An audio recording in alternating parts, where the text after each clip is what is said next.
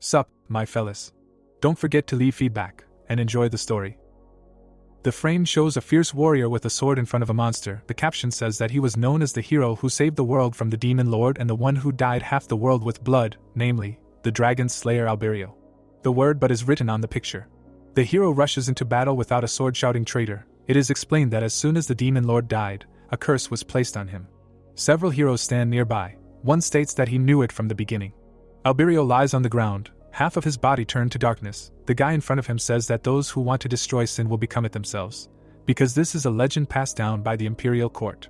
The stranger leans towards the protagonist and states that he had no choice, because the demon lord is a hereditary being and whoever kills him will become the new lord, and so on. He smirks and claims that if you kill him, you will become him yourself, and most likely it is good, because Alberio must sacrifice himself for the country. The armored fighter, standing next to the girl, declares that he will not apologize, since he had no other choice. The protagonist is furious, thinking that he will not even ask for forgiveness. The girl with the staff smiles and wishes to rest in peace, activating the great magic seal. A bright blue light shines on Alberio's face. He sees the guy in armor and realizes that they were his friends. The girl with the blindfold silently watches, while he is sure that they were comrades. The red-haired heroine with the staff smirks. Alberio thought that they were his colleagues. The blonde guy smiles, while he declares that it was all a lie. The protagonist sinks to the bottom of the sea and realizes that it is better to die than to remain here forever. His body is half radiating darkness. He is in pitch darkness in an endless downward spiral. He thought it was an endless fall. The hero reflects on everyone. He calmly declares his desire to destroy them. The guys next to the bed loudly exclaim that Alberio has finally woken up, calling him master. His lips are dry. He does not understand where he is. A woman with tears in her eyes stands next to the man, and they are very happy that he woke up. The protagonist is shocked, thinking about addressing him as a son. He gets up from the bed, looking at everyone, and asks who they are. The woman says that he slept for 2 days and is probably at a loss. She hugs him and declares that she is his mother. He is shocked to hear Remes addressing him, not Alberio. He clutches his head and realizes that he would rather die in the void. His mother anxiously exclaims if everything is okay with him. Darkness forms around the protagonist. He is shocked and does not understand what kind of memories these are. The picture shows the protagonist growing up and he understands that these are memories of a man named Remes, and now it is the year 450 according to the imperial calendar, and this is 15 years before his death.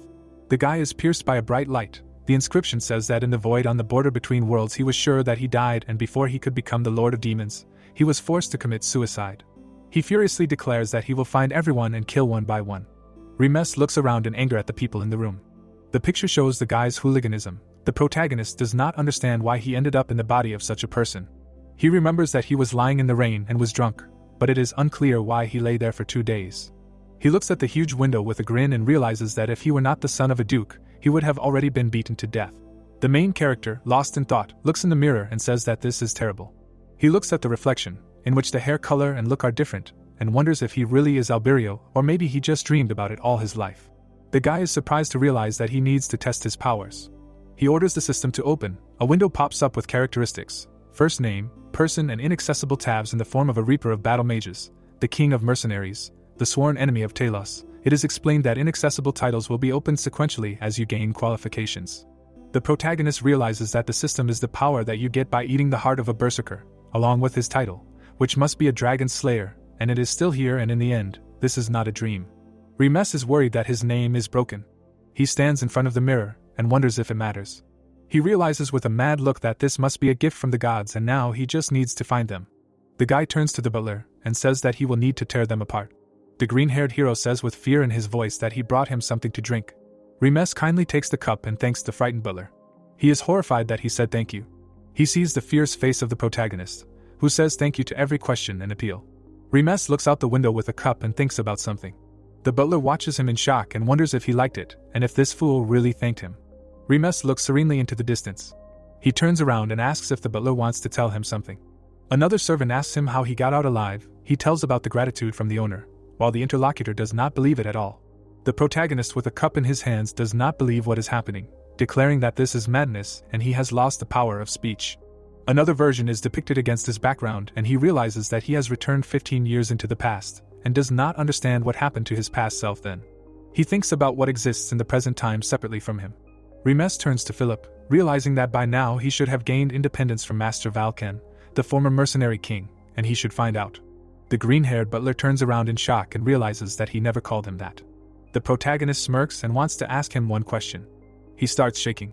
Remes asks if the guy is okay with a crazy look. The other butler puts his hand on Philip's shoulder and thanks him for everything, stating that he will remember. The protagonist smiles while the green-haired one cries and asks what is wrong with him today. Philip stands in front of him and talks about the mercenary king. Remes asks what he knows about the mercenary king's apprentice, realizing that he was one at the time. The guy states that there were rumors that the mercenary king disappeared some time ago. Philip turns to his master with sadness. The protagonist is shocked to hear that he has never heard of him having apprentices, while Remes does not understand what he is doing at this time. The frame shows the silhouette of the previous version of the protagonist, who does not understand what he is doing now. A man in a cloak walks through the slums. He sees a boy and thinks if he should try this guy today. The hero bumps into him with his shoulder. The boy walks on. He looks into a bag of gold and declares that this is a jackpot. The inscription tells about the childhood of the protagonist. The same man in a cloak stands behind the guy. The man with a smirk asks the frightened boy if he has enough courage. The king of mercenaries Valken asks how dare he even think about stealing his money. He puts his hand on his shoulder. The boy asks for forgiveness with fear. Valken declares that he has a pretty strong body and from now on he is his student. The master drags him along and shouts that he will teach him to be a better mercenary. The boy asks him to wait. The inscription says that this is how he met Valken. Alberio in the previous version flies at the enemy, explaining that since then he became famous as his disciple, and later, after killing the mad dragon, they began to call him the king of dragonslayers. But there is one but. Philip with a tray in his hand addresses the young master, stating that he has never heard that the king of mercenaries has disciples. The protagonist is shocked to realize that he does not exist here. The events unfold in the daytime. The butlers discuss how the young master has changed recently, and even when Philip spilled wine, nothing was thrown at him. The guy tells him that he was even thanked. The other replies that he suddenly began to be called by name in a friendly manner. The protagonist looks into the distance. While they believe that people change after a serious illness, and it seems to be true. Remes watches. At this moment they consider him sluggish, and his eyes seem empty. Frowning, the guy realizes that he really has nothing to do. He holds a flower in his hands and realizes that his food is prepared. He does not need to clean up, and in his free time he searched for Alberio. But as expected, it does not exist. He remembers the traitors and wonders how it is, and what about the grudge, and how revenge should be done in this case. Remes looks ahead in surprise. Knights are training with wooden swords. The protagonist watches and realizes that there are many knights in the duchy. A man approaches him and asks why he is here. In front of him stands Karl, the protagonist's younger brother. He looks at him seriously, while explaining that unlike the previous owner of this body, who was a scoundrel, Karl is diligent, and has already become a knight, despite the fact that he is the second son and even has the right to inherit the throne. But there is a problem. The younger brother angrily asks why he doesn't drink like he usually does. An enraged Karl looks at Remes, saying that he thought he was pathetic. Seeing him play and drink and judging by his face, he feels superior to him. Remes, hanging his head, says that he was just bored. Karl states that knight training is not a spectacle and if he is not here to train then he should leave. Remes looks into the distance and realizes that now that he thinks about training, he remembered that he has not picked up a sword since then. The protagonist frantically says well. The protagonist asks again in shock. He turns around and says that he will train. The events unfold on the training ground. The fighter kneels in front of the protagonist and introduces himself as the apprentice knight of Bazan, greeting the young master Remes before the sparring begins. He says well with a serious expression.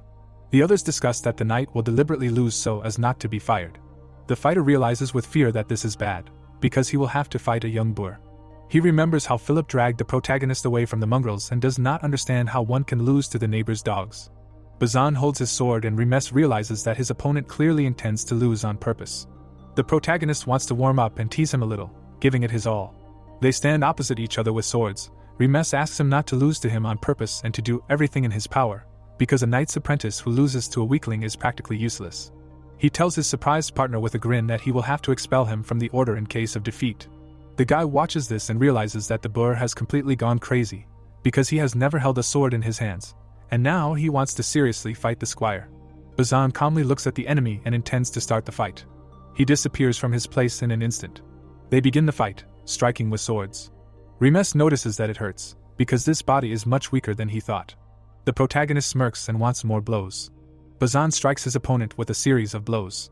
The spectators are shocked, not understanding what he is doing, going against the young master, because he can hurt him. The fighter fights furiously. The spectators look in shock and do not believe. The protagonist holds the sword with both hands, until they understand how he survived. Carl cannot believe how his brother is fighting. Bazan is shocked and wonders why the enemy does not fall. Remes confidently stands in front of him, while he was sure that the opponent did not have a single chance, not understanding why the sword does not reach him. A new wave of attacks occurs. The protagonist thinks during the fight that this refreshes him. Their swords ring out against each other. Remes attacks, noticing that his blood is boiling. Bazan looks in rage. The protagonist fights with a grin, declaring that he hasn't felt such joy in a long time. The audience is shocked that Bazan is being pushed aside. Carl can't believe that the brute is beating the squire. After all, the weakling was bitten by the neighbor's dogs. The opponent notices that his swordsmanship has changed. The protagonist strikes again, while the squire realizes that he has been holding back all this time. A frightened Bazan wonders how he can even wield a sword like that. Remes maintains a fighting stance, thinking that he forgot that he lived a lazy life for so long, despite his weak body and lack of muscles. The protagonist stands in front of his former self and declares that he is Alberio, the dragon slayer king, who killed the crazy monster. Remes calmly performs another attack. He holds his sword confidently. He points the tip of the wooden weapon at the opponent. The protagonist asks him with a smirk if he is going to give up. The audience looks at Remes and does not believe that Bazan lost to him. The boy tells his younger brother that the sparring was refreshing, who in turn pretends to be happy to hear it.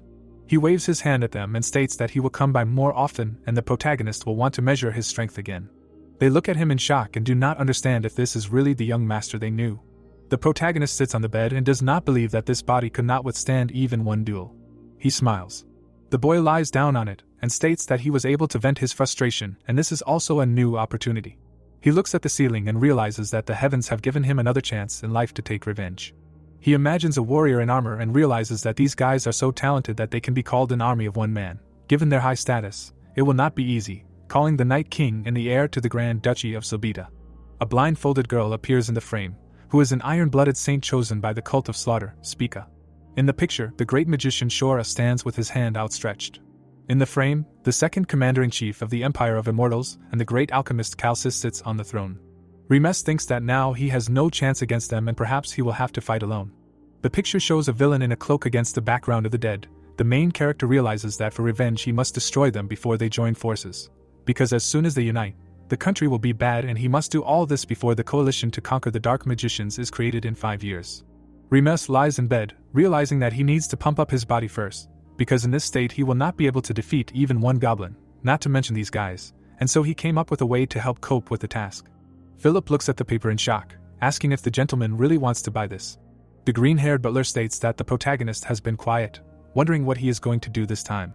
Remes is surprised and asks what is wrong with what he asked for. Philip reads it and says that even if he buys the highest quality holy potions, they are quite expensive ingredients. The butler is shocked, imagining the herb from troll excrement, the hell flower, the flower of despair, sleepwalking, and realizes that they are all poisonous plants.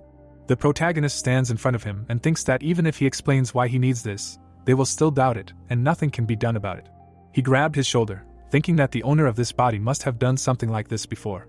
Remes with a mad grin states that knowing what all this is for is quite dangerous. He tells the scared butler that he will play with him if he tells, and even imagining is already fun. Philip hears him ask in fear if it was really boring because he was quiet all these days, offering to remember the good old days. The butler ran away in an instant, shouting that he has no objections and will definitely buy everything now. The protagonist understands with a smile that he must use everything he can in this life, and although in his past life he would not have thought about such things, but now he is the son of a duke who throws money around and this is a completely different matter.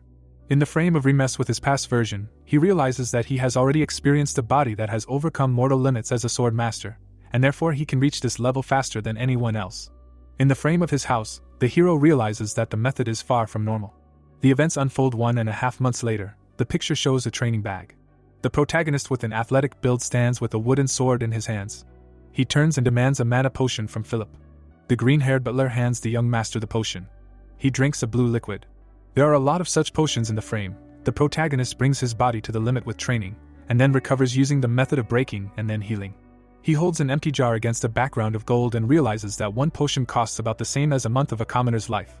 But the fact that he is the son of a duke makes this method possible. He also has a secret weapon. The protagonist asks Philip where the things he asked for are. The green-haired butler replies that he delivered them to his room, while thinking that he wants to ask what the ingredients are for. Philip remembers that terrible conversation with a proposal to remember the good times and realizes that he is not interested. Remes looks at the things and notices that the assistant really bought all the poisonous plants. He holds them in his hands and does not believe that he will use this method. The protagonist angrily remembers the theory created by Cedus and Shora. He sees a red flower and reflects that while the poison wreaks havoc, the body uses everything it can to desperately survive, unlocking its potential. He holds up a yellow bottle and states that he could die, but he bought a high-quality holy potion and everything will probably be fine. He puts it in his mouth and says that he defeated death once. He chews on the flower in anger. The empty bottle falls to the floor. The protagonist covers his mouth with his hand. He kneels down. Remes notes that this is very painful and he will have to do this 100 more times. He looks at the blue glow and realizes that the flow of mana has become smoother, as he expected. A question appears on a red background in the frame. Is it fun, the Dragon Slayer King? The protagonist is shocked to hear this voice. He turns around and furiously asks where the stranger is and why he is here, demanding to show himself. Remes understands that he will never be able to forget this voice, even if he wants to. Philip opens the door and asks the young master what happened. The green-haired butler asks his question again. Remes calmly demands to leave. The assistant says in fear that there was a loud noise. The protagonist angrily demands to leave. The butler understands everything with fear in his eyes and closes the door. Remes with a serious look is sure that this was not a hallucination. A huge monster appears in the frame. The protagonist asks if it is the king. He clenches his fists and understands that the enemy knows his real name, while wondering why he is here.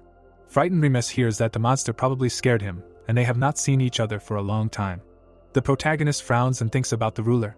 He screams furiously, asking why he is here, because he definitely saw his death with his own eyes. Remes looks around and hears that he must have missed him, and the monster is sorry that he does not have a physical body, so he cannot look at the villain. The protagonist sighs and wonders how he talks to him if he lost his body. In the frame, Alberio screams furiously, while an inner voice states that the hero died when he became an overlord. Remes is shocked to hear this. He clenches his fist and asks what he means. The protagonist casts a shadow of the monster, and he realizes that he became an overlord. The picture shows various drawings. The inner voice says that this is half true, because at the moment of his death, he transferred his soul to a new body and originally planned to take over its flesh and resurrect himself. Remes with a smirk suggests that his suicide failed the whole plan. He thinks about it, and wonders if his soul exists in him. He agrees. The protagonist ponders how to kill this soul. The monster exclaims in response. He plans to pour the holy power into his soul, or the only way is to die together. An inner voice asks him to listen to it, and states that the Dragon Slayer King is not the same as he was in the past. The guy asks what he is then, because in the end, the monster is still a creature that loves madness and chaos. The frame shows the transformation. The inner voice explains that the madness and chaos he witnessed was not originally his, but caused by the connection with the demon god, and this connection was severed when the hero was trapped in the void.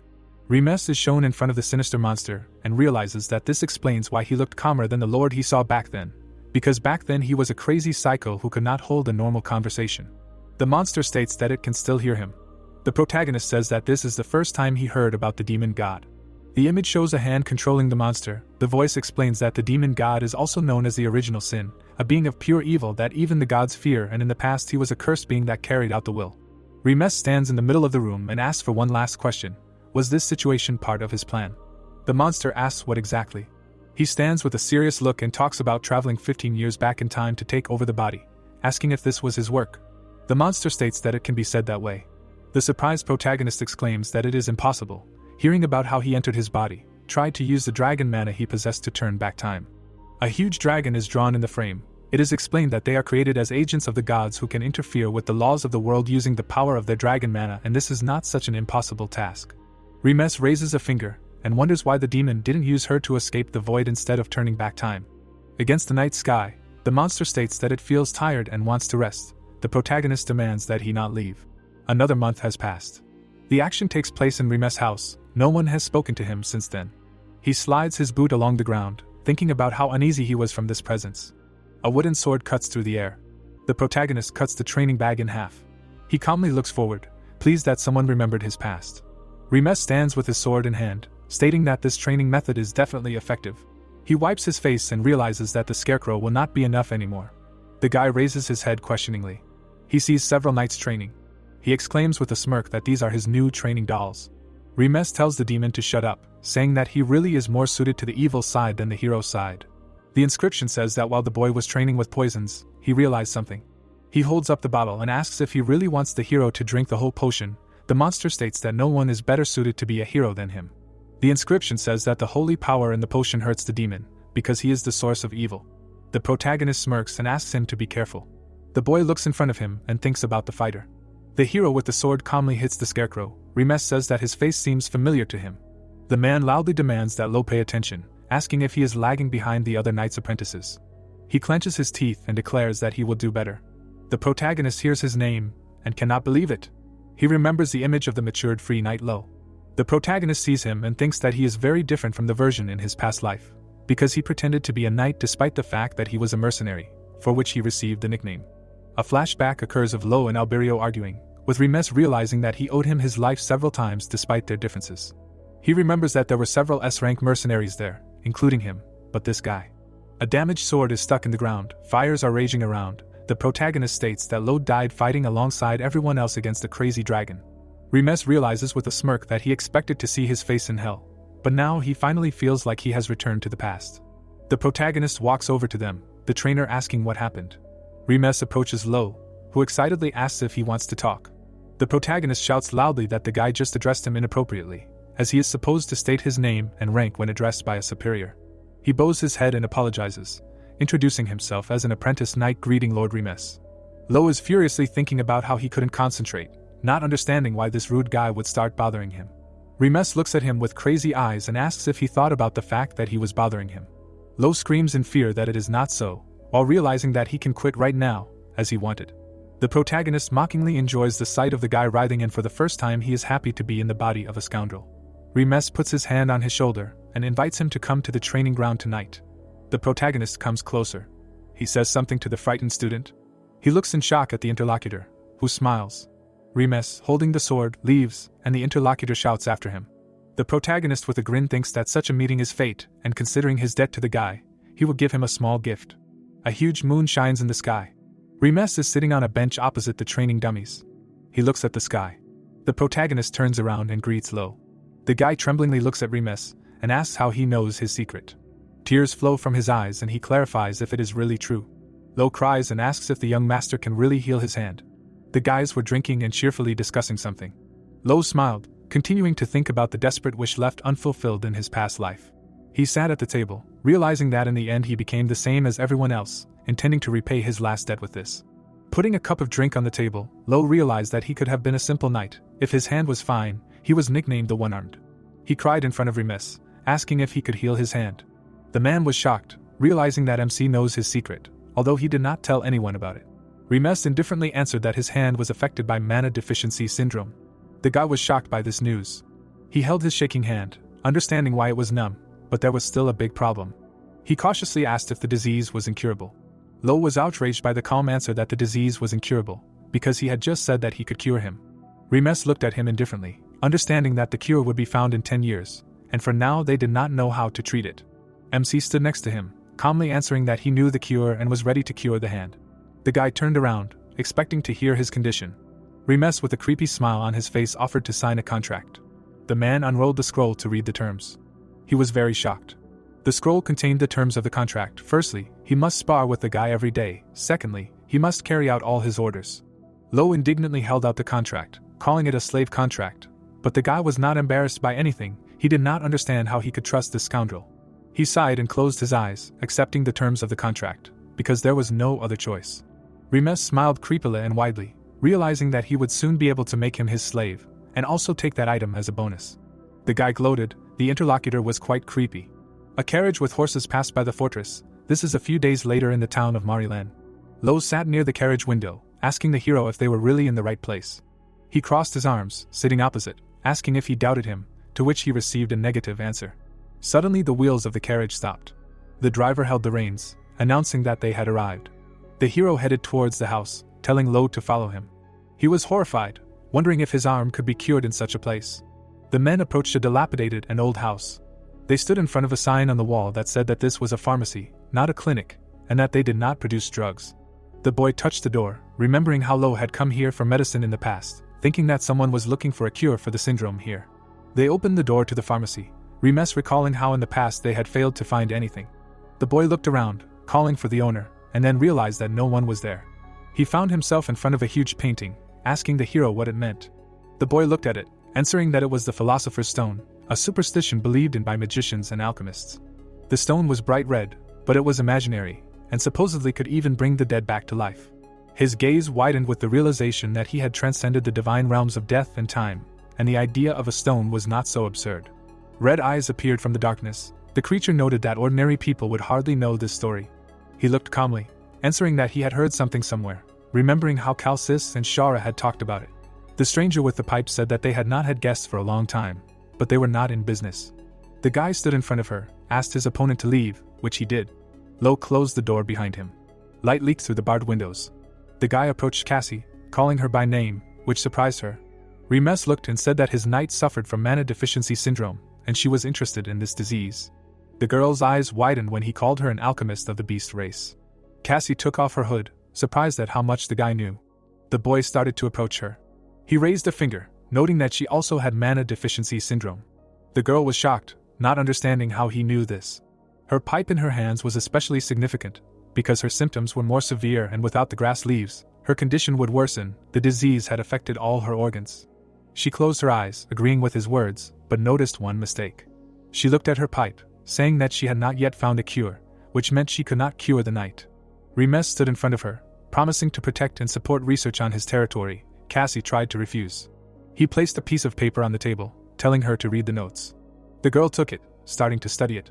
Cassie reacted in shock to the notes, holding the paper in her hands. The boy looked at her, saying that this was the right medicine. He remembered how the girl had talked about it a lot in the past, but he could not remember it perfectly. He watched her study the notes, noting that he came to be understood by someone even with incomplete information, asking if it was impossible now. Cassie trembled and asked to give her half a month for everything. Remes laughed evilly in front of her. The girl was surprised by the existence of such a method and how she was seen through. The hero touched his chin, noting how difficult it would be for the girl because of the rare ingredients. She looked at him incredulously, realizing that the guy wanted something in return. Remes asked for a ring. He pointed to the ring on her hand. The girl responded sarcastically that it was impolite of him to want a woman's ring. The guy seriously responded that jokes were not needed, because he knew the purpose of this ring. Cassie also looked seriously and responded that the guy should know the value of the ring. The ring with the bright red stone was unusual. It was an artifact that increased speed, thanks to it Lo reached rank S, so for the girl it was the only means of protection in her situation. The guy frowned, promising the girl that she wouldn't need the ring if she came to the Duke's house. The girl calmly replied that she didn't mind, as long as she could continue her experiments, but she was worried about rumors. Remes put his hands in his pockets, posing as a noble scoundrel who didn't care about people's rumors. The girl looked at him in surprise. She smiled, calling him an interesting person. Cassie handed him the ring, asking about housing and food, to which she was told that she would have to earn trust.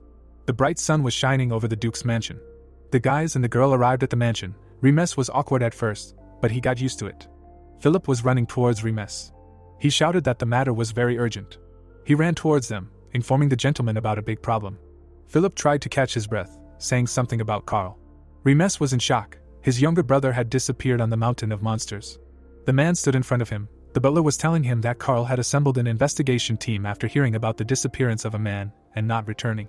He tensed up, asking what was wrong with the search team, realizing that there must be small monsters on the mountain. Remes was angry, hearing from Philip that they would leave soon. Clutching his head, he was worried that if anything happened, he would have to take the place of the heir and the plan of revenge would not be carried out, so he had to save his brother. The guy pointed to the girl, telling the butler to take the girl to her room, and he needed to join the search team. He turned to the girl, telling her about the request. The butler was shocked by her. The sky was still blue. The man stood in front of his son and the search team. He looked, asking if the hero wanted to join the search team. Remes looked, answering positively. He was very indignant when he was refused, trying to find out the reason. The soldiers stood in rows with pikes. The man answered that it was a simple case of missing, and he could not let his son go to such a dangerous place. The boy turned away and cried, not imagining what could happen to his brother. He feigned sobbing, realizing that if something happened to his brother, his plan for revenge would come to an end, to which he was told that he was a little disgusting. The father hugged his son. He could not believe that he cared so much about his brother and sent him on his way, telling him to be careful. The men looked at the knight. The hero's father entrusted him to him, saying that he could only trust him. From the young man there was a lot of trouble in his opinion. A raven flew over the dry trees. It was a mountain of monsters. Spiel was in front of the young man. He was a knight of the Order of Remes, his vice-captain. The knights dispersed to the supposed attack site. Assuming that they were attacked, their tracks disappeared from there. He took the blade in his hand, realizing that it was a goblin weapon. The guy looked at the blade, realizing that there were too many strange things here. Remes looked into the depths of the dark forest, realizing that Carl and the knights were defeated by goblins who erased tracks, and there was one explanation for this. It was Hobgoblin, the Goblin King, who had intelligence and strength on a different level than other goblins. He looked at Spiel, saying that this was the Goblin King. The knight tensed up, because he was beyond his strength, offering to prepare and then return. Remes thoughtfully said that they did not have time, because people could be eaten, instructing them to take a search dog with them. Spiel looked at the dissatisfied guy, saying that dogs had already been brought, but he was ordered to bring the dog without talking. It was an Akita Inu. The guy liked the dog right away. He took the cork out of the bottle with the potion. Everyone was surprised. The guy gave the dog the potion. The knight was puzzled what this scoundrel was doing with the animal. The dog's nose turned orange. She suddenly barked loudly. People did not understand what happened to her. Remes behind the dog said that it was a potion to enhance the sense of smell that Cassie bought him before leaving. The guy looked at the knights, telling them to follow the dog. It was already dark in the forest. They found a goblin village. Spiel asked the hero to look somewhere. Carl and the others were still sitting in the cage. They were still alive. Remes frowned, realizing that they were not too late. He was ahead of the knights. Spiel behind noted that something was wrong. 3 goblins were standing next to each other. The guy was puzzled how there could be 3 chieftains in one village. Spiel looked at the soldiers, telling everyone to be ready, because their opponents were hobgoblins. The hero stroked the dog. The men looked at each other. The knight told the boy to free the hostages and run with them. The boy frowned, finding 3 chieftains incredible, but with that many knights the search party would cope anyway. The stars were shining in the night sky. The knight was drawing his sword from its sheath. Spiel drew his sword and ordered an attack, intending to save the younger lord. The goblins and chieftains noticed their invasion. The knight, lifting his feet off the ground, shouted about how they dared to touch the young master Carl. Spiel jumped high above the knights and goblins, intending to destroy all opponents. The hostages in the cage rejoiced, noticing the knights, realizing that they were saved. The young man broke the lock on the cage with a dagger. He went inside the cage, asking the hostages if everything was okay. They were surprised by his appearance. Carl turned around, pronouncing his name in surprise. With the dagger, he untied everyone's hands. Remes looked at his brother and the knights, saying that they would provide support, and that they should quickly run from here, realizing that it was time for him to leave. Carl touched his brother, telling him to be careful with the monsters. Remes was surprised. The young man shouted at his brother with all his might about the danger behind him. There was a huge monster behind the young man that was going to crush him. He was perplexed. A strong blow fell on him. The hostages were worried about him. The guy managed to dodge, forgetting about the reason why there were 3 hobgoblins. The huge troll roared. He was the most terrible monster among the humanoid demons. He was of a higher rank. The young man crouched, shouting to his younger brother to take the villagers and run away first. Carl in the cage shouted to his brother that it was a troll and he could die.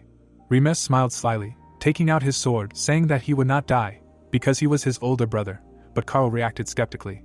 His hands clenched the hilt of the sword. The young man pounced on the troll with an attack. The monster swung his fist straight into the ground. His hand pressed the ground. Remes struck the demon, managing to dodge. The troll fell to his knees. His leg was wounded. The wound glowed. Then it quickly healed. The out-of-breath youth expected this, because his regenerative power is enormous. He cannot defeat him with his strength alone. He smiled slyly, looking at the monster, thinking of something. The troll swung again and roared loudly. The youth stood next to him, something glowing in his hand.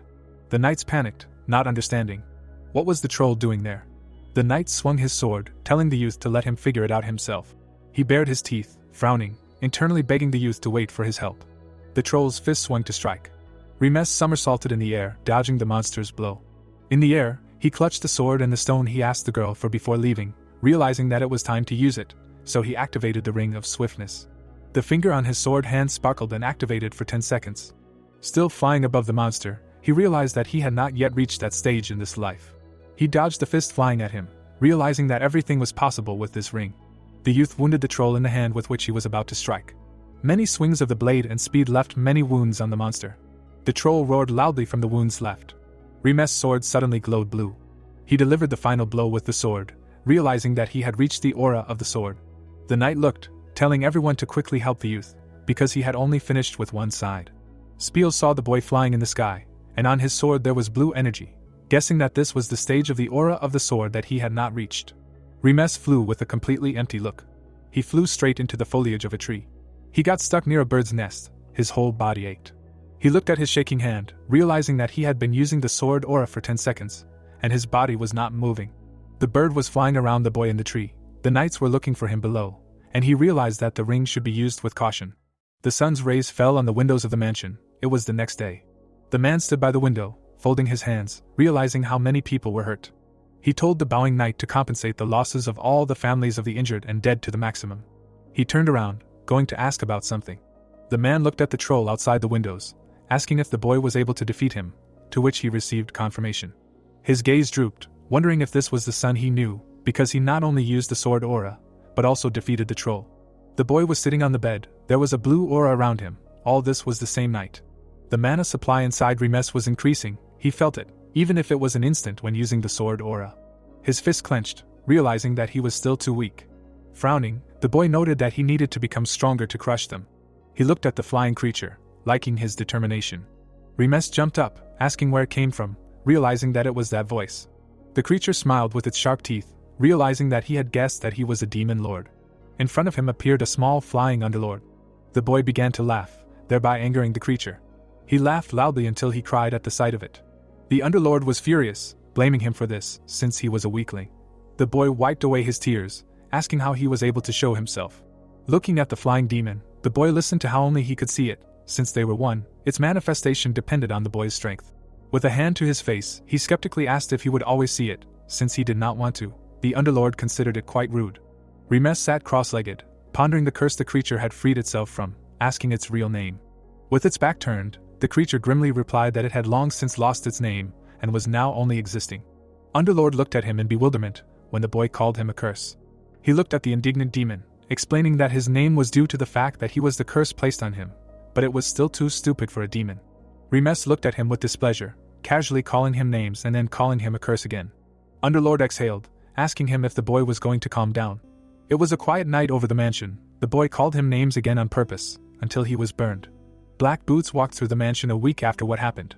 Remes knocked on the door. Cassie looked at the guy who entered with a testicle. He asked about the cure. The girl called him Mr. Troll.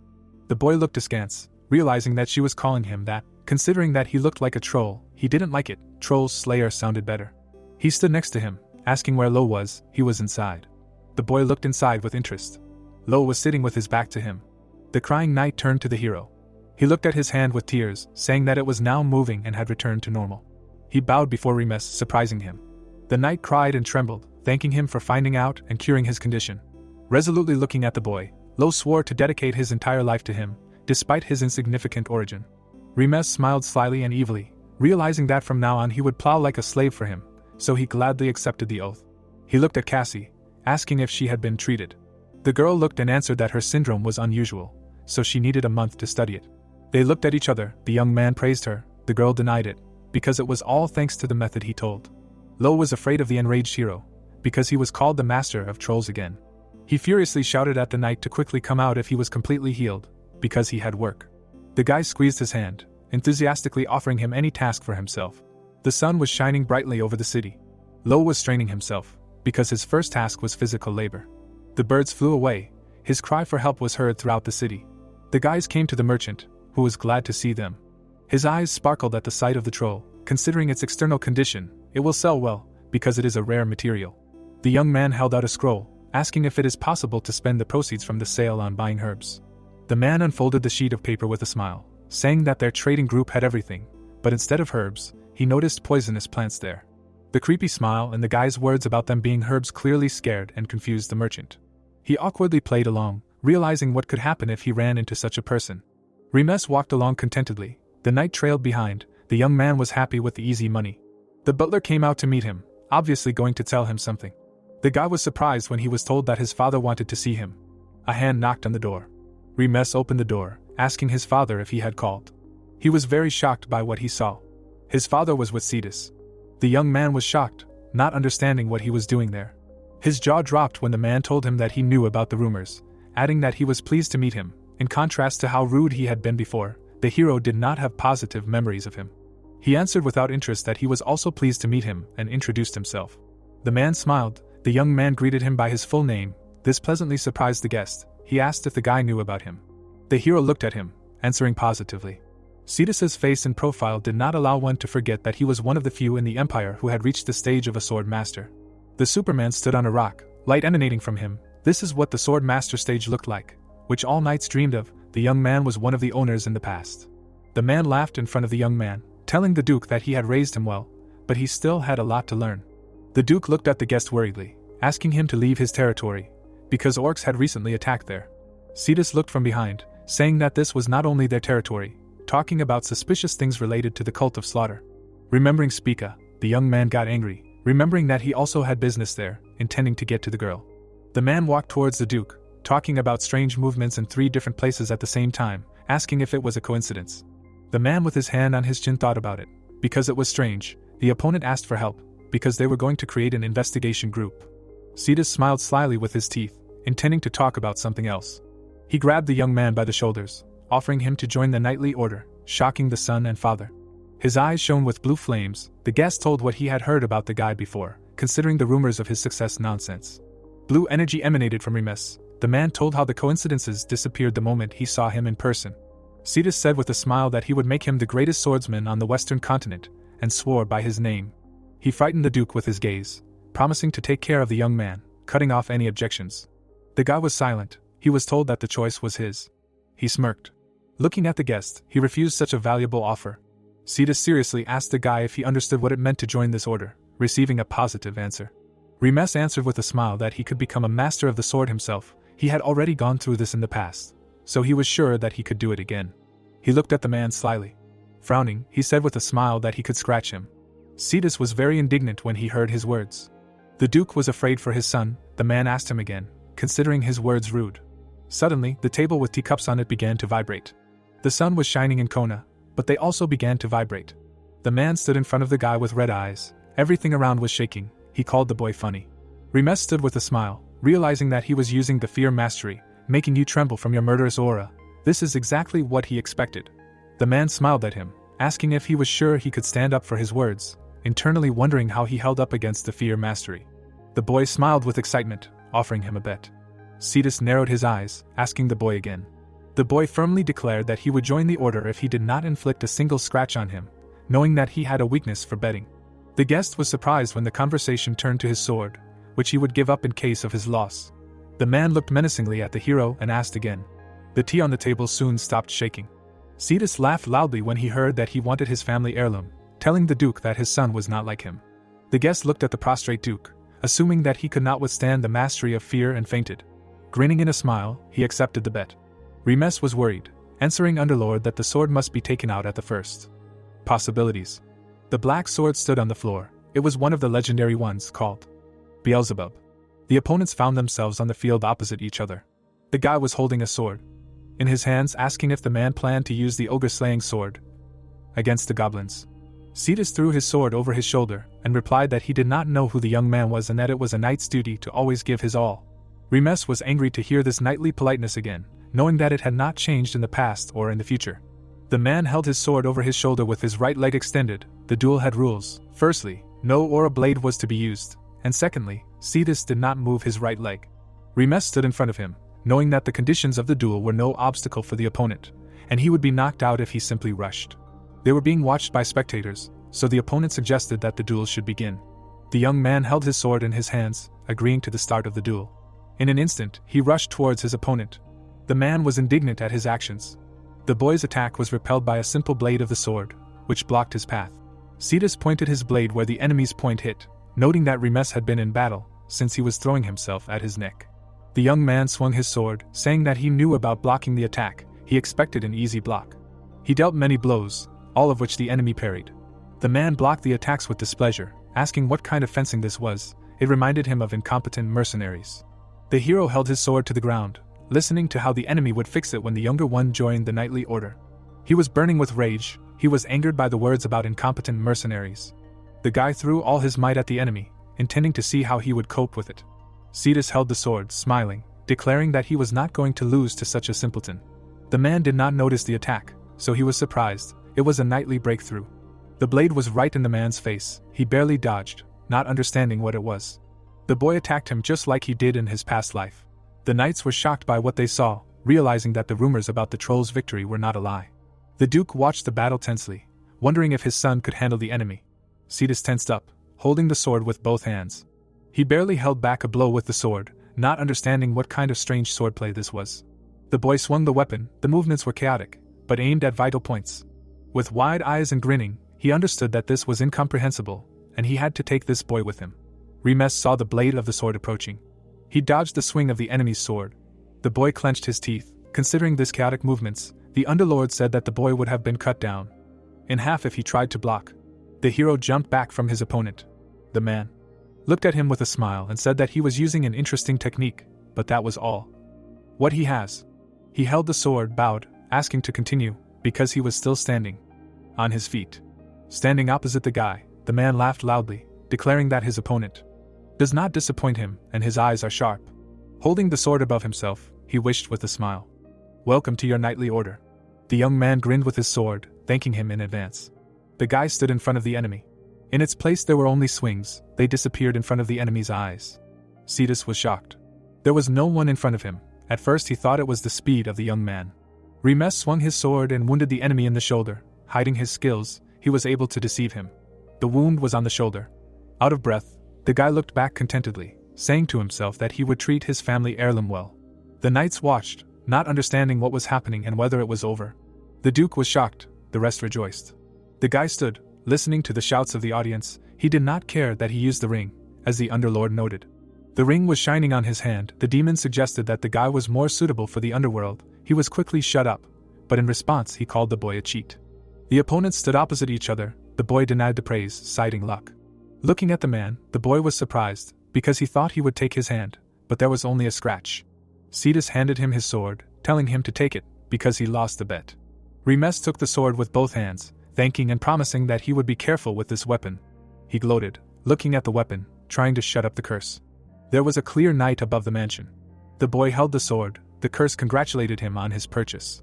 The young man looked skeptically, asking where the one who called him a crook recently was. Underlord smiled, saying that he did not know how to use the sword correctly. Remes looked indignantly at the curse, who told that he knew the secret of the legendary swords, which people do not know. The young man with a cry asked if they were talking about a secret or a curse. The boy ran his hand over the blade as the curse set its conditions for telling the secret. Blood suddenly began to flow from the blade of the knife. The weapon began to glow in the hand of its owner. Underlord looked indignantly at how he managed to conclude a blood pact. Looking displeased, the hero said that he knew about his subordinate's possession of dark swords. Sword. Beelzebub glowed red. This is one of the legendary swords. They were cursed and kept the power of their corrupt lord. The boy looked at the weapon, realizing that to awaken, one must soak him in blood and make a blood pact. He gloated over the curse, telling him to prepare to take one holy potion a day. In return he was begged for forgiveness. The sun shone brightly in the sky. The next day had arrived. The Duke was sitting at a table, writing something with a quill.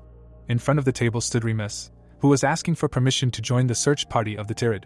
The man looked worried, saying that this search was dangerous, despite his strength, and it was difficult for him to give permission. Behind the boy, a man was drinking tea. The young man mentioned that he would go with him. The man laughed and agreed to the Duke's hesitation, promising to look after his son. He turned around, saying that he would ensure the safety of his son, no matter the cost. The Duke, with his hand on his head, sighed, explaining that this was not a picnic. The young man looked at him, saying that he understood, and the investigation concerned the safety of their territory, so he wanted to go too. The man stood behind, telling the Duke to let his son go with the search party. The guy smiled slyly, creepily, understanding how well it was said this time he was going to prove his worth. The man's hand was on his shoulder from behind. The guy was communicating with the curse. He understood that this was to awaken the weapon. The young man smiled widely and slyly. Because the second condition was to drink the weapon with life force, he needed to defeat the monsters. The young man licked his lips madly, telling the monsters to wait for him. Then even the curse took pity on them. It was cloudy on the Pyrenean mountains. The birds were flying away. Some action was happening in the forest. Monsters ran out of the forest and attacked. The goblin bared his teeth and rushed to attack. In the forest, huge creatures with red eyes scared the monsters that ran away at the sight of them. The heroes rode into the fortress. Remes looked up, realizing that this fortress was built to protect against the demonic monsters of the Pyrenean mountains. He saw how the fear at the entrance yawned, realizing that the premises and soldiers were in complete disarray, not understanding how they would hold back the attack of the monsters. A man bowed before them, wishing them welcome. The man with a mustache introduced himself as Taimon, the chief officer of the fortress, welcoming the guests cordially. He looked slyly at the youth, calling him the master of trolls. The knights behind discussed the youth, wondering why he had such a nickname, coming to the conclusion that it was because of his resemblance to a troll. Lo got angry and insulted them, but the youth stopped him. Remes was calm, which surprised the Underlord, who was explained that a fight would not lead to anything good. He had heard this many times. Cedus, with a hand to his face, suggested that because of the fresh air there were many bugs here, which made a lot of noise. With red eyes, he threateningly addressed Timon, who agreed with the fresh air. The knights behind them hesitated and fell silent. The boy smiled, knowing that the man would always have something to say. The three men walked through the fortress. Timon heard that there were monster attacks in each territory. Remes turned to him, asking if anything had happened to them. He looked at Cedus, arrogantly answering that there was nothing to worry about in their fortress, angering the boy with these words. The knight looked at him and asked if it meant that there was no danger if the monsters lived right in front of the fortress, to which he received a positive answer. The mustachioed man pointed his hand towards the mountains, saying that the orcs settled in the center of the mountain range, suggesting that this was why the monsters did not come down. The boy looked skeptically, knowing that the idea of monsters keeping other monsters at bay was complete nonsense. He noticed that the Underlord was saying something. He was foreshadowing that something grand was coming. Remes turned his head to the side, but did not notice anything. In an instant, he was shocked by what he saw. Turning around, he shouted to the Viscount that the monsters were approaching and that they should quickly close the gates. The man laughed, saying that the guy was joking too much, but the knight told him to give the order to close the gates anyway. In an instant, everything shook. The Viscount wanted to be indignant, but the shaking shut him up. Cedus calmly replied that it was a wave of monsters. Crowds of monsters began to run out of the forest. The guards of the fortress were scared, asking the Viscount what to do. Timon trembled and panicked because of what was happening. The knight addressed them from the walls, telling them not to wait and to quickly close the gates. The guards at the gates began to hastily try to close them faster. The soldiers were ready. The gates were gradually closing. The beast slipped through at the last moment.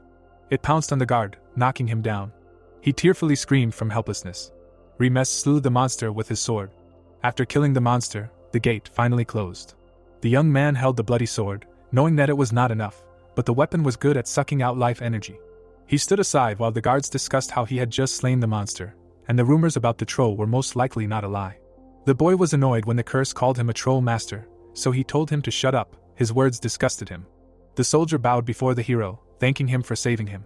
Turning to the soldier, he advised him to grab his weapon and defend the fortress instead of gratitude. Lo ran up to him, asking if the young master was okay. Remes stood calmly, telling the other man to look at this. They were standing in front of a closed gate, behind which a huge crowd of monsters swarmed. He smiled creepily, gloating that they would be his daily snack. The knight did not understand him. The young man smiled like a maniac, talking to the sword. Licking the blade of the knife in his hands, he came to his senses, realizing what he was saying now. The sword was shrouded in red energy. It was sucking out the gluttonous instincts of its owner. The guy looked at the sword with embarrassment, realizing that he needed to be more careful. He looked with a smile, thinking that since he had come to awaken his weapon, he would gratefully accept all the life energy. A man from the fortress waved to the young man, saying that they would meet after cleaning. Remes extended his hand and shouted to him that he would figure it out himself, advising him to rest. In an instant, the knight was no longer on the fortress. The hero shouted in frustration.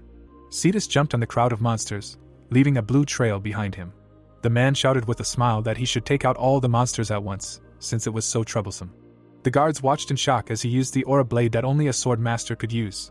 Clutching his head, the boy asked the knight to leave him at least half or at least a quarter. The man's swings left a long magical trail that quickly decapitated all the monsters.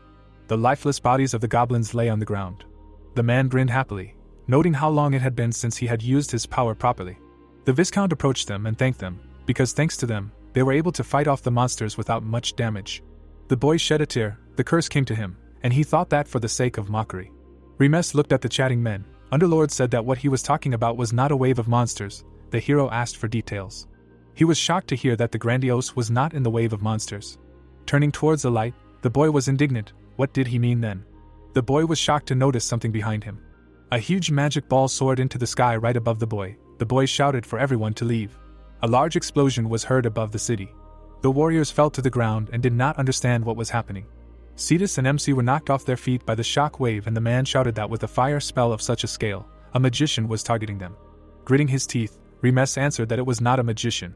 The boy stands in front of a fiery forest, and the man asks if he knows what kind of creature it is, and he remembers that it is a fire spell in the Pyre Mountains, a creature from his past life.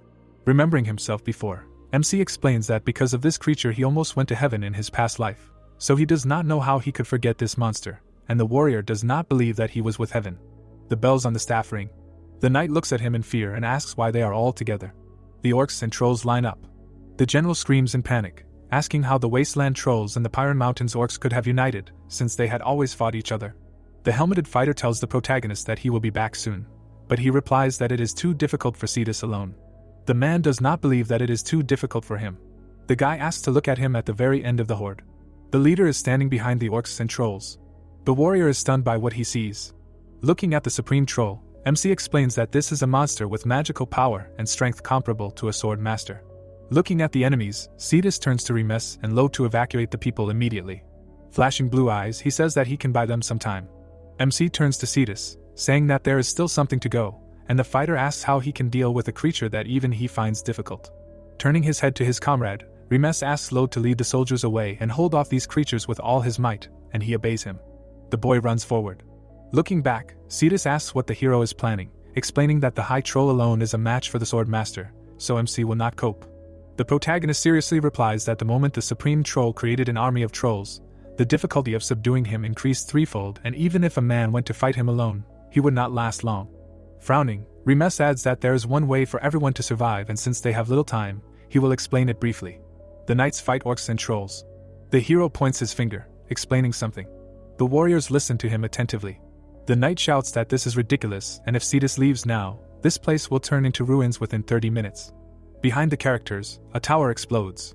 Looking sullenly at the explosion, the warrior asks MC if he understands how absurd his words are.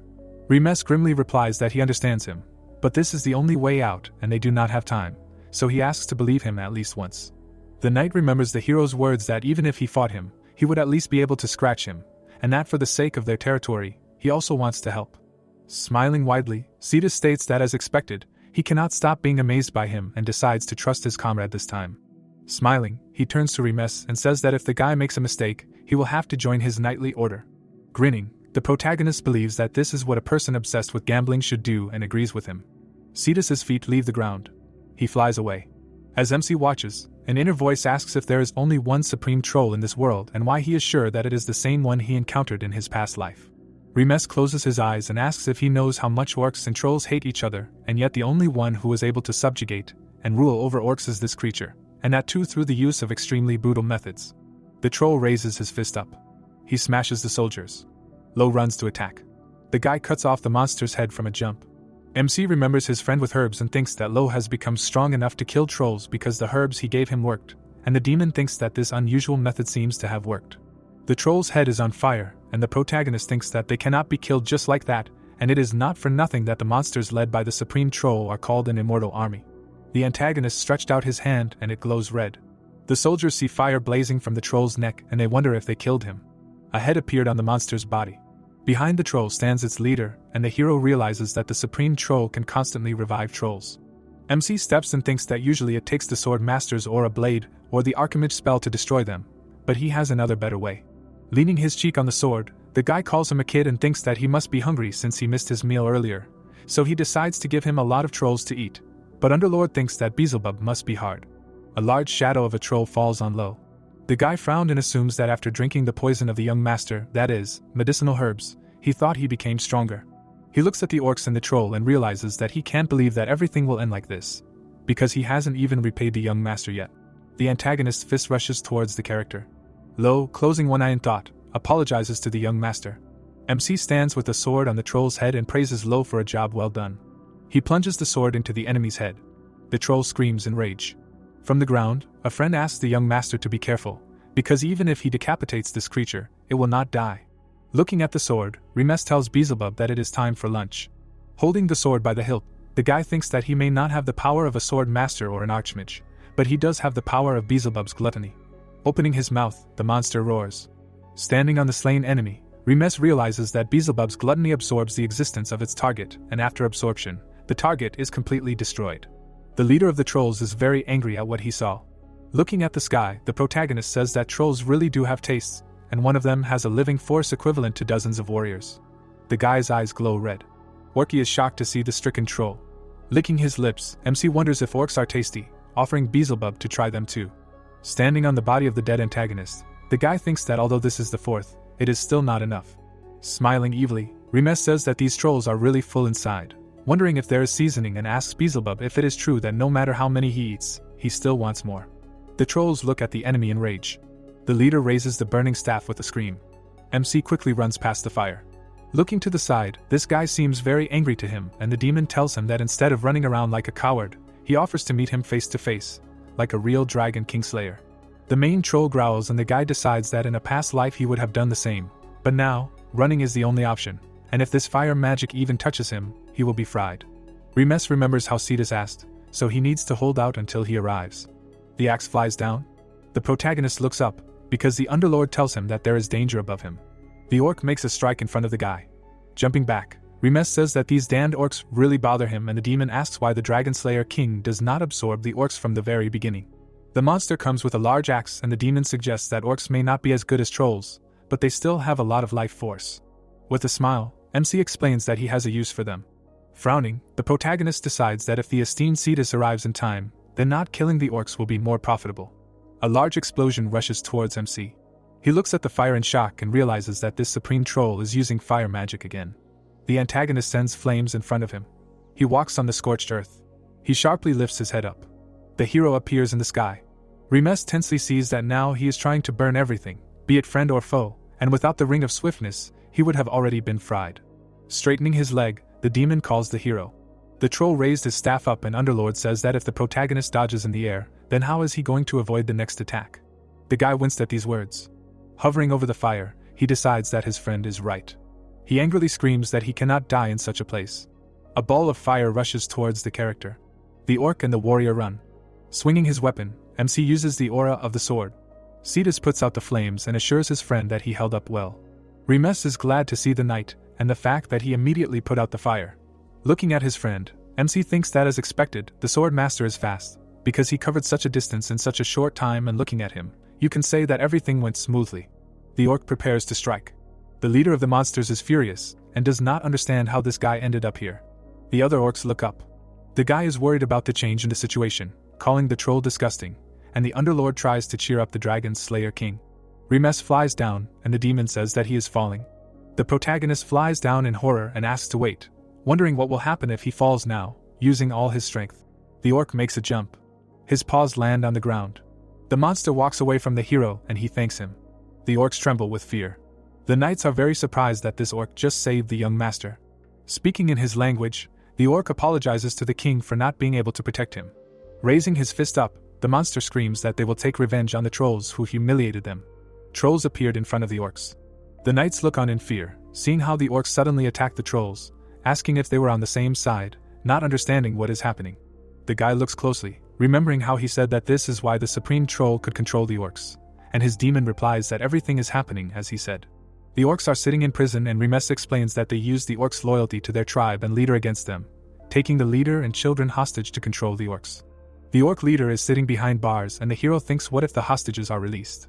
Grinning menacingly, Remes says that the enemy of his enemy is his friend, so he did not recklessly absorb the orcs. The troll's hand holds a stick and trembles. He looks angrily and realizes that his plan is falling apart. He roars ferociously. Cedus jumps on the antagonist with the sword. Gritting his teeth, the knight sees how his enemy defends himself with fire magic, so he really is not inferior to the sword master, and as Remes said, if he were alone, he would not be able to win. The orc leader sees the battles of the troll and the warrior. The orc rushes, making a blow at the enemy. The monster swings his sword, and Cedus realizes that if there is another sword master, the situation changes. The troll leader roars furiously. Swinging his sword, the fighter in the helmet tells him to stop screaming and just die. The troll bows his head, thinking that he can't die so senselessly, and will never forgive the people who killed his parents. His eye and nostrils are burning with fire. Cedus is shocked to see this and doesn't understand what is happening, calling it a strange movement of mana. The orc stopped, looking at what is happening. Fire is coming from the troll, and he wants to explode all the mana in his body and take them with him. The warriors are standing behind Cedus, and he understands that neither he nor the knights will be able to stop it and resist the flames. Turning to the soldiers, the man orders everyone to run, as the antagonist is about to explode. Cedus sees Remes and Lo running towards the enemy. The knight shouts at his friend to leave, otherwise he will die. The protagonist smiles widely. He jumps on the troll with a sword. With thirst, the hero declares that the last blow will be his. A huge explosion was heard. Swinging his sword, Remes said that the last blow was his. The black blade moved down. Fire gushed from the monster's mouth. With a predatory smile, the guy held the sword, saying that it was time for the main course. Bright waves of fire spread in all directions. His comrades, shielding their eyes with their hands, watched as the guy fought the supreme troll. Gritting his teeth, Cedus thought about what was happening. How was he going to cope with such a powerful explosion of mana? Did he have a plan? Remes raised an eyebrow in confusion. Red whirlwinds flew from the blade. He thought that the life force and mana were in much greater quantities than he expected, and he thought that he could absorb it all. The monster opened its fanged mouth. Gritting his teeth tensely, Remes said that just a little more. The whirlwinds hovered near the stone. The glow of the blade grew brighter and brighter, and Remes said that now it needed his help. The Underlord appeared next to him and asked how he could use it for such a thing, but if he promised not to drink holy potions for a week, he would help. Opening his mouth in displeasure, the hero exclaimed that it was fine, just let him hurry up, and thought that the sword had already absorbed enough life force, now the last conditions for awakening the sword. The demon placed his hand on the blade. The Underlord looked at the black whirlwinds and called for the Lord of Gluttony Beelzebub to awaken. The guy thought that he needed to pour demonic energy into it to awaken the vicious lord who was sleeping in the sword. The long chains were crossed. The Lord of Gluttony opened his eye with a vertical pupil and said that he had not seen demonic energy for a long time. He is the will of the Lord of Gluttony, who sought to absorb even the sky, who dared to awaken him. A fanged mouth opened. Remes gritted his teeth, thinking that as expected of the ancient lord of the underworld, such an overwhelming presence, if he was an ordinary person, he would be subdued and turned into a puppet. But he has something that this guy is most afraid of. The Underlord smirked and said that they have not seen each other for a long time. He asked who woke him up. The wolf's eyes looked scared. He asked why the Overlord is here. The demon frowned, telling him to stop talking and just hand over his authority. He grinned in displeasure when he heard that once he came to his senses, he would not be able to believe that he was seeing him, and hurried, asking whether he would hand it over or not. With a smirk, Remes looked at the demon, thought that the Overlord destroyed all the vicious lords and became the ruler of the underworld. No wonder he was afraid of him, and said out loud that he could be useful too. She changed her gaze to him, remembering that he simply kept his promise. Powerful waves of energy rose up. Gritting his teeth with the effort, Remes asked Beelzebub to devour him. The eyes and mouth of the Lord of Gluttony were ablaze with fire. The high troll opened his mouth. He closed it when bright beams flew towards him. Lo held onto the ledge so as not to fly away and shouted, "What a strong gust of wind, he must be careful." Opening his mouth in fury, Remes called to become his strength. Frowning, the troll shouted a refusal in his own language. Later, the sky was clear and the remnants of the flames burned out on the ground. Putting out his hand, Cedus said that the wind had stopped. Where had the high troll gone? And Lo asked, "It was over, were they safe?" Remes looked down, wondering if this was the true power of the Lord of Gluttony's power, all this life force and mana. Suddenly he covered his swollen cheeks with his hand and thought that he had eaten too much. The boy covered his mouth, hearing the Underlord's voice saying that it was his fault that he tried to eat it all. He knew that it would happen, no matter how powerful the power was. If it was abused, it would turn into poison, as sad as it was, but he would have to let some of it go. The boy thought that there was no way he would consume it, no matter what. He looked down. In front of him was a shining golden egg. Looking at it, the boy heard that it was a phoenix, and thought that it was no wonder the supreme troll used fire magic. Touching the egg with his finger, the hero thought that he had been consumed by the supreme troll and had fallen into a comatose state. This species was as rare as a dragon. How did it end up here? Remes' mouth watered with greed. He thought that if he ate it, he would be able to use fire magic as well. Underlord asked if he didn't say he was going to vomit from overeating. With a wicked smile, the boy confirmed but said that maybe using fire magic was a different matter. The spirit replied that watching him, he realized how reckless human greed could be. Sitting next to the egg, the boy thanked him for the treat. Suddenly, Cedus slapped him on the back with a smile, saying that he managed it after all. The boy's cheeks puffed out in dismay. And yet, he threw his stomach right on the egg, while the man asked if he was okay, and Underlord noted that he deserved to be punished for his greed. Looking at the object in surprise, the man asked if this was a phoenix. Why was such a rare creature here? Standing with his head bowed, Remes thought about his mother and life force. He should eat the phoenix too. Suddenly, a small crack appeared on the shell. The hero looked at it in shock. The blazing light illuminated his bewildered face. The phoenix flapped its flaming wing, and then flew up, spreading its bright wings. Underlord noted that the phoenix woke up after accepting the mana it had ripped out. The warriors looked at the flaming bird, exclaiming that it was the legendary phoenix. Seeing a phoenix in real life was a great fortune. Remes clenched his fist in displeasure and, looking at the delighted Cedus, thought that it was all because of him. He missed a chance that comes once in a lifetime. The bird landed on the dissatisfied guy's head. Remes was surprised. A question was heard. The phoenix sat on the young master's head. The guy thought, why is it sitting on his head? The flaming bird lowered its gaze. Then bright rays surrounded the guy's body. The comrades opened their mouths in shock, calling out to the guy. Looking thoughtfully at his palm, Remes thought, he knows he tried to eat him, and now he's going to burn him alive. But he's not hot at all. What is this? A smile appeared on the phoenix's face. Underlord explained that this is the Phoenix's blessing. It gives him significant resistance to most types of flames, since he was resurrected by absorbing the mana he spent. Perhaps he sees him as his savior. Imagining the girl in the hat, the guy grinned wickedly and thought that fire resistance would come in handy later. Flaming feathers fell down. The Phoenix flew into the sky. Remes caught the feather, while Cedus asked in shock if he was okay. He was just on fire. Gripping the feather with a smile, the guy replied that he was completely fine. A green monster appeared. The hero heard with a smile that since they met, he had been experiencing one incredible thing after another, and replied that he was as perplexed as he was, because this was his first experience. Remes looked away.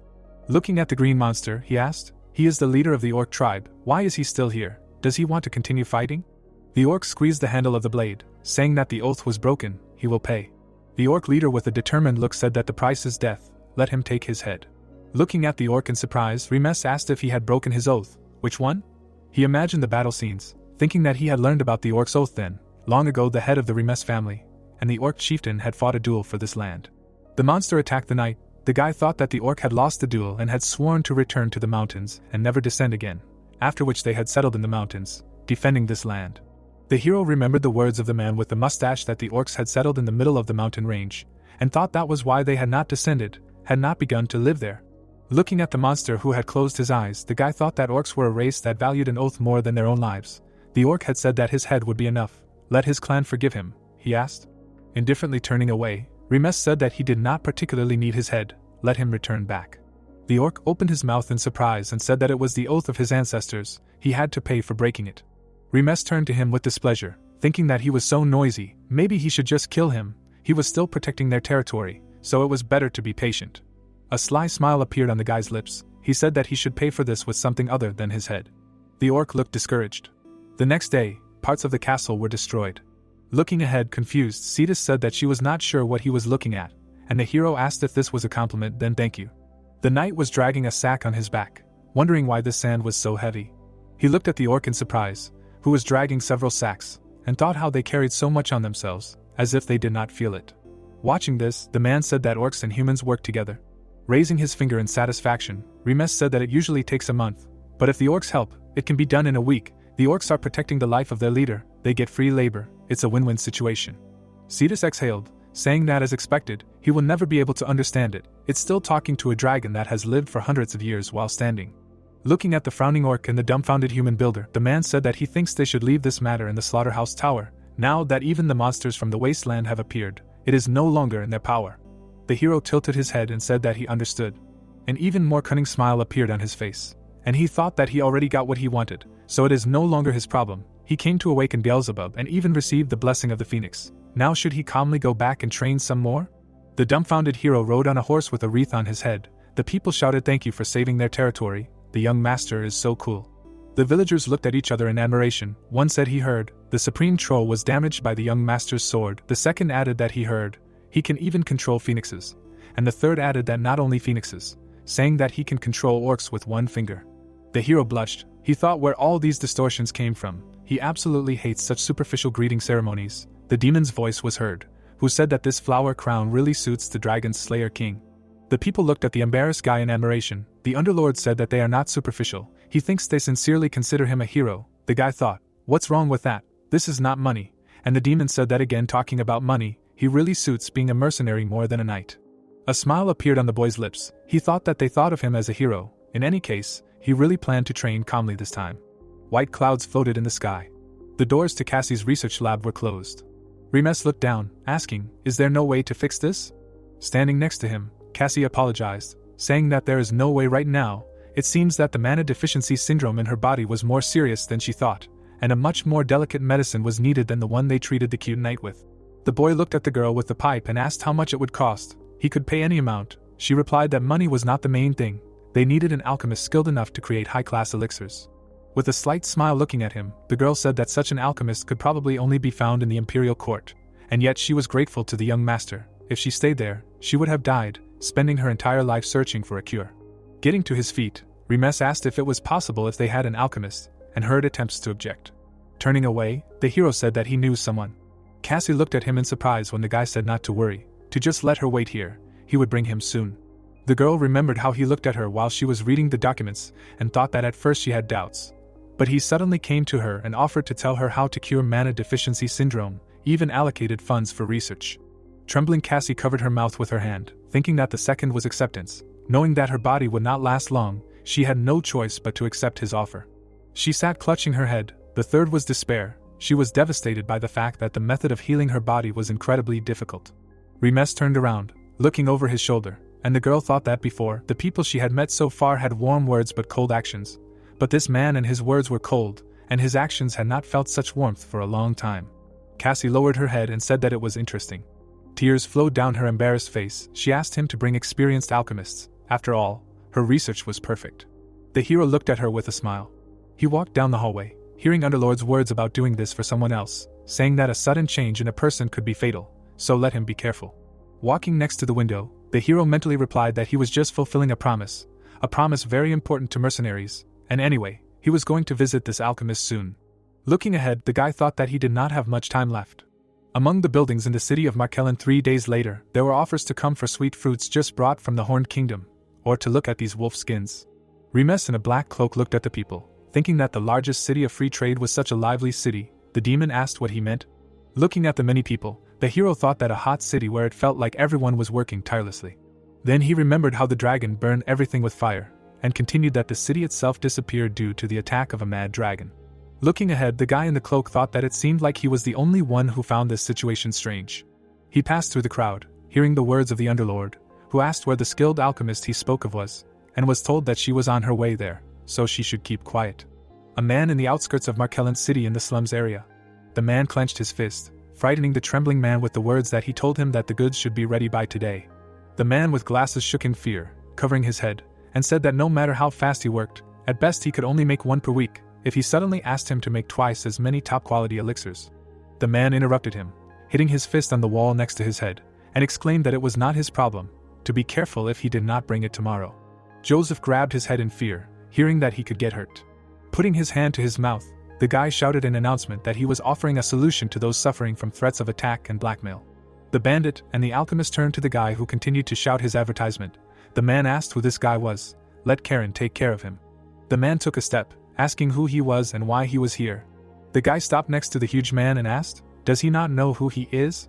Joseph watched in fear as the hero looked over the shoulder of the big guy, and asked, "Maybe he is the one suffering from threats of attack or blackmail." Karen clenched his teeth and cursed. Swinging his sword, he exclaimed, "How dare he ignore him?" In the end, the big guy was sitting, leaning against the broken wall. The man looked at him in fear, and the second asked, "Who is this?" Confidently putting out his fist, Remes told them to step back, because he does not see the client. The hero stood next to the beaten man. The second one swung his sword at him furiously, shouting, "How dare he joke with his people, he will kill him." With a deft movement, Remes dodged the attack. He had a sly smile on his face. With a wide smile, he took off his opponent's pants, revealing pantaloons with a bear. The opponent blushed, hearing the mocking question, and cursed that the hero looked like a troll. The guy's eyes lit up black. He asked what he just said. The ashamed man swung his sword, asking if he thought he was the only one who could make fun of Cerberus, Markellen's top predator. He wouldn't get away with it, he would die. However, the sword shattered into pieces. The man looked at his broken blade with an expression of utter shock on his face. The hero placed his hand on his shoulder and asked who he was. Remes had a blindingly shining sword on his back, and the man asked how he used the sword's aura. Approaching with a predatory look, the hero said that his eyes needed to be fixed. There was a beaten man lying at the feet of the disgruntled guy. He said that the guy compared him to a troll. He was lucky that he answered so easily. The Underlord said that he was the first one to use Beelzebub like that. The remaining man trembled in fear, asking what someone like him was doing in these slums. The guy took a step, turning to the mister. Looking at the alchemist with a smile, he asked about his offer. He needed help, and offered his services at a reasonable price. Looking at him excitedly, Joseph thought that this awakened swordsman with a sword aura was offering him his help and at such a low price. He wasn't going to ask for something crazy later? Remes looked at him with a slight smile. The man wondered if he could even trust this man, but there was no other way. The alchemist's face wrinkled with tears. He asked for help. The man was dragging away a crying girl who was calling for her daddy. Joseph was a famous alchemist in the underworld of Markellen. His daughter was kidnapped by the criminal organization Guild Cerberus. With tears in his eyes, the man screamed, calling out for his daughter. The fat man put his hand on his shoulder and said that he used to be an alchemist in an interesting place. With a sly smile, the man told him to give them pills once a week and they would protect him and his daughter. A good deal, not taking into account that this was a very dangerous place. With tears in his eyes, Joseph bit his lip. In his past life, Joseph had been bringing these pills for years. The hero looked at the shaking man and thought that when he found out that his daughter was already dead, he asked him for revenge and soon joined her in the afterlife. But that was only in his past life. This time it was not too late. With tears in his eyes, the alchemist shouted that he would give him anything he wanted. Let him save his daughter. With a sly smile, he agreed. With a sly smile, he reminded him that he must keep his word and give him anything he wanted. The voice of the Underlord was heard, who said that Beelzebub said that he was the first person whose gluttony was stronger than his, the guy deal. But he turned to the man who was trying to escape. He called out to him. The man turned around, shaking. Remes suddenly approached him, saying what he thought of him. Did he visit him for no reason? There were sounds of beatings in the corner of the slums, and words saying that he had some questions, but he doubted that he would answer them voluntarily, so they would start with a few blows. The man exclaimed that he would answer right away, but it did not help. The man was sitting at the table in the Cerberus Guild headquarters. Guild leader Ankle tapped his finger on the table, saying that this time with 2 Joseph pills they should make a profit. Should he just take one since they are so good for the body? The door to the office opened. The man asked displeasantly, who dared to enter his room without knocking. A guild member appeared at the threshold, and the man exclaimed that it was him. Did he bring the Joseph pills? The man's face was swollen and bruised. The leader asked why his face was like that. Standing behind, a satisfied Remes exclaimed that he had found it. Leaning his hands on the table, Ankle asked who he was and what he had done to his guild member's face. He didn't know what he wanted to find in the tiger's den like that. He was stupid. Under the man's fingers was a shining object. He thought that he had an emergency artifact that would ring if he poured mana into it. Ankle's sly smile, he thought that his people would soon be here, so he was finished. Under the clear sky stood a building. A draft drove a leaf around the room. From the tension, sweat appeared on Ankle's face. He thought, why is no one coming? Is the artifact broken? Remes walked through the room, throwing his sword over his shoulder. The man asked if there was anyone outside here as an uninvited guest. The guy asked his guild member's head. The man's affairs lay outside. The hero said that when he came earlier, they were all in a deep sleep. But looking with a shining blue eye, Remes said that he would not let him fall asleep so easily. Where is Joseph's daughter? The leader's eyes glowed red. He said with a smile that he was a mercenary hired by Joseph. Let him not get impudent after he knocked down a couple of warriors. The man's fist glowed blue. He continued that because he was the strongest in this guild. There were bright flashes of blows. Fingers inserted a key into the keyhole. Beaten Ankle opened the grate, saying that she was here. Her in such a place. They were really bad people. Someone answered that this child was unusual. He opened the grate. Passing first, the guild leader said that now she may seem calm, but usually. At that moment, Eldest's shining leg flew into his nose. From the force of the blow, the man flew head over heels. The girl's eyes glowed yellow. She promised that she would kill him. Glancing indifferently at the fallen leader, the hero thought that she was pretty good, even if he left him beaten half to death. The guy looked away, while the demon said that this child was using an interesting power. A powerful blow hit the hero's hand. Eldest dealt many blows to the guy's body, but he blocked them all, and mentally wondered, an interesting power. Underlord replied that yes, this is the power of a very annoying guy. He looked down carefully, saying that it does not matter, it is not his business, his goal is to save her and cannot be returned. Angrily knitting her eyebrows, Eldest screamed to be returned to her father. She goes to her dad, and the hero agreed. Out of surprise, she stared at him in surprise and asked, is she going to her dad? With a fist of the girl, Remes said that her father asked him to save her. They are going home. Eldest's fingers trembled, and she asked, can she really go to her dad? The hero confirmed with a smile. He was surprised when Eldest hugged him around the neck. She burst into tears, screaming that she was scared. She missed her dad. Hugging the girl, the hero said that it was scary to stay here alone. Now she was okay, they would go to her dad. Underlord hovered above and said that he did not think that he still had the ability to empathize in his head. The hero exclaimed who he took him for, what he even thought of him, and the demon replied that it just seemed to him that he was a little different from what he was in his past life. Eldest opened the door to the room, calling out to her dad. The man turned around in surprise, recognizing her. The girl threw herself on his neck. Opening her mouth, she sobbed. There were tears in Joseph's eyes. He said that he was very sorry. Remes stood behind him, crossing his arms. The daughter was sleeping, covered with a blanket. Sitting down at the table, Joseph thanked the hero, who said that this was not the end. With a very sly smile he said that now the most important part, it was time to pay. Looking at him, the man said that of course he had to pay compensation. How much did he want? With a predatory smile, the hero asked how much he thought his daughter's life was worth. Frowning, the man replied that she was more valuable to him than his own. Eldest scratched her cheek. Words were heard that if it was money, he would spend his whole life to pay. Bored, Remes tapped his finger on the table and said that he had plenty of money. But what if something else? The hero's sly smile scared the man when he heard that his alchemy skills. Gritting his teeth, Joseph asked again, did he mean his alchemy? And the hero explained that yes, that an alchemist with such skills is only possible. The man reached his hand towards the chest, saying that it was understandable. He helped him because he knew about his alchemy skills, but having received help, he must pay for it. In the chest was a small ball surrounded by a glow. The hero thought that this is what he saw in his past life. Opening the lid of the chest, Joseph said that this is the highest class elixir he has. Let him try it. He made it entirely with his skill. The guy's eyes were drooling. He asked if he could drink it. The hero replied that of course, it was part of his payment. He heard Underlord say to wipe it off. It was disgusting. Throwing a pill into his mouth, the guy replied that he said so because he had not tried this elixir. He felt as if splashes of water surrounded him, and said that if he drank, bright rays spread around. The hero's eyes glowed blue. Remes clenched his fist, surrounded by a blue glow, and thought that, as expected, he was simply magnificent. Just one elixir doubled his mana supply. With a smile, the hero said that it was excellent, beyond compare. The alchemist replied that as compensation, they would invite him to make these elixirs for him. Smiling, the hero replied that instead of doing that, how about joining the Duke's family? If he agreed, they would protect him and his daughter. Joseph opened his mouth in surprise, asking, the Duke's family, come to think of it, who was he? The hero apologized for introducing himself so late. Looking at him confidently, the boy introduced himself as the eldest son of the Remes family. The alchemist opened his mouth in shock, saying that wasn't he the guy that the whole city was talking about lately? The boy was displeased, thinking that he was the troll prince again. The spirit snorted, saying that it seemed like he had a bad reputation. Sitting opposite, the confused man asked what brought the young master to such a humble place, and he replied that he urgently needed his help. Smiling slightly, Remes asked if he could help him solve this matter, and the ducal house would protect his family for life. Wouldn't that be a good offer? Holding an empty chest, the alchemist replied that yes, but what exactly did he need to solve? Let them start by solving this urgent matter. The lights were on in Cassie's research lab. Joseph held her hand, saying that this was the worst case of mana deficiency syndrome he had ever seen. She would have died long ago if not for the exceptional strength of the beast race. Presenting the notes, the alchemist said that it could certainly be cured if they made the medicine using the method he showed, but the problem was getting the ingredients needed to make it.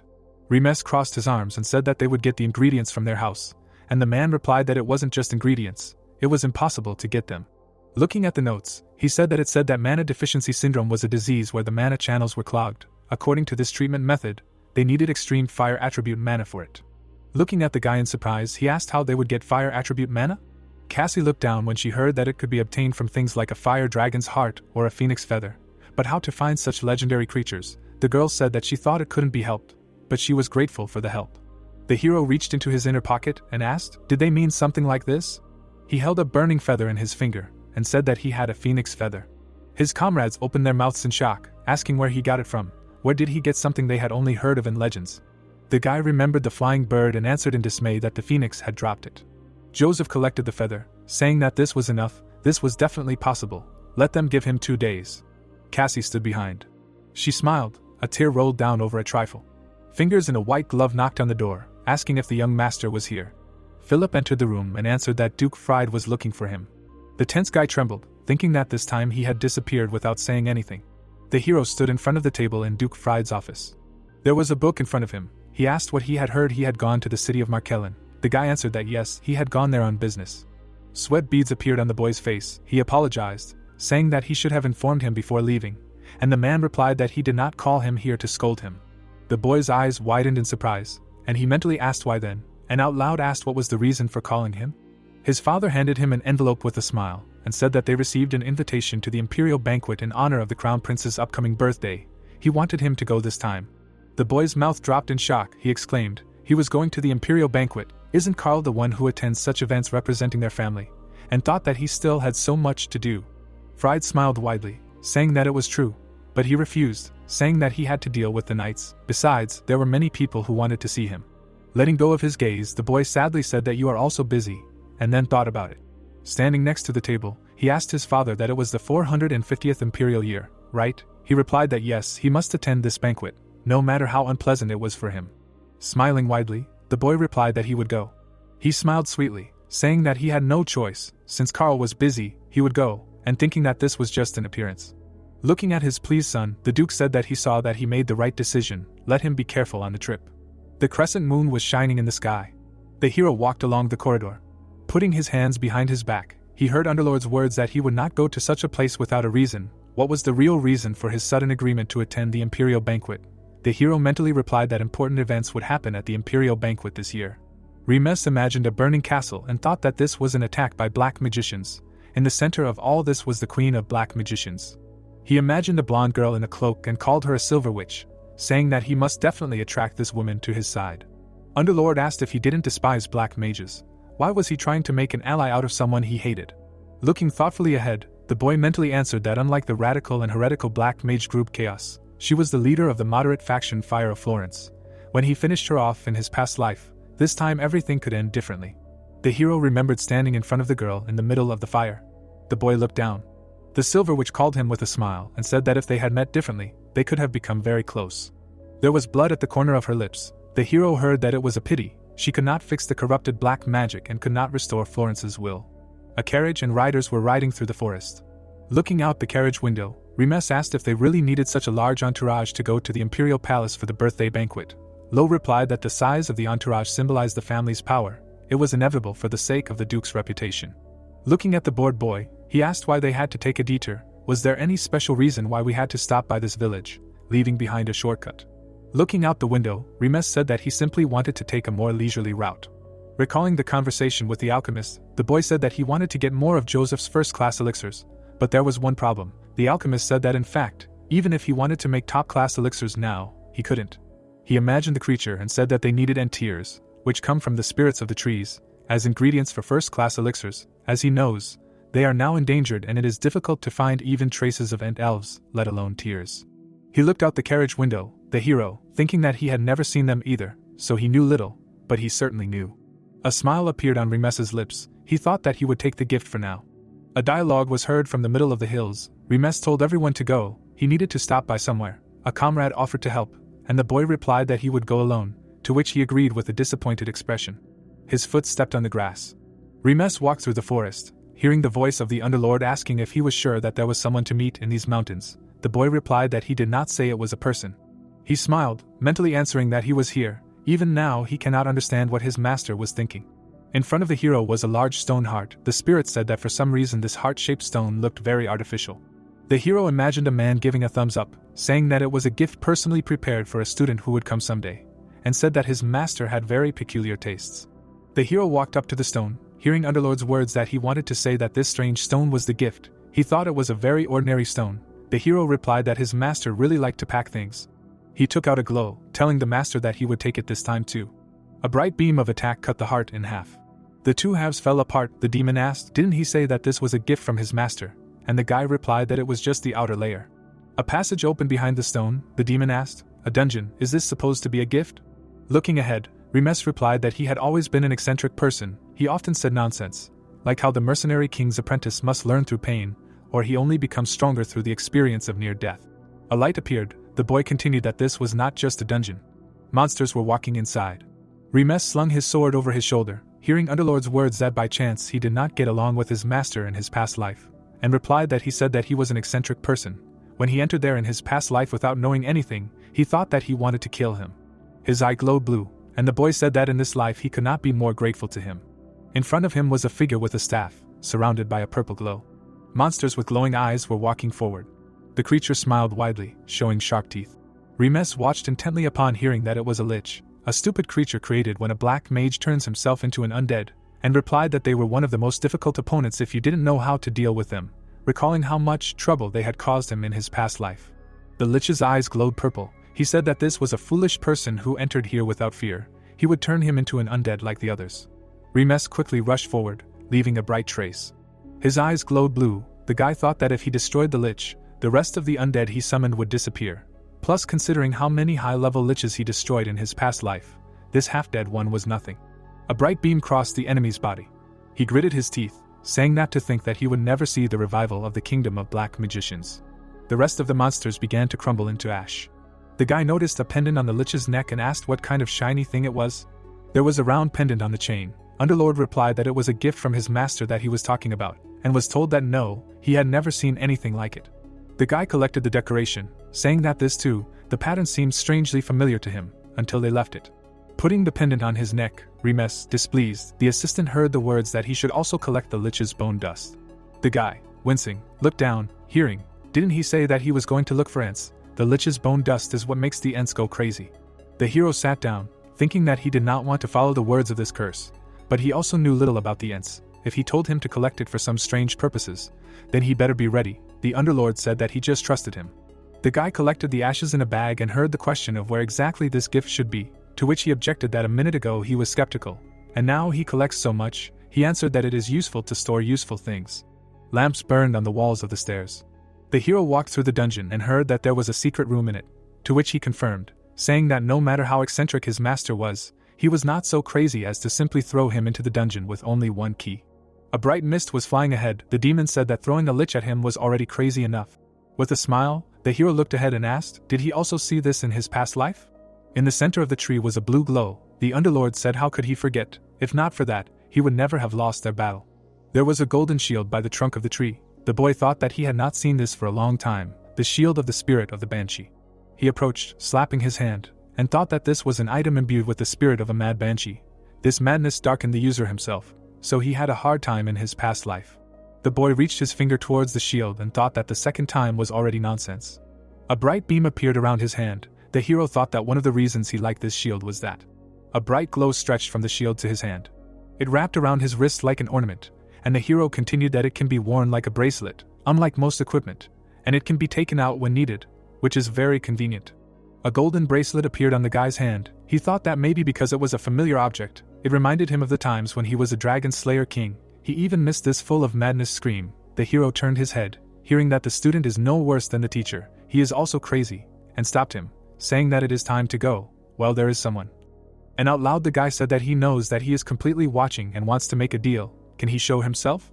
A figure materialized in the glow, who said that he was waiting for him to call. Dear client, it seems he needs to make a deal. It was a rabbit in a suit with a hat and said that he was Rabbits, a spirit merchant from a friendly spirit market. If he needed something, he should not call it, but a potion, a weapon, food. There is nothing that is not in their market. The hero imagined creatures in hats and thought that the spirit merchant was spirits with strong monetary desires. The spirit market was created when these merchant spirits gathered together. The central figure was the hat merchant. Remes put his hands on his hips, thinking that usually when someone clears a dungeon, the market sends a spirit to exchange for side items from this dungeon. The rabbit sniffed with his red nose and asked, is he going to exchange the banshee shield on his hand? He can buy it for a good price. The spirit merchant was shocked when he heard that no, he will not betray him, and learned what kind of deal this was. Looking at him indifferently, Remes said that he wanted to get some information. He wanted to know where the dwelling of the Ents was on this western continent. The rabbit grinned greedily, saying that so they wanted to buy information about the dwelling of the Ents. Rubbing his paws, he said that information about these dwellings was very expensive, even if it was the location of a small village. With a discount it would cost 2,000 gold. Frowning at him, the hero replied no, 4,000 gold. The rabbit beamed, exclaiming in surprise.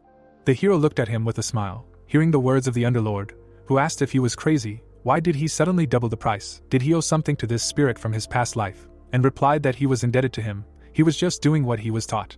There was a sly smile on the boy's lips when he heard the question of what exactly he had been taught, and he said that the ability to hide the spirits of merchants, which his master had taught him. He proudly put his hands on his hips, mentally answering that he had eaten him in his past life. Let rabbits let him shine again in this life. And out loud he asked to give him the location of the Ents' home and 4,000 gold. Crossing his paws, the rabbit asked discontentedly. He was not buying information for 4,000, but asking for 4,000 gold and information. Have they gone crazy because of monsters? With a sly smile, pointing his finger, the brunette said that no, he was offering an exchange. He wanted to sell him what was behind his back. The rabbit bulged his eyes at him, furiously asking how a person like him could. Remes smiled even wider, taking out his sword, and said that if he did not need it, let him say, he could always destroy it. The hero remembered standing next to the master in his past life and asked if he meant to say that he was going to sell this to the spirit merchants, and heard that it was exactly that. It was his secret money-making scheme that no one knew about. They were standing next to a shining tree, and he said that this was the core of the dungeon. Remes opened his mouth and remarked that this thing was so useless that no one would take it even if it was given to them for free, but they wanted to get their hands on it. Putting his hand on his hip, the master replied that he didn't know why either. Anyway, when he conquered a dungeon, everything in it became his, this core too, so he could sell it. The hero looked at him uncertainly and said if they didn't buy it. Smiling at the core of the dungeon, the guy remembered the advice to just destroy it, and asked what he would do in that case. The rabbit's face wrinkled in horror. Rabbits, floating above, looked at the guy who rushed him and wondered how this man even knew about dungeon cores. Everyone else just abandoned them because they didn't know. Looking down tensely, the rabbit thought that if he told his elders that he bought a dungeon core with money, he wondered how much insults they would throw at him. But if he didn't return it, they would definitely fire him. Remes reached out, saying that fine, he would destroy it, and the rabbit stopped him. With tears in his eyes, he exclaimed that he would buy it, and the guy noted that he should have said earlier. Underlord remarked that he now wondered where he would extort this money from next. There were many coins in the bag. Holding it, Remes smiled and said that these platinum coins were definitely worth 4,000 gold. It was a good deal. He waved his hand as he left, and suggested that they meet sometime. The rabbit exclaimed angrily that he hoped they would never meet again. A sinister smile appeared on his face, thinking that this impudent fellow would not get away with deceiving the spirit merchant. Rabbits looked ahead predatorily, suggesting that the hero tried to find the village of the Ents. No one had ever returned from there. With a wide, satisfied smile, the hero carried a bag of coins. Lo was waiting for him, leaning against the carriage. He looked away, wondering that half a day had passed since the young master left. Should he go and look for him? Suddenly he noticed the satisfied hero walking towards him. Lo closed his eyes, exclaiming that he was worried because he had been gone for a long time, and the boy told him to stop. He remembered an angry Lo and thought that sometimes he wished that he would treat him like he used to. It was so disturbing that he could not get used to it. Remes turned around with displeasure and exclaimed, "Have they rested? Let's go to the imperial capital immediately." The crescent moon was shining in the sky above the dungeon that night when the banshee spirit went into the dungeon. The man came up, saying that he had finally found it. It was the silver witch who came in and asked why no one was here. "Just don't tell her." She opened her mouth and breathed heavily. And then she knelt down, touching the floor, and said that it had disappeared. The girl looked down in surprise, saying that it should have been right here. The next day, the bright sun was shining on the castle in the imperial capital. A carriage was driving along the road. Then it stopped. Remes, wearing an expensive suit, got out of the carriage. The man bowed in greeting and said that he would take him to the guest room in the imperial palace where he would be staying during his visit. The man looked at the hero tensely, thinking that they were expecting young Master Karl to come, but he had come instead. If he was notorious even in the imperial capital, then he was not just a fool. The man grimaced in displeasure, thinking that they should not offend him. Under the clear sky was a white castle. Remes fell onto the bed in his room and said that even the beds in the guest rooms of the imperial palace were different. He looked up, thinking that tonight the black magicians would cause chaos. Last time many people were injured and killed. Underlord asked, why didn't he go and warn them? The boy smiled slightly, saying that this was a good opportunity. He could not let it go so easily. In the evening, the lights were shining in the windows of the palace. The guy heard the question. He wants to say that he doesn't care if people die or get hurt, and said that in his past life he was a hero who saved the world. He has a plan. People in smart clothes stood in the hall. Their conversations and small talk could be heard. The guy was wearing a blue suit. People turned around in surprise, looking at him. The man pursed his lips. Remes walked among the crowd, which was discussing that this is the same scoundrel prince. Someone heard, he caught a troll, he probably stole someone's achievement. The hero looked ahead, imagining angry people discussing him, and thought that he had not been treated like this for a long time. He thinks people are the same, be they mercenaries or nobles. He walked forward under the gaze, thinking that he has no business with others. There are 3 people he needs to meet. One of the guests drank from a glass. He smiled, saying that the alcohol in the imperial palace tasted better. If only they could import such alcohol to their magic tower. Remes walked up to the magician Gustav with a smile, and said that it was an honor to meet him. The man with the glass asked in surprise if he knew him. He was the chief magician of Angina, the city-state of magicians. Remes waved his hand and said that of course, he was a magician from Angina, the country of the magic tower. If we talk about him, he was one of the best. The man turned away, saying that if he was trying to gain favor with the magic tower, he had come to the wrong place. He was not on good terms with the best endeavors of the country of the magic tower.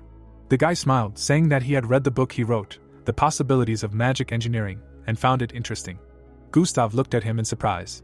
Turning around, he asked again, did he read the book and find it interesting? The hero replied that he couldn't help but be interested in the presentation of a new direction that he had never seen before. A palm touched his shoulder.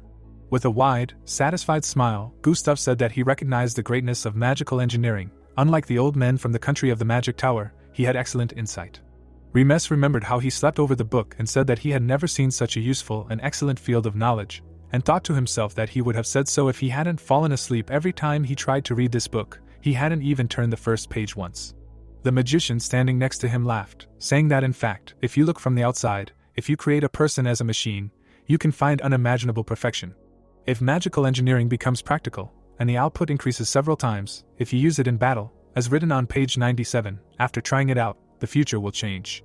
Blood flowed from Remes's ears. Underlord asked to silence the guy, who advised him to pretend he had no ears.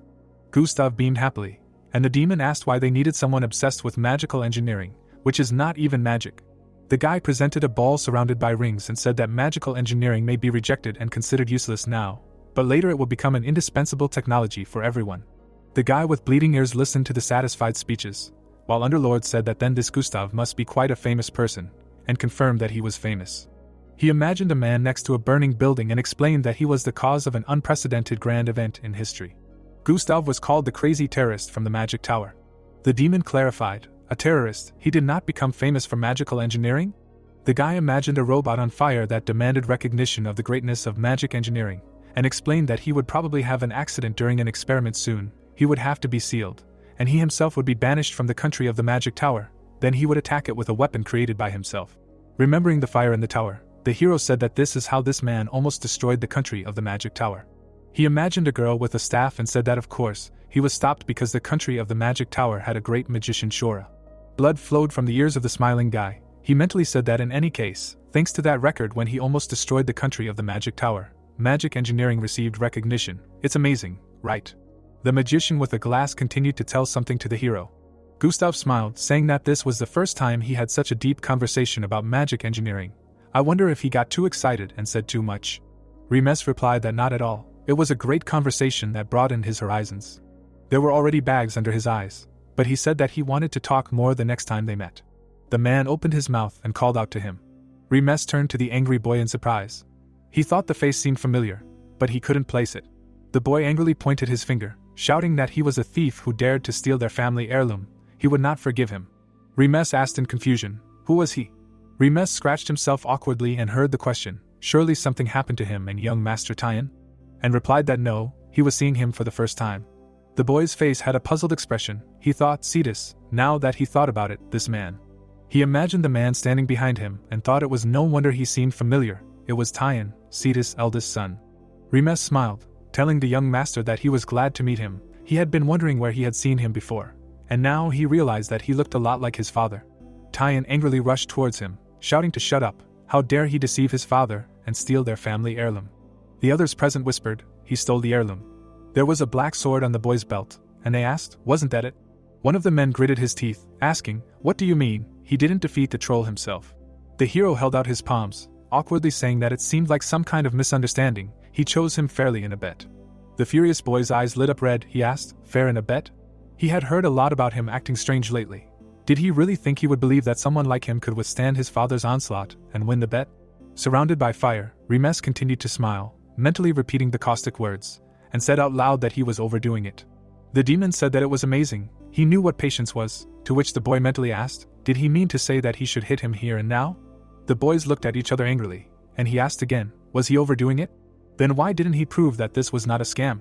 Frowning, he said that if he won the duel against him, he would kneel and humble himself, but if he lost, he would return the relic and apologize on his knees. Remes smiled, thinking why it seemed to him that he was becoming more and more rude anyway. He was the same as his father, and asked out loud, a duel at the Crown Prince's birthday banquet, if he found out about this. A man in white clothes walked towards them, saying that it was funny, a duel at a feast in honor of his birthday. The boys turned to look at him. The prince, surrounded by radiance, walked towards them. The words of the announcement of the entrance of the small son of the empire, the respected Crown Prince Mars, were heard. The people bowed. The prince walked straight towards the heroes. Bowing his head, an unhappy Tyan greeted the small son of the empire, and thought to himself how inopportune it was. Mars smiled, saying that he heard an interesting conversation, to which the boy apologized, saying that they would accept any punishment for causing trouble. Remes frowned angrily, mentally ordering to thank the Crown Prince for saving him, and apologizing out loud. Continuing to smile, the blonde ordered to raise their heads and address them. With a sweet smile, the prince said that he would like to see their duel. Will they fight here? The boys looked at him in complete shock.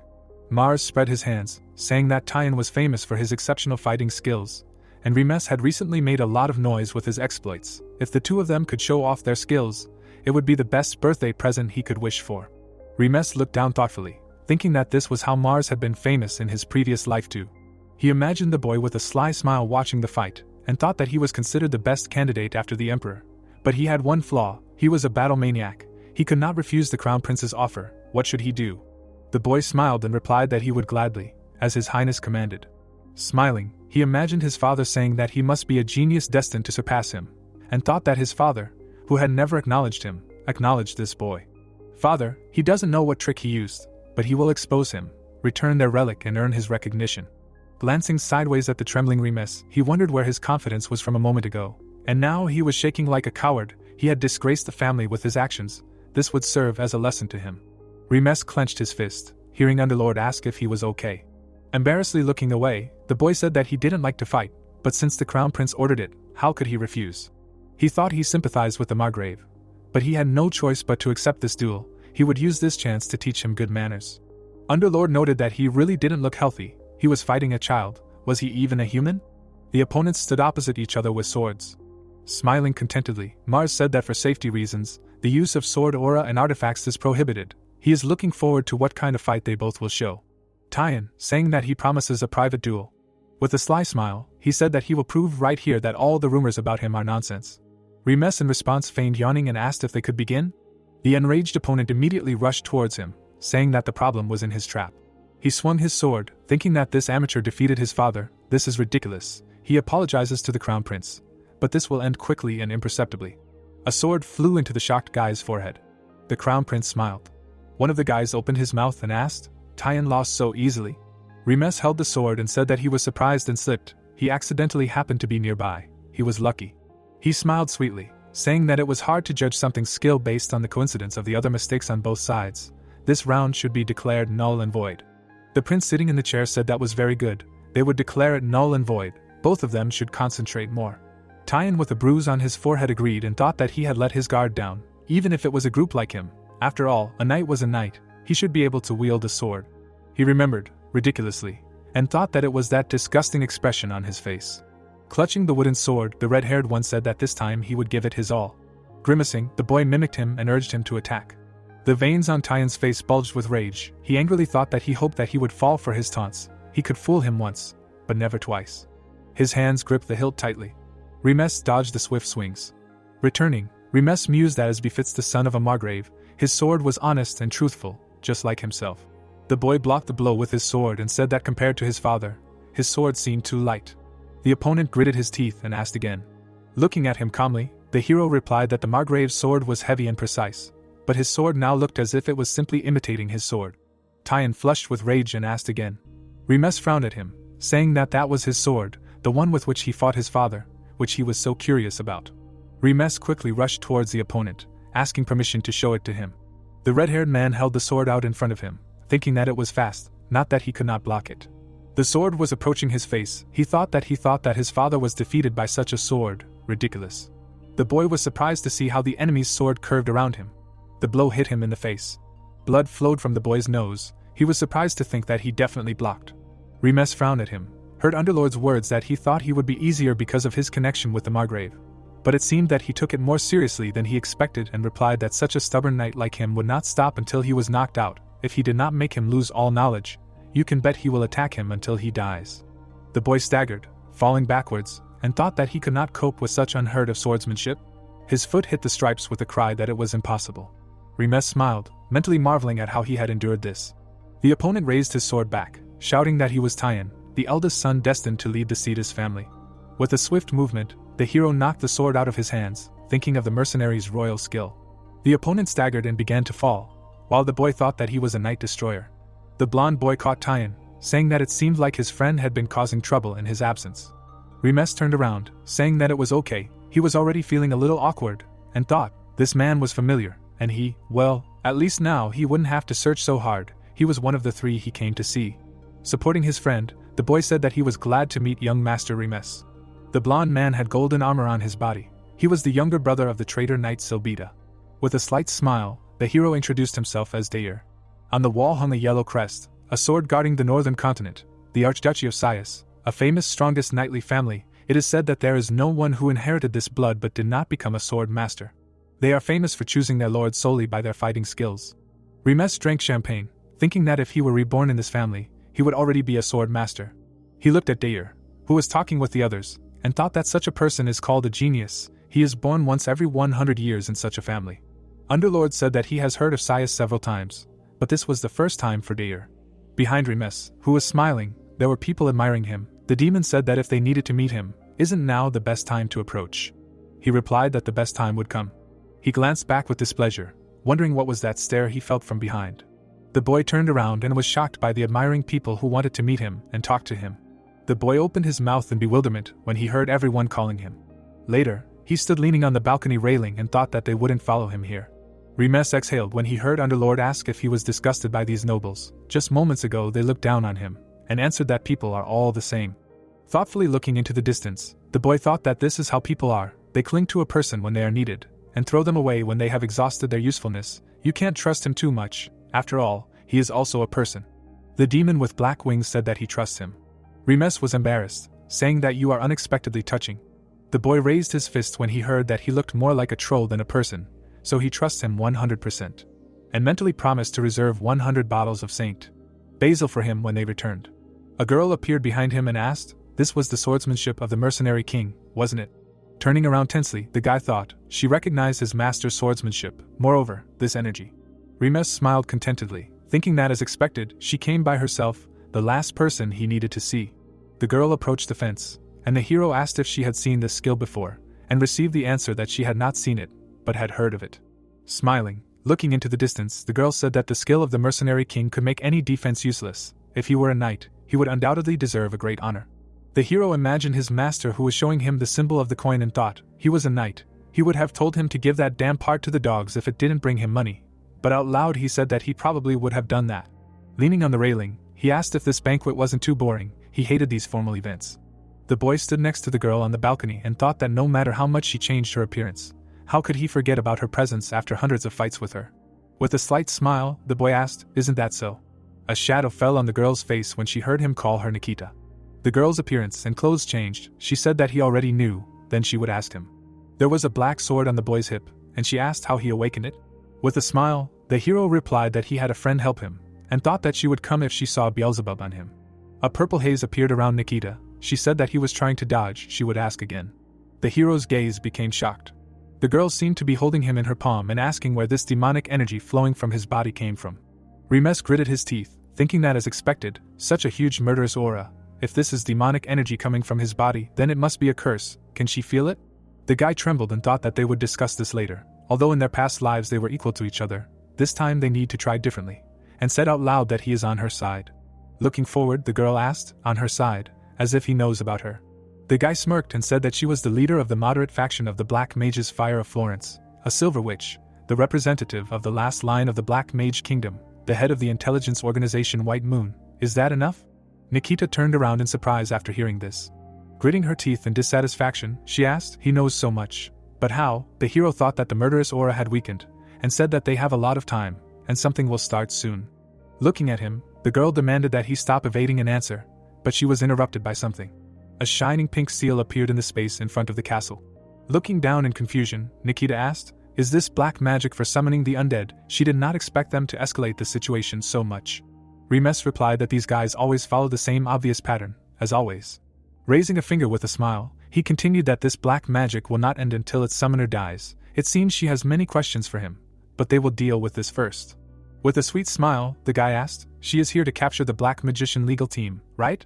Looking at him tensely, the girl thought that he even knows that she is here to capture them. Who is this guy? Turning away, she replied that they will continue their conversation later, and disappeared, leaving behind a pink haze. Leaning on the balcony railing, the hero decided to let her handle this. For now they need to deal with this side. Monsters began to appear from the pink glow. They ran into the open doors inside the banquet hall. The knights shouted that they cannot let the undead in. The guy pulled out his sword. A powerful wave of energy threw the undead back. Tyan swung his sword, leaving a bright trace. Frowning, he shouted, don't be afraid, it's just a weak undead.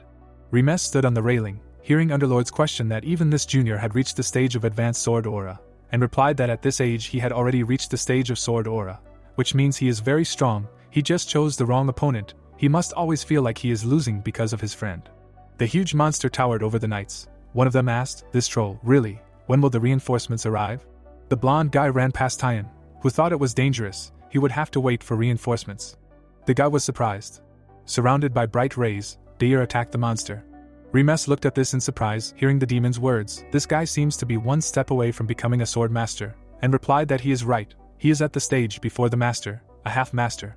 Taiyan was holding the sword with both hands, and the boy thought that he was strong enough, but that his closest friend and rival Deir was his terrible bad luck. The hero stood with his sword over his shoulder, and heard the demon ask why he was not helping him, just messing around, and replied that they could handle it themselves. Watching what was happening below, he added that he needed to confirm something. The knight had silver armor on his body. Deir swung his sword in a circle, and his comrade said that he felt incredibly dense demonic energy from somewhere. The knight in armor walked forward. His eyes glowed ominously red. He called Deir. The monster bowed his head. He took a step.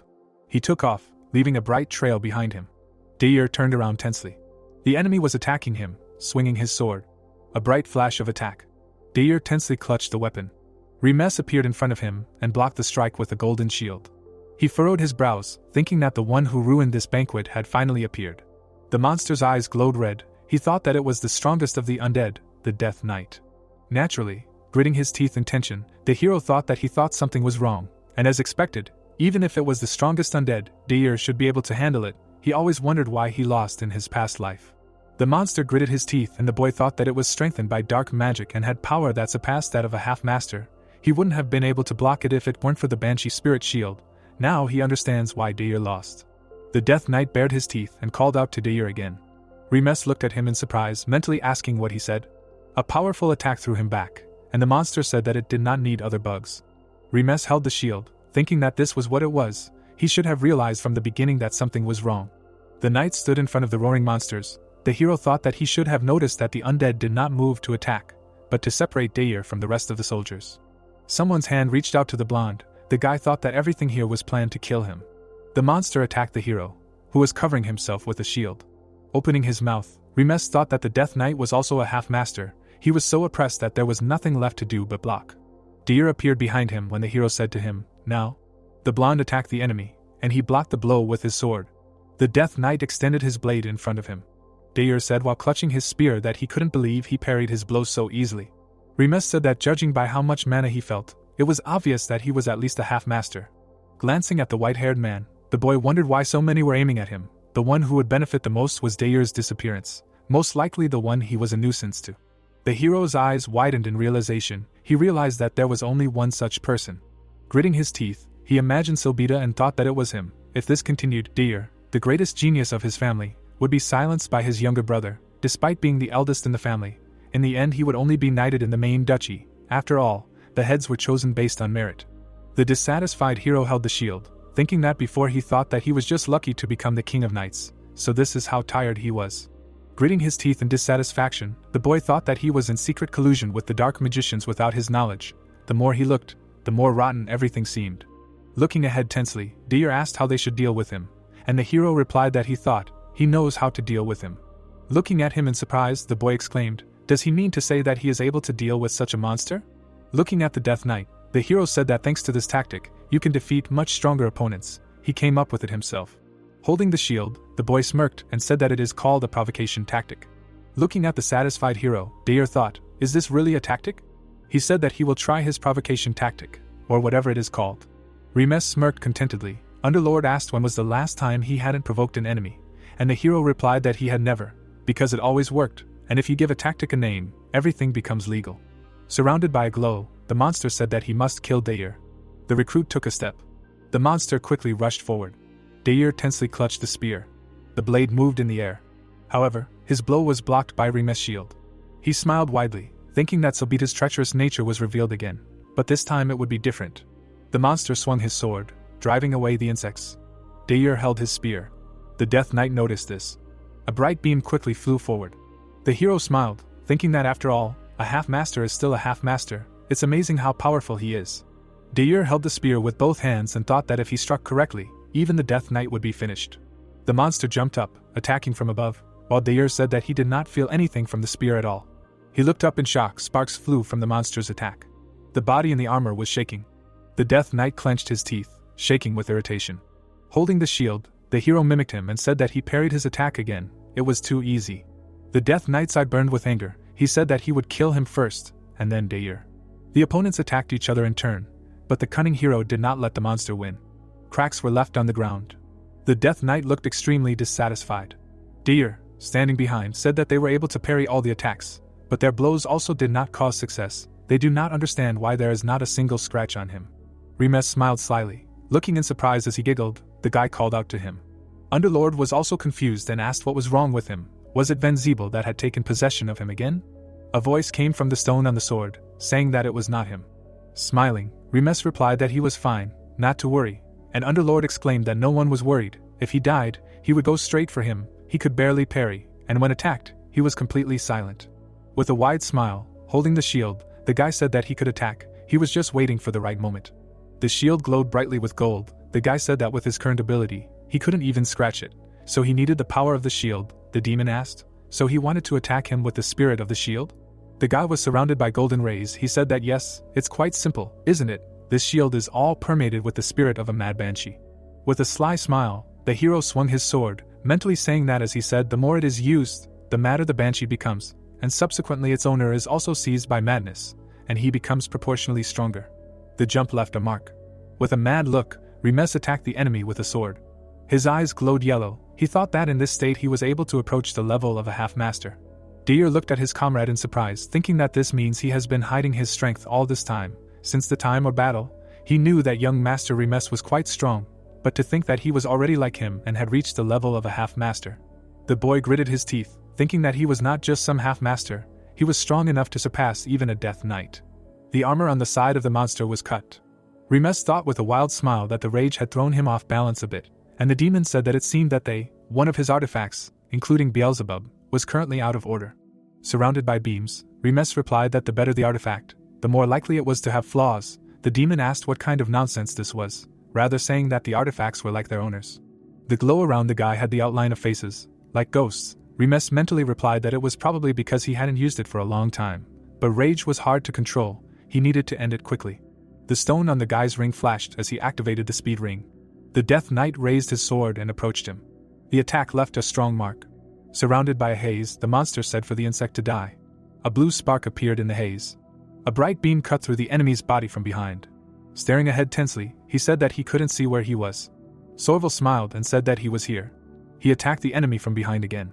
Deer stared at him in shock, thinking that he had become even faster. He was now so strong that he would only get in the way. Remes' pupils remained vertical. He wished death on the enemy, and said that his master would soon go after him. He would take care of it. The monster screamed as his body was cut by many bright beams. He clenched his teeth, saying that he could not die. If he died, the mission would not be completed. His foot hit the floor. The Death Knight quickly took off, approaching Deer. He looked at him in fear, exclaiming that he was very fast. The monster raised his sword above his head. He opened his toothy mouth, screaming that the mission must be completed. Blue beams remained from the attacks. Remes looked ahead carefully, thinking that it was time to put an end to this. However, the enemy abruptly moved in the other direction. Holding the sword, the hero wondered what was happening. His eyes widened in surprise. Deer froze tensely with his spear in his hands and exclaimed how fast he was. The Death Knight swung his sword at him. Remes trembled and gritted his teeth, thinking that the side effects of the speed ring were taking effect. At this rate everything would go according to plan, right according to Sobita's plan. Deer gritted his teeth tensely. The Death Knight raised his sword above his head. Tyan rushed with his sword in his hands, shouting for him to get away from Deir. His hands gripped the hilt tightly, thinking that he would never defeat such a strong opponent in his life, one that even Deir couldn't defeat. Opening his mouth, the boy screamed furiously that he would not let him kill his best friend and rival. The boy remembered the brunette's words about his sword being too light compared to the Margrave. His foot slipped on the ground. He swung the shining sword, thinking that the Margrave's sword was heavier and more accurate back then. The slash left a bright mark. The dissected Death Knight tried to say that the mission was not yet complete. His body dispersed into dust. The knights looked at the remaining smoke, exclaiming that the dead were starting to disappear. Apparently they all depended on the Death Knight. The warrior opened his mouth in surprise, saying that the Death Knight was defeated with one swing of the sword. After all, it was the young Master Tyan who did it. The boy froze with the sword in his hands, hearing how the warriors rejoiced at the young master, and he asked, the Death Knight, had the blood of the sword master himself flowing through him? The boy looked towards the man who addressed him. Deer said with a smile that he had become a half-master, and even saved his life. He waved his hand, saying that this is what it feels like to be surpassed. One day he will repay him for this. The comrade looked down tensely. Hands joined in a handshake. Surrounded by jubilant knights, the boys shook hands. Deir turned around, saying that one should not forget about the other person. He was surprised when he saw that Remes was not in the place where he stood. Looking tensely in the direction where he thought he had defeated him, it was impossible to tell from the blow. The trembling hero walked away, thinking that he should not abuse the enhancements so often. Since everything was over, he needed to rest quickly. He wearily lowered his head, hearing the demon's offer to enjoy the victory for a while, and replied that if he did not rest now, he might not open his eyes. How could he enjoy it? It was too early to celebrate the victory. He imagined the images of the heroes, saying that this was only the first step. Who would have thought that the Night King of Sobita Sias himself would hang out with black magicians? He believed the rest of this gang were also innocent.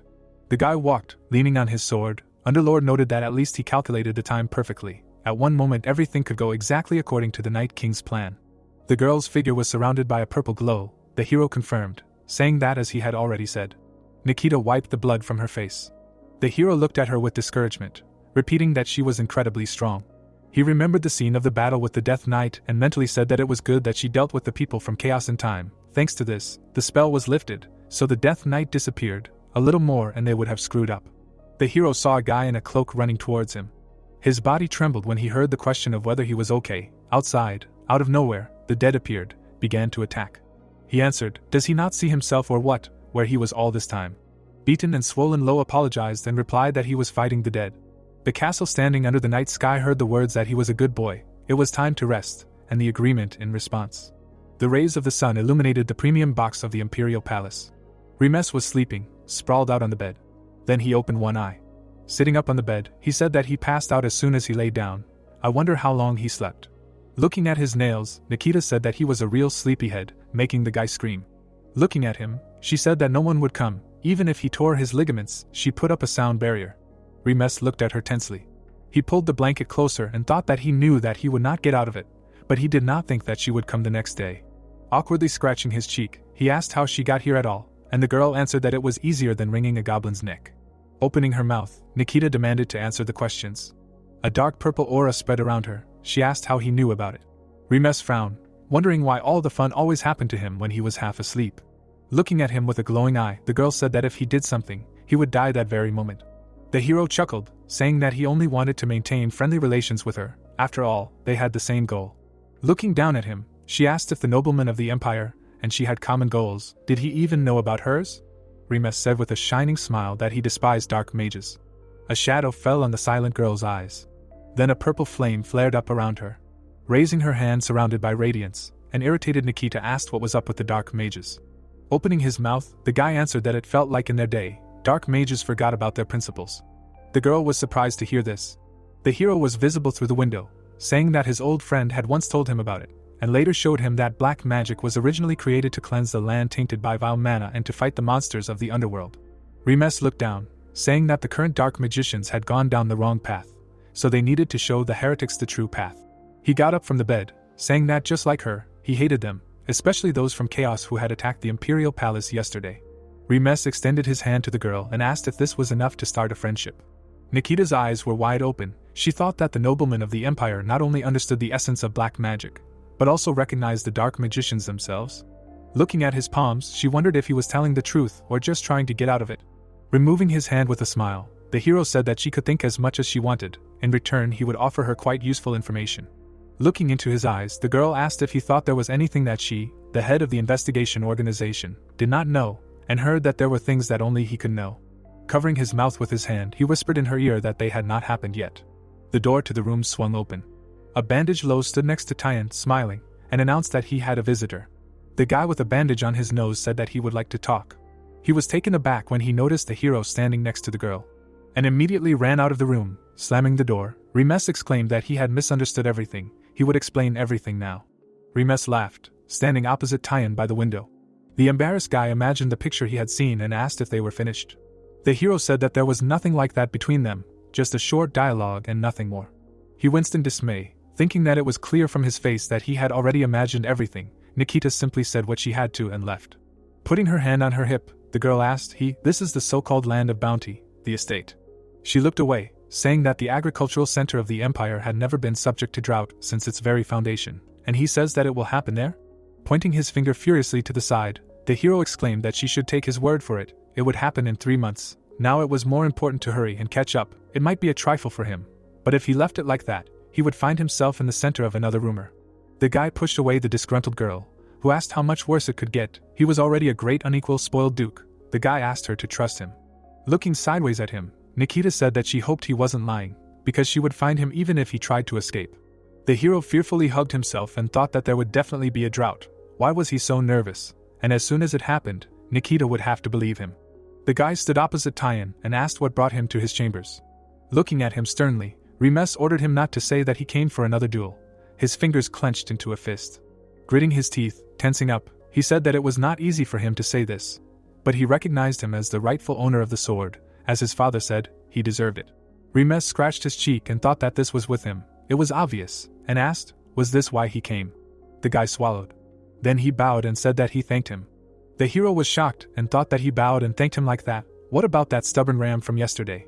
Looking down, he said that if it were not for him, he would have lost a close friend. He sincerely thanks him. Continuing to look down, the hero said that people say that he asked the Death Knight and protected the imperial family, but he himself should know. Recalling his attack, where he continued that the dead man disappeared before he could strike. However, at that moment, he finally realized how to go beyond the ordinary and reach the level of the sword master that he showed him. Tyan smirked, saying that he thought he was as stupid as his father, but apparently he wasn't. His last attack was quite similar to his father's. He had a headband on his head. He turned to the hero, and clapping him on the shoulder, he declared that he recognized him as his rival. With a confident look, the guy said that he was the second person after Deir, whom he recognized as his rival. He can be proud of it. Clenching his fist, he continued that one day he will definitely defeat him and return the family religion, so he should not relax. Bewilderedly looking at him, the guy agreed and wished him luck, and thought to himself that he takes everything back. This is a copy of his father. Standing by the window, Tyan laughed and suggested moving on to a less formal conversation, and Remes clarified, was it formal before? A few days later, the carriage was driving through the forest. Sitting opposite the hero, Lo said that they will soon arrive at the Remes estate. Looking at his comrade, Remes asked how his wounds were. Lo's face wrinkled with tears. He said that thanks to the holy Selja that he gave him, he was fine. He was sincerely grateful to him for his kindness. Proudly touching his face, the hero ordered to express gratitude more often. A sly smile appeared on his face. He thought that the imperial family generously rewarded him with such a heap of gold that several mansions could be built. He looked at the wrapped gift boxes and thought that he was able to buy a few useful things and gifts for his parents and subordinates. He imagined the delighted Eldest and thought that he bought gifts for everyone, but he was not sure that she would like them, even though they were for children. Among the boxes was a bundle that looked like a rabbit, and the guy thought that he hoped she would like it. The carriage drove along the street of the Remes kingdom, and the people with smiles waved to him and congratulated him, saying that their young master protected the imperial palace from the dead. Remes winced in embarrassment and thought that rumors had already reached here. Underlord noted that, as rumor had it, faster than the wind. The embarrassed hero covered his mouth with his hand and thought that no matter how many times he had seen these welcoming ceremonies, he could not get used to them. He turned his interested gaze to the side. Then his mouth opened wide in shock, exclaiming, "What the hell was this?" The sun shone on the golden muscles. Opening his mouth in embarrassment, the guy saw a golden sculpture in his honor. Underlord said that it was a painfully familiar face. Where had he seen it before? Lo smiled sweetly, saying that in order to commemorate his previous feat of killing the High Troll, the Duke had secretly prepared this. The shocked hero's mouth opened even wider. He asked if this was his father's work. Remes on the statue showed off Lo's muscles and asked if it wasn't beautiful. Such a strong chest and these biceps and a sculpted torso. The carriage passed by a huge statue. Underlord noticed that it was an ugly thing. Remes shouted at him not to influence it, which scared Lo. Clouds were floating in the sky above the Remes family estate. The hero turned to the assistant who was carrying the boxes and said that she was going to the Duke's chambers, so she should not wait for him and take the gifts. He walked down the corridor, thinking that why didn't he even consult him about this golden ugly thing, he should talk to his father. The man bowed, greeting the young master. Remes looked at him tensely, wondering what was going on, why everyone was so depressed today. Looking down, he imagined the faces of the servants and thought, it was because he came back. Then he blushed and walked away, thinking that he was sure that all this was because of the damn statue. He was definitely saying, because of it. A bad image of him arose in people's minds. The boy knocked on the door to his father's chambers. He opened it with a smile, saying that he had returned. He had seen the statue in the village. The man with the mustache apologized. The hero scratched his head and thought that such a sincere apology made him feel uneasy, and said that it was a great statue. Fried looked down tensely, saying that he had brought them. He had tried his best to resist, but he still could not do anything. Remes' eyes widened in shock. He asked what he meant. He could not do anything. He stood in front of his father in shock. hearing that the father and daughter he had brought here had been taken away by the inquisitors of the Church of the Holy Fire. The hero imagined Ellis and Joseph and thought that it could not be. Sadly looking down, the father said that they had been said to have escaped from the church. They were his people, so he refused to hand them over to the church. Looking down, he said that Joseph had agreed to go with them himself, and since he had agreed, he could no longer resist. The boy slapped the table. Remes leaned on the table and asked if he was sure that the two of them had been taken to the Church of the Holy Fire, and his father replied that he thought so. The hero turned around and walked away. Standing behind him, Fried exclaimed that he knew very well that the three great churches were untouchable, and if they were, not only him but their entire family would be untouchable. Remes smiled sweetly, telling him not to worry, he just wanted to say goodbye. His father extended his hand, asking him to be careful. The door to the office slammed shut. Remes stopped, clenching his fists. Underlord noticed that his outside and inside were very different. The hero replied that if he had told him the truth, he would have been captured too. His eyes glowed with rage. He asked how they dared take his people without his permission. He should pray that nothing happened to them. 3 statues of the deity were illuminated by the sunlight. They symbolized the 3 main religions on the continent. A holy man in a white robe, chosen by God, symbolized the religion, was the representative of God. The boy thoughtfully looked out the window, realizing that one of the churches, the Church of the Holy Fire, was in a completely different situation. Their throne was empty, since they had not had a saint for several decades. The young man looked out the window, realizing that a church without a saint was nothing, so it lost all its power in the end. The wheels of the carriage suddenly stopped in place. The coachman, holding the reins, announced that they had finally arrived. The sun was shining on the carriage, Remes was stretching next to him, and the knight was feeling very sick. He looked at the carriage, remembering how, as a mercenary, he often rode on such. Many memories surfaced. The hero looked at Pavel, thanking him for his help, but the man refused. They smiled sweetly. The young man noted that his way was much shorter, which is why he was doing business with the one he had originally sold the troll to. He awkwardly looked at the knight who was vomiting, saying that he would leave his entire breakfast on the grass, advising him to stay put for now. Remes looked back, realizing that this was, although weakened, one of the most powerful churches. The bright sun was shining on the huge church. They were standing near the entrance. They looked at it. The young man noted that the merchant was right about the gates. The church gates were closed. The guards did not let anyone in at all. It was impossible to get in. The merchant had only brought them because of the boy's insistence. A man with a child in his arms was screaming for help, asking for help for his child, but the guards advised him to go to another church. Remes looked displeased, because at this time of year the church should be open to the people so that they could be healed. Instead, the fighting priests were blocking the entrance. He frowned, noting that everything had closed the moment Joseph and his daughter were taken, suspecting a connection between the two. The man looked at the satisfied boy, asking how he was going to get in. The boy smiled maliciously and slyly, instilling fear. The merchant looked at him awkwardly, not understanding what he was up to. The guards were standing at the gates of the Church of the Holy Fire. The man tensed, noticing someone. Remes confidently approached, introducing himself and expressing a desire to go inside on one matter. The guard looked and replied that the church was closed to everyone. Despite his status, he could not go inside. The men stood opposite. The boy pressed, saying that he would go in, because he needed to, despite the ban. The guard got angry, saying that he had explained everything to him from the beginning. The next moment, the man flew straight to the ground. Remes hit him hard, slamming him right into the concrete. The other guard was indignant, because he dared to attack the decoy, and he would not get away with it, despite his status.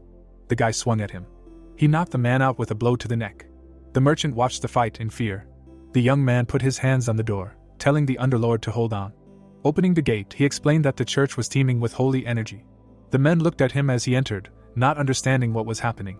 The young man stood up, surprised by the scale, ignoring the question of who he was. The curse asked if he knew where Joseph and his daughter were. Remes smirked, saying that he did not know their location. Then the curse was surprised, but the young man had a couple of ideas. The guards were indignant, noticing him, intending to seize the intruder who dared to enter the Holy Land. Underlord thought that he would kill everyone, but the answer was no. His ring glowed. He activated it to get to the crying bell. The hero slid past the guards with lightning speed. He was surrounded by blue speed energy. Underlord asked what kind of bell it was. In response, he received that it was a canonical event of this church. There was a staircase in front of the bell. It was rung in order to meet the high priest without interference, but due to frequent use, it was moved to the top of the building. No one could keep up with Remes. Underlord wondered why no one got rid of him, but the guy himself did not know, suspecting that it was all because of the canons of the church. People on the territory shouted that he was heading to the bell and he must be stopped at any cost. The guy tensed, realizing that he had miscalculated the distance to the bell and the ring needed to be used a third time. The crying bell was not that far from him. His gaze widened, he was almost there. The crying bell sparkled with its golden tint. He looked at it with a grim smile, already dreaming of ringing it, but noticed something. The guard swung his weapon straight at the guy. He was crushed in the next moment. The young man managed to jump back, but it was close. That thug hit him accurately, despite the speed ring. The weapon with pins pierced the concrete. The owner praised him for his agility, but he would not be able to ring the bell. A large, bald man held the weapon, introducing himself as Bali, a high-ranking monk of this church. He looked at the guy angrily. The demon doubted that he was a human, but the guy himself had never met a person of such form. Remes took out his sword. He had no choice, because he had used up the daily limit of using the speed ring. His sword glowed with blue energy. He advised him to leave, otherwise he would have to kill him.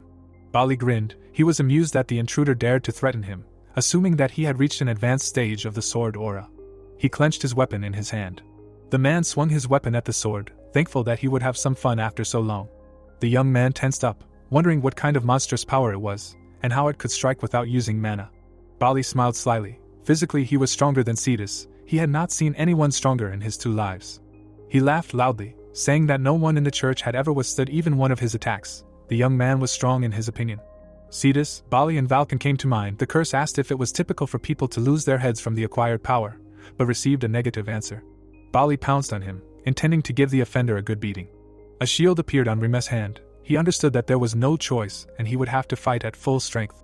The young man covered himself with the shield. This was the weapon of the Banshee spirit, intending to first block it, and then attack. The shield crumbled into pieces after the first blow. The hero was very surprised, looking at the weapon with spikes. He was thrown far away after the enemy's blow. Blood splashed. Underlord shouted his name. The wounded youth lay on the ground. Bali grinned, but he was saddened by his condition. He thought that the hero would be able to amuse him longer. Smoke rose. The man turned around, considering this a good result. There was even more smoke at that moment. Bali was surprised by the youth's words that it was time to send him to his forefathers. Something flew out of the smoke at the man. The sword cut his cheek. The guard was surprised how the guy even moved after his attack. The youth threw a sword filled with ore at him, hiding in the smoke before. The weapon flew past. The man smiled, pitying him, saying that even his last attempt was unsuccessful.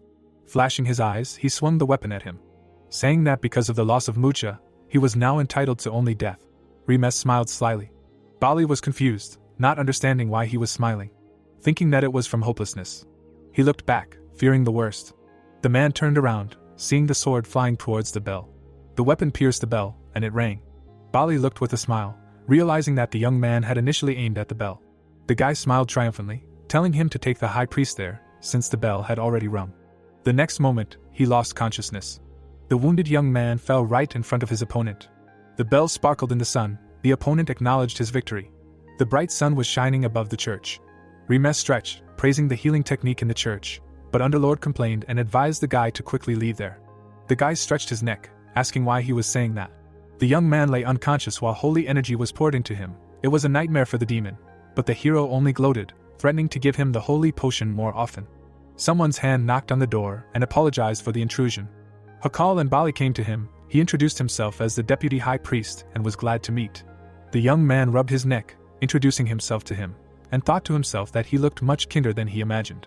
The young man darkened when Underlord asked if he knew about him. Receiving a positive answer, he was the successor of the current high priest. The man smiled evilly, looking at the church. He is the last and worst of all high priests, who led the church to destruction due to corruption. Remes looked at them with distrust, considering the man unique, because he buried an entire religion and its traditions in a few days. The men stood opposite. The young man apologized for the intrusion, but the priest calmed him down, saying that he was their guest. He pointed to Bali behind him, saying he wanted to see him. The hero became nervous, realizing how strong he was, saying he was glad to meet him. The hero's shield was broken, which the man reminded him of, saying that the hero could take any other one in the church. He stood in front of the guy, saying that there was nothing to worry about, because the shield would restore itself. The young man recalled the previous battle, noting that the shield had broken because it had not yet recovered from the previous battle. He looked at the glowing bracelet, realizing that he had to be careful, because it took 4 days to restore. Looking at the men, the hero said that he would like to talk to the high priest. He needed it to return Joseph and his daughter. The priest darkened, saying that the guest had the right to do so according to all canons, but now it was impossible and he would meet with another high-ranking official in the church. Remes frowned, asking if it would be possible to meet with the high priest, considering it as strange as the closing of the church. The young man and the ministers were heading somewhere. The young man walked calmly, Thinking that he would be able to meet the high priest, the curse was surprised that he knew him too. He looked calmly, saying that in the past he owed him a lot, he would never understand him. The old high priest looked at him, asking why demands something for saving another's life. They went out into a large hall. The young man did not understand the priest, saying that in his place he would not leave a penny, to which the curse called him a monster from the underworld. The guy stood behind the priest. He said that they had come to the highest ranking person in this church. The light fell like a strip on the guy's face. He was indignant. Who was the high priest's confidant, who was higher than his deputy? Remes went to the light, realizing that whoever he was, he would definitely return Joseph and his daughter. The priest bowed, saying that they brought the guy who rang the crying bell. The girl was chewing cookies. The guy was shocked to see who it was. The girl waved her hand. The man did not understand what the hero was doing in the Church of the Holy Fire. His eyes widened. It was Joseph and his daughter. Bali bowed before them after. He looked in shock at the bowed ones, who called the girl the messenger of God and the holy maiden. The young man's eyes popped out of his forehead when he heard that she was a saint. Bright rays of the sun shone through the windows. The men sat silently opposite each other. Remes was angry, folding his arms across his chest, telling Joseph to explain what was going on here. The man looked awkwardly, saying that he would definitely tell everything, but first he needed to introduce himself. Putting his hand on his chest, the man said his name. He was a member of the Brotherhood of the Seven Stars, serving the Master of the Sacred Fire. The young man jumped up in shock, not believing his ears. Because this was an alliance of the best alchemists of the Church of the Holy Fire, the curse did not attach importance to this. Several alchemists came to mind. They were the monopolists of alchemy on the entire continent, so that they were second in status only to the high priest and the deputy. The young man standing opposite, asking how, given the rank of the man, his daughter ended up in such a slum. A saint was elevated to the rank of this church every 40 years, during which time they fulfill their duty. A newborn candidate receives a brand immediately after the expiration of the saint's status with the previous dignitary. The owners of the brand died. They began to actively exterminate them 10 years ago. No one was spared. The man frowned, saying that his daughter also owned a brand, but he was not going to watch her die. The men sitting opposite, telling that for this reason they fled so far that even the church could not find them for a long time. Joseph lowered his gaze, saying that recently something so terrible happened in the church that it was on par with the murder of candidates. The boy tensed up, not understanding what was happening, because in his past life there was definitely no such nightmare in the church. The bright sun was shining over the mansion a few days ago. The priest stood opposite the guards. They forbade touching the duke's guests without his permission. The man was indignant, saying that they were hindering the work of the church inquisitors. Regardless of the status of the family, they would pay for it, so they demanded that the fugitives be handed over. The men began to argue fiercely among themselves. Someone's hand slightly opened the door. The knight looked back, holding back the priest, saying that he should not have gone out. The man looked out from behind the door, asking for the opportunity to talk to the church worker alone, so as not to cause problems for the young master. The door slammed shut. The men looked at each other. Joseph asked how he knew about his location. He was angry, asking why they had not come earlier. If they knew where he was, why they showed up now. The man looked down, saying that after escaping he thought the man was dead, but the new owner of the brand had not appeared for a long time. He was with the people of the Cerberus Guild. Thanks to their defeat he learned about him, and came all this way to bring him and his daughter back. Joseph was perplexed, asking why such violence, because there could still be a dangerous situation in the church, and he could not allow his daughter to be in such a place. The priest looked at him, indignant, because there was no other choice. He was obliged to return them to the church. There was a reason for that. The guy was very surprised to hear that the high priest lost consciousness due to his illness. Joseph was wary. Apparently even the best church healing rites could not cure him, so a cloud of crisis arose. It could destroy their religion. A fire was blazing over the man. He was telling him that he was going to dedicate his daughter and heal the high priest with her abilities. Supposedly with the appearance of the saint they would be able to return the church's status and former greatness. The guy leaned over the table. The man apologized to him. He was sorry that he had caused him so much trouble. Joseph was worried, not understanding if he was angry. The young man clenched his teeth. He did not understand what was happening, thinking that something was wrong here, because the high priest still had to run. Remembering the old man, he was angry, because he was supposed to get sick only in 3 years, not understanding why it happened earlier. Glass was breaking behind the former young man. It seemed to him that the future was beginning to change because of him. The men calmly walked along the church corridor. Remes walked calmly, understanding that with Joseph's permission to stay, he needed to understand at what point the future began to change. Underlord was indignant that they would have to stay there longer. The hero looked at him darkly, realizing that there must be a reason why the past had changed, intending to quickly sort everything out and leave. The priest pointed to the door to the high priest, saying that visiting time was limited to 5 minutes. The door swung open. Remes awkwardly looked around, noting the foul smell. His eyes widened when he saw everything. In front of him in the bed was the priest. The old man was resting in his bed. The youth looked, noting how terrible he looked. In his past life he had not managed to repay the debt before his death, so he was going to repay it in this one. His gaze narrowed, he noticed something. A purple aura emanated from the old man. The boy looked at the energy, realizing that he was seeing something like this for the first time, but it seemed familiar to him. Underlord asked if he had seen enough of it. Remes opened his eyes when he was told that it was a curse. He asked again. Underlord was behind the youth, saying that people cannot see curses, and thanks to him, the youth can. He looked at the old man. Underlord was telling how magnificent this curse was and how it had been destroying the body from the inside for years. The young man's hand clenched tightly. The curse was available to dark mages. This led to a thought. Remes grinned fiercely, realizing that the priest had become the target of the dark mage, and last time he had also died not because of illness. The old man's face was shrouded in sinister energy. The curse had almost merged with his body so that even the caster himself could not remove it. Underlord introduced the caster and the priest, saying that he would need someone who knew the structure of the curse perfectly, or else he would need to pour in a lot of holy energy at once. The young man remembered the girl, realizing that she was a direct threat to the caster, because if he was healed, his efforts would be wasted for nothing. He tensed, realizing that the dark mage would target the girl and he needed to discuss her safety with Joseph. The young man turned around, hearing something. His gaze widened, he realized that it was the girl's scream. A light was coming from the far room. Remes ran as fast as he could, thinking that the magician had already begun to act. He was worried, thinking only of Eldest. The guards crowded into the room. The young man pushed someone aside, asking if she was okay. The man was comforting his daughter. The hero realized that this was not an assassination attempt at all. He looked at the girl. She said that she had done nothing like that.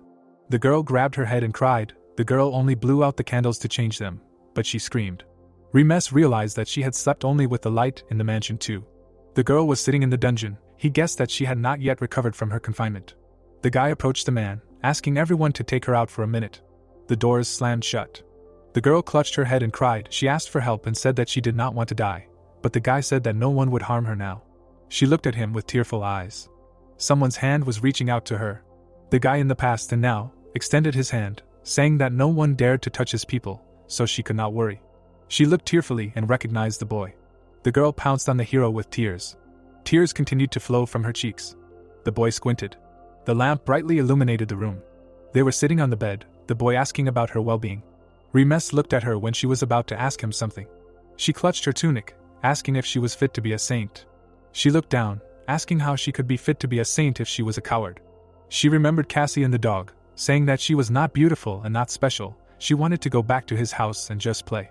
The boy folded his fingers to flick. The boy flicked her forehead.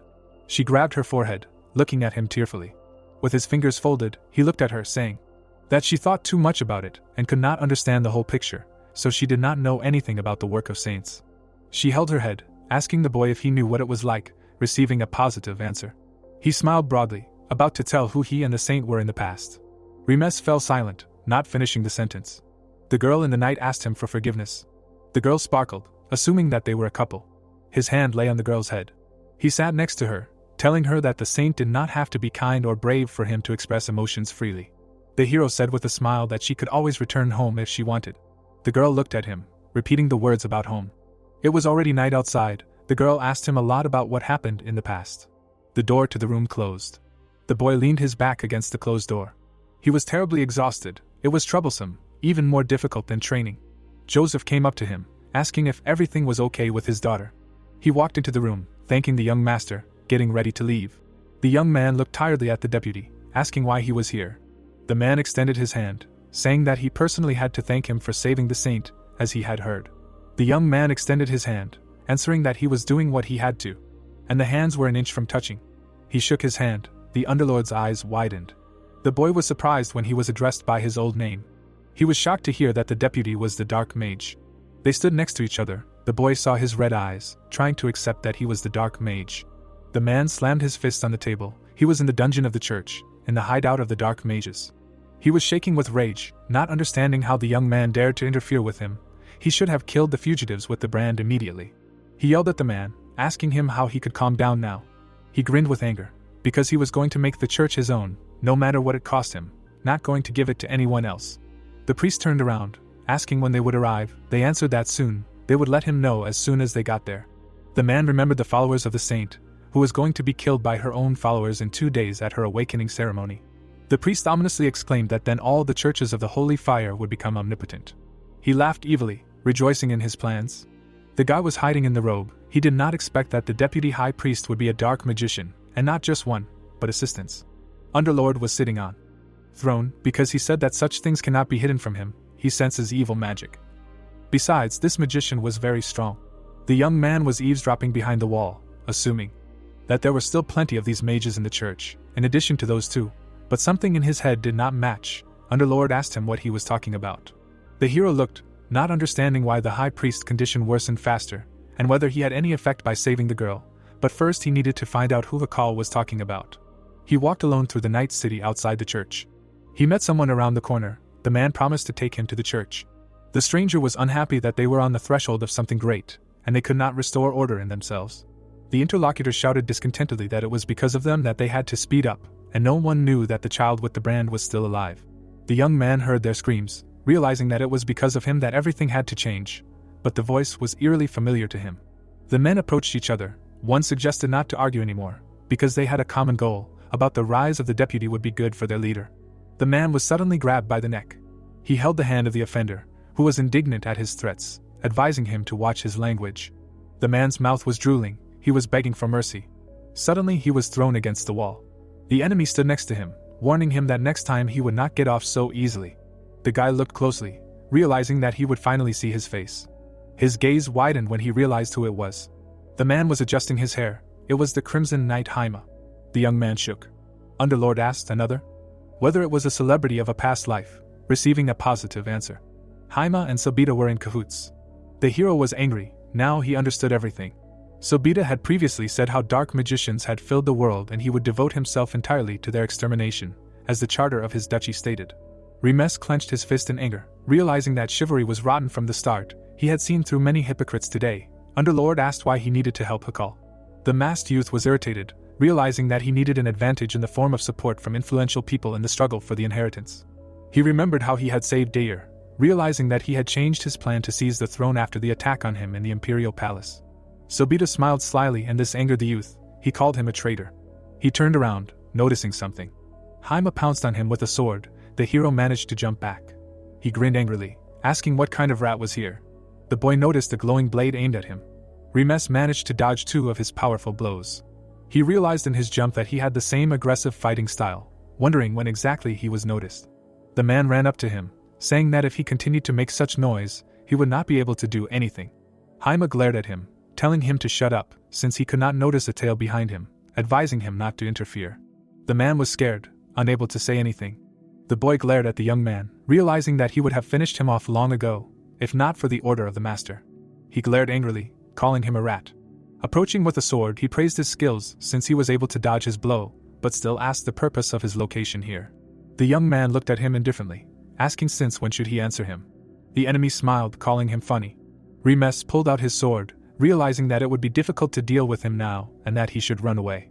He saw a magical trail behind him, which quickly overtook him. The hero was facing his enemy. He glared with his sword in his hands, wondering how long it would take him to break the rat. The battle began between them. Haima laughed madly. The guy parried his blows, saying to the curse words about the enemy's similarity to a demon that he was one of the craziest people he knew. They swung at each other. The hero realized that the enemy was at the level of the aura of the supreme sword, and his shield was recovering, so he could not use it. He frowned, realizing that there was always a way out. He should have noticed something by now. Haima mercilessly rushed to attack. He tensed up in an instant, noticing something, thinking that he was imagining things. The hero held the sword in his hands. The enemy seemed familiar with this technique.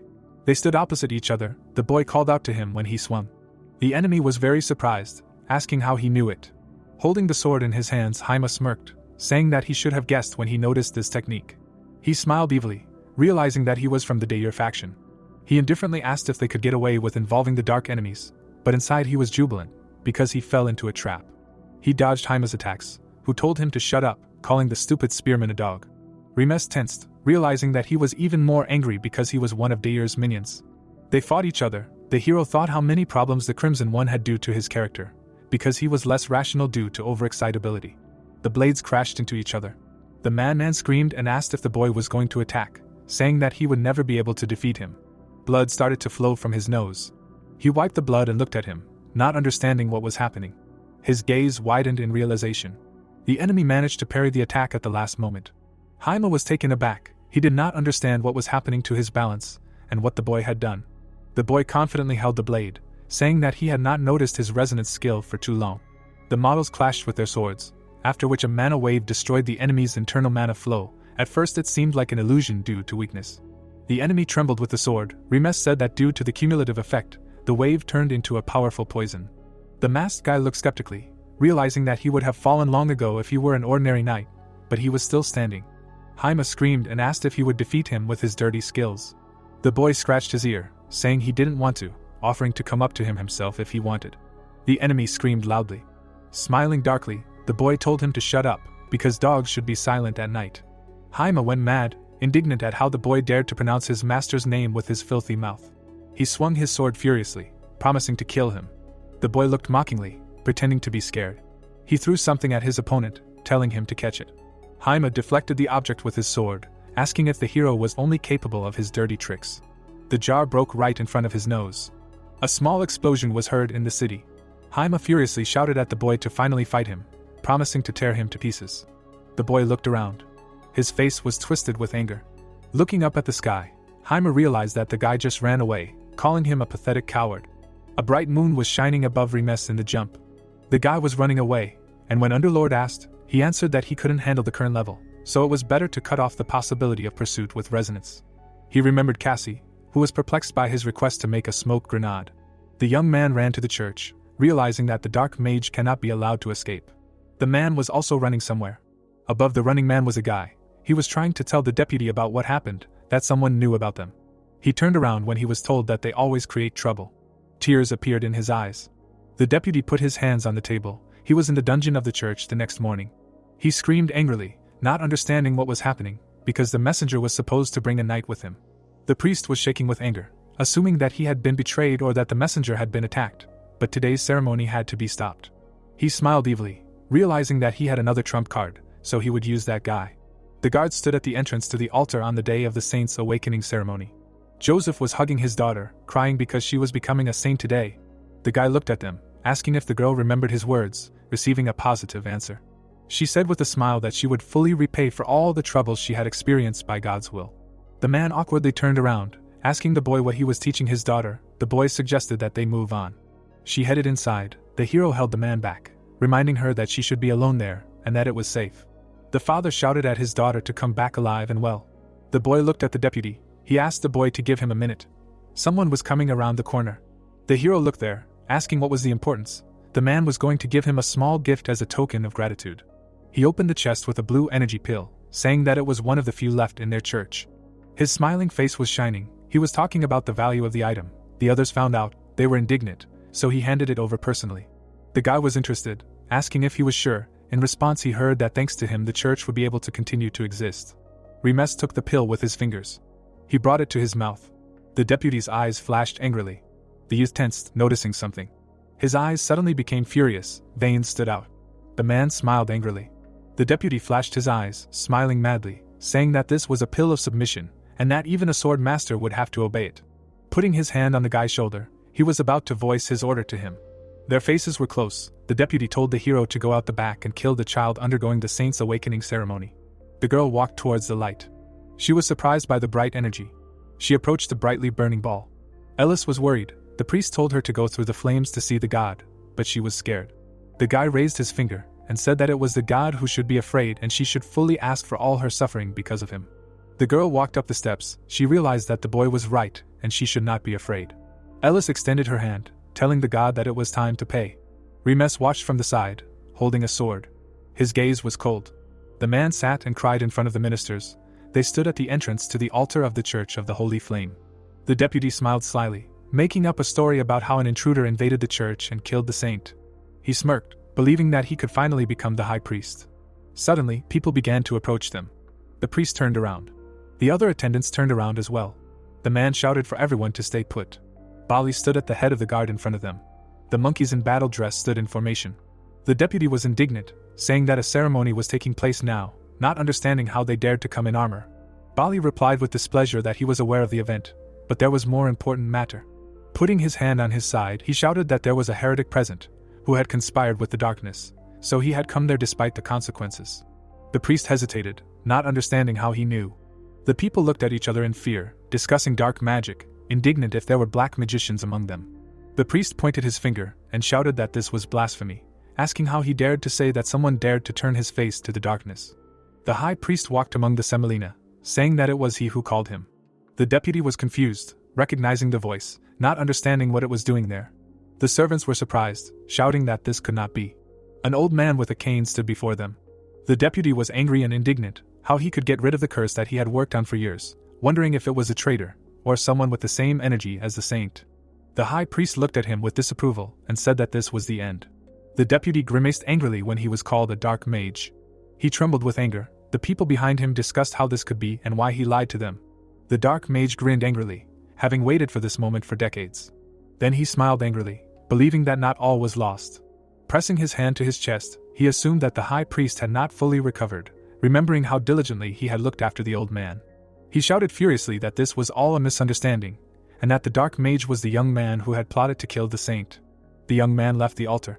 The deputy turned around and accused the hero of daring to do something to the saint, calling him a scoundrel, secretly rejoicing at his appearance.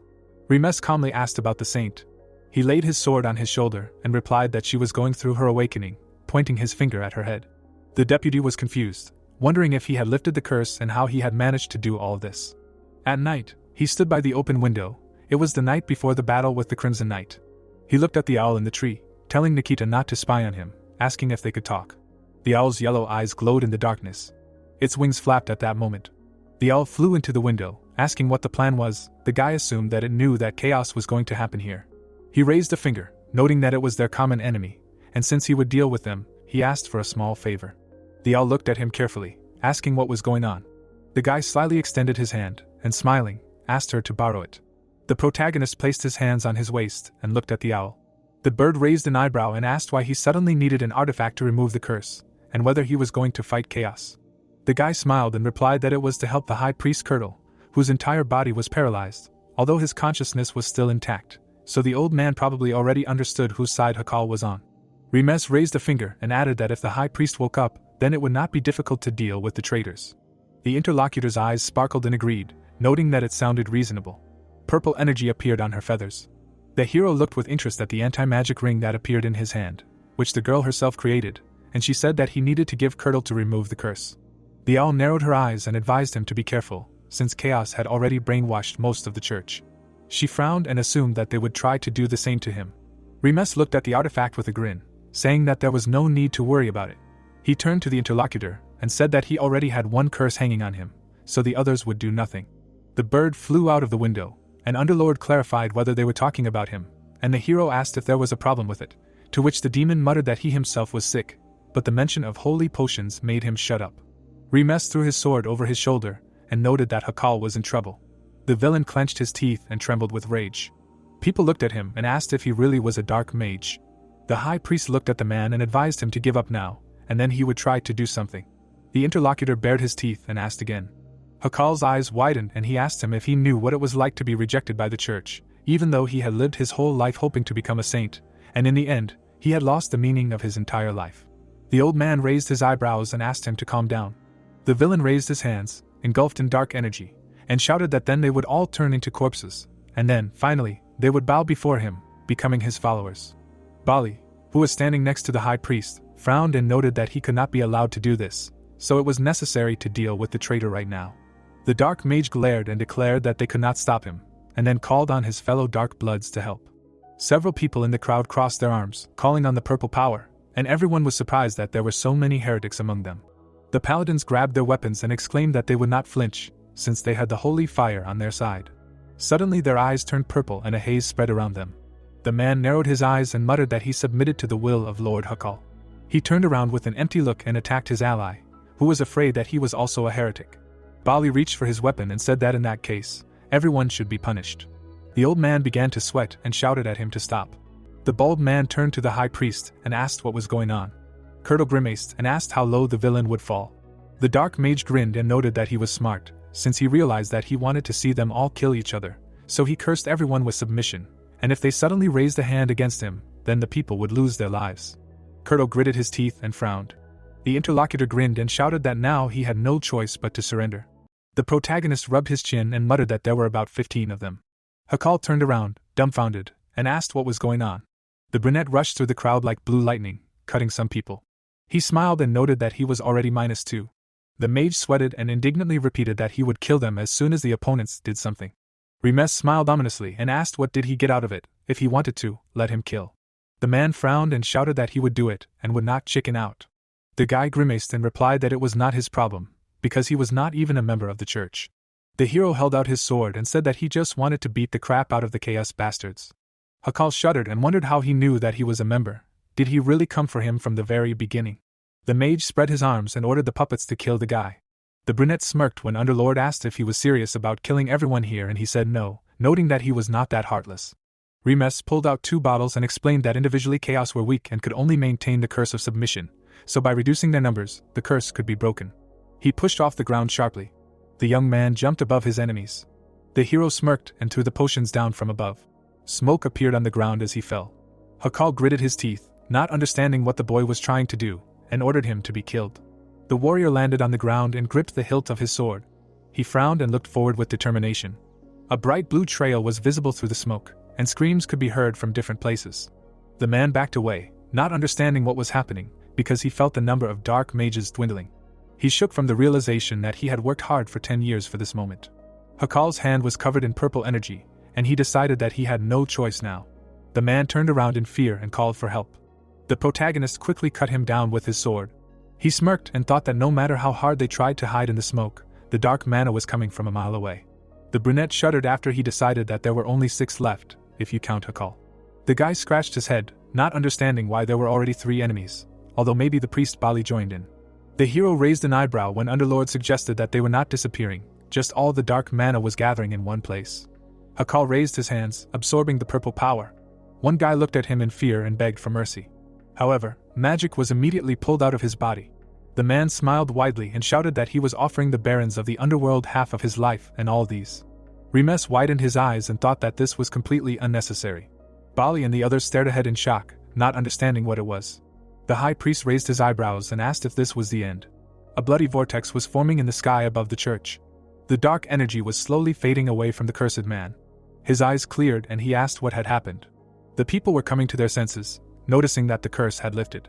The bald man raised his head and told everyone to get ready, because the real battle was yet to come. A red vortex was shining above them, and the man noted that he had never experienced anything like it before. Energy erupted from above. Bali began to sweat and asked what was that. A pillar of mana struck the ground and someone screamed. When the smoke cleared, the bodies of the priests were visible in the rubble. The bald man covered his face with his hand and clenched his teeth. The protagonist stood in front of him and Curdle, cutting off the enemy attack. The brunette frowned and asked the bald man to take the high priest and the others to a safe place as far away as possible. A winged silhouette was visible ahead. The man opened his toothy mouth and muttered that he had not felt fresh air for several centuries. The grass under his hoof turned black while the intruder admired the fairy tale world of fragile creatures. The protagonist frowned and thought that the villain was too much trouble. The demon bared his teeth and asked who summoned him. Hakal looked at Talos and declared that he was his master, who gave half his life to summon him. The man smiled madly and demanded to listen to the order and kill them all. At that moment, his head flew off his shoulders, maintaining his expression. The demon moved his finger and said that he expected the soul of the person who summoned him to be incredibly delicious. He grinned and said that this was too bad. Although so many years had passed since he devoured human souls, he did not expect this. Remes sweated and remembered that Talos was the one who brought the world to destruction in his past life, and judging by his intelligence, he was a high-ranking Talos. The brunette tensed up and realized that even a worthy sword master would have a hard time in such a fight, and he would not be able to finish him off with one blow like before.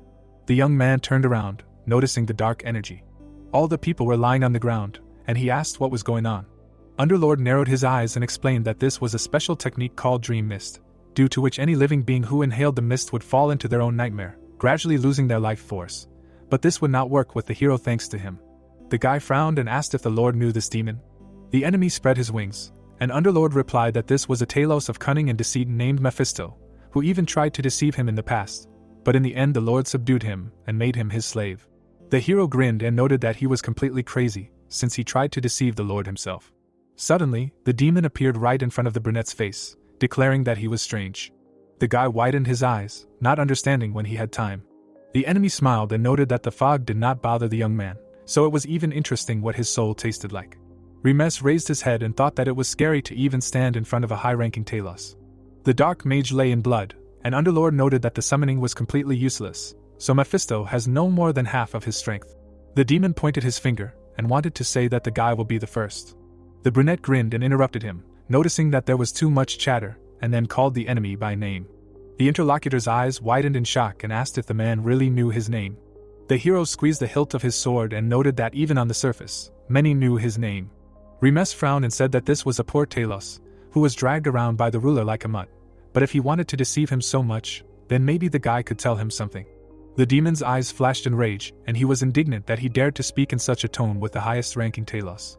He swung his paw and called the young man a damn brat. The hero jumped, dodging the attack. The villain frowned and promised that he would fully let him feel all the pain from a torn soul that he once felt himself. Remes raised an eyebrow, not understanding what he was talking about, and asked if Underlord was hiding something. The Overlord sweated awkwardly, remembering how he kept Mephisto in chains and experimented on him, checking if he could retain his essence even after repeatedly tearing his soul apart. The brunette landed on the ground and remembered that he was a damn psycho, but the interlocutor said that the hero was much crazier than him. The guy narrowed his eyes and noted that there were too many people here, so he needed to take the enemy somewhere. The demon rushed at him, asking where he was going. He swung his claws. Deep furrows appeared on the building from his attack. The hero managed to duck and was amazed that this was less than half of his strength. His eyes suddenly opened. The young man held his sword in front of him to block a kick. The demon forcefully pushed his opponent away. Remes crashed into a pillar with his back and coughed. The villain chuckled and noted that he was still alive after a direct hit, definitely not an ordinary person. The brunette gritted his teeth and thought that the Banshee shield was still recovering, so he shouldn't count on it, and there was only one way to win, even though the guy didn't like it. The hero intercepted the sword in his hand.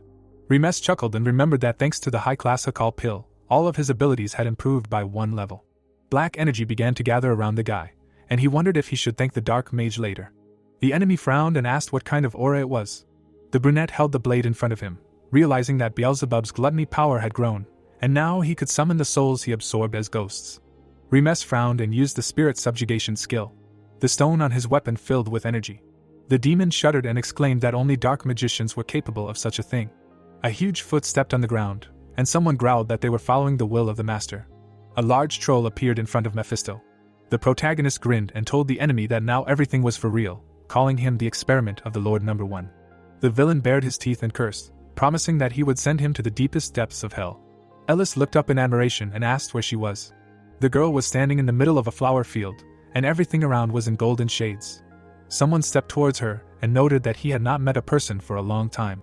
The Lord of the Holy Fire, the main deity of the Church of the Holy Fire, scratched his ear and asked him to quickly take the holy power and get lost, so that he could return to sleep. The girl pointed her finger at him and asked if he was a god.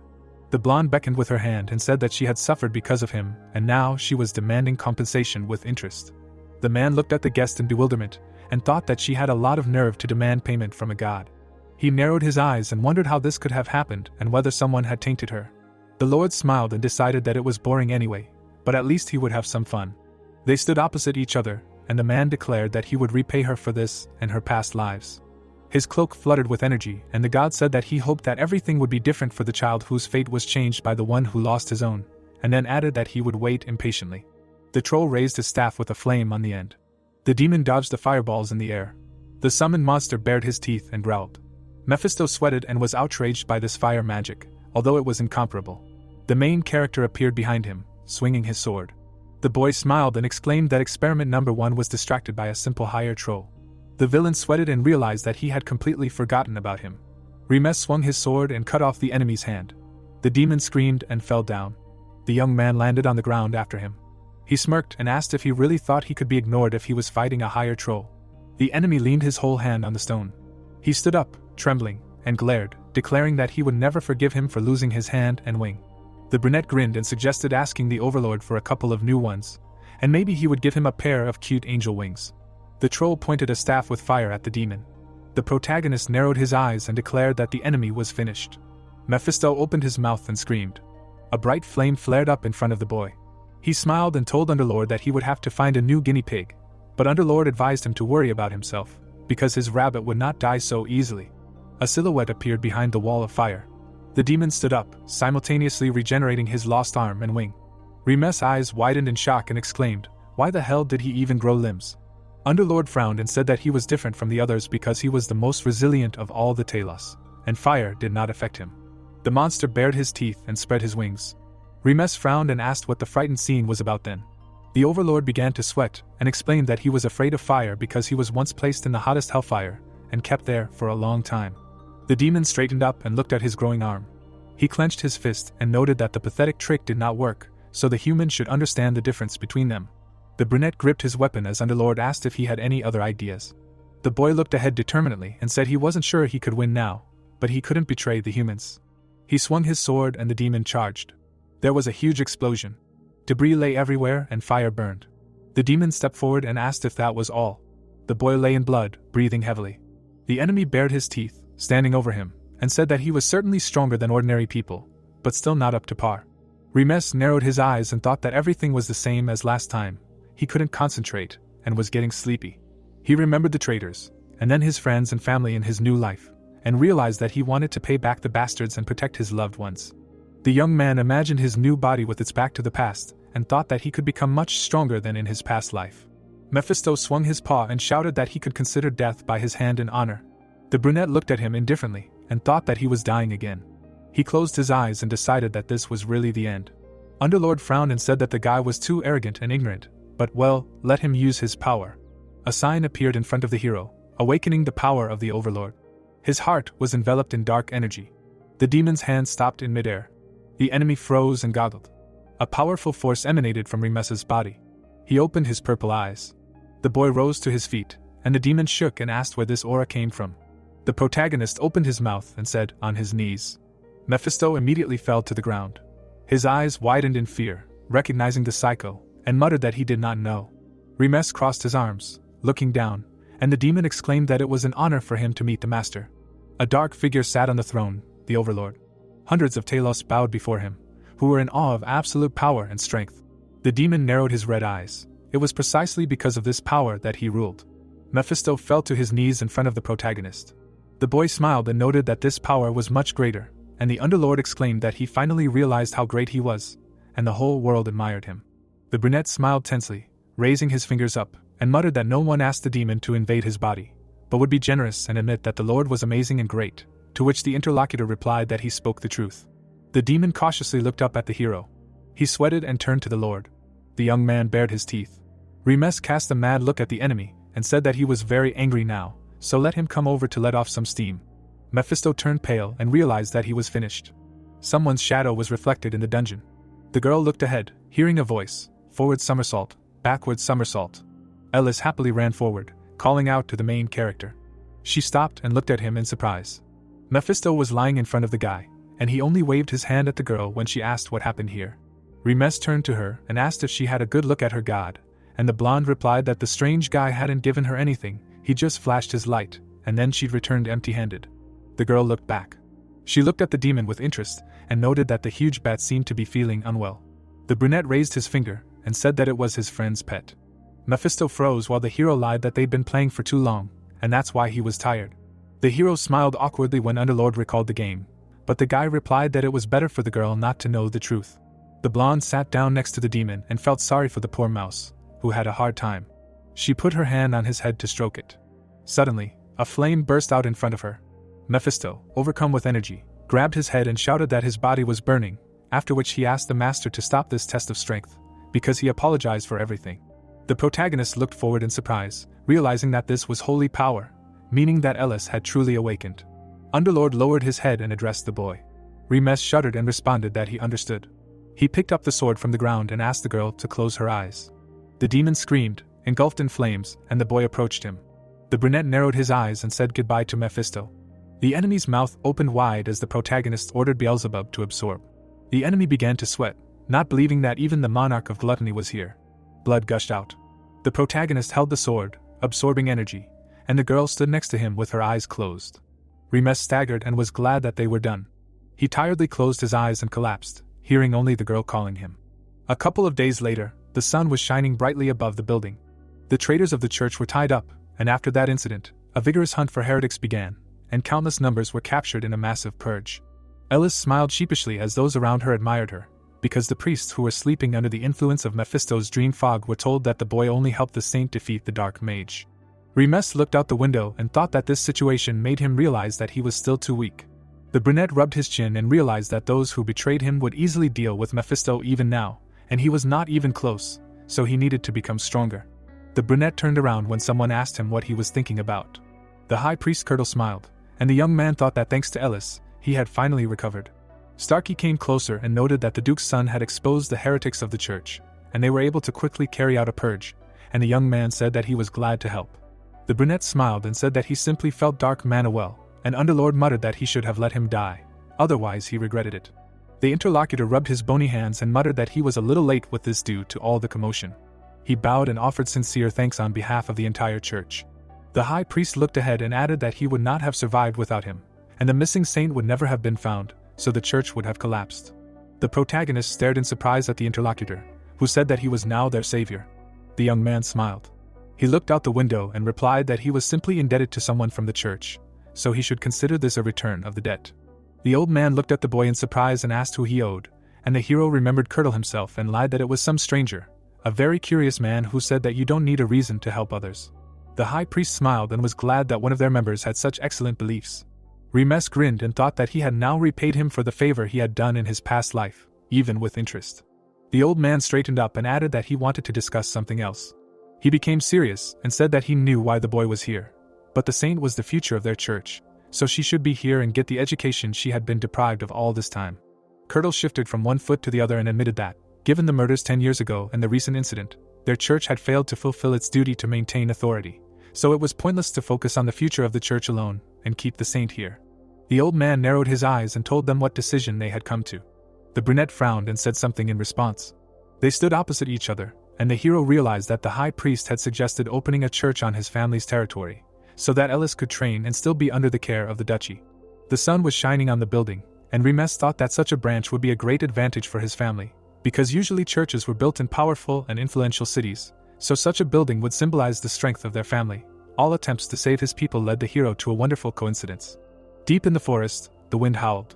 2 men stood near the water's surface. One of them, with a sword on his back, said that he guessed that the Crimson Knight would fail, because he was too emotional and clumsy. He crossed his arms and added that they could not afford to fail, so everyone should be on guard. The man narrowed his eyes and said that they needed to make sure that Lord Silbita became the next Archduke. The wheels of the cart creaked on the country road. A fat man held the reins and whistled. The protagonist and Lo were sitting in the cart. The knight was leaning on his sword and was pale.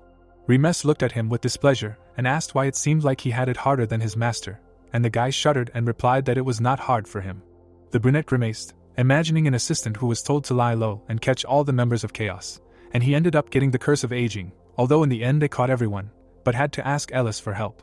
The hero crossed his arms and warned that upon his return the knight would have to undergo hard training, and he jerked in fear. Lo remembered the pile of gold and asked where the master had put the treasures donated by the church. Remes took out a bag and replied that everything was here, and the interlocutor's eyes widened in shock, recognizing the subspace pocket. The boy sweated and noted that it was a rare artifact that could prevent any item that was put in it from spoiling, so it must be no accident that it was one of the 3 main religions of the continent, since they gave him such a thing. The Duke's son stuck his hand in the bag and said that there was still plenty of good stuff in there, like magic silk, but while he was getting ready, he found something strange in the church. He took out a purple egg and asked his interlocutor's opinion about it. Lo touched it and noted that it looked like an ostrich egg, but judging by the amount of mana, an ostrich definitely had nothing to do with it, and the brunette agreed that it was in some strange room with an old book, so he took it. The protagonist remembered how he opened the tome and answered the knight's question that he also thought that there was a hint in it, but it was written in a language unknown to him. Lo shuddered and stopped the gentleman.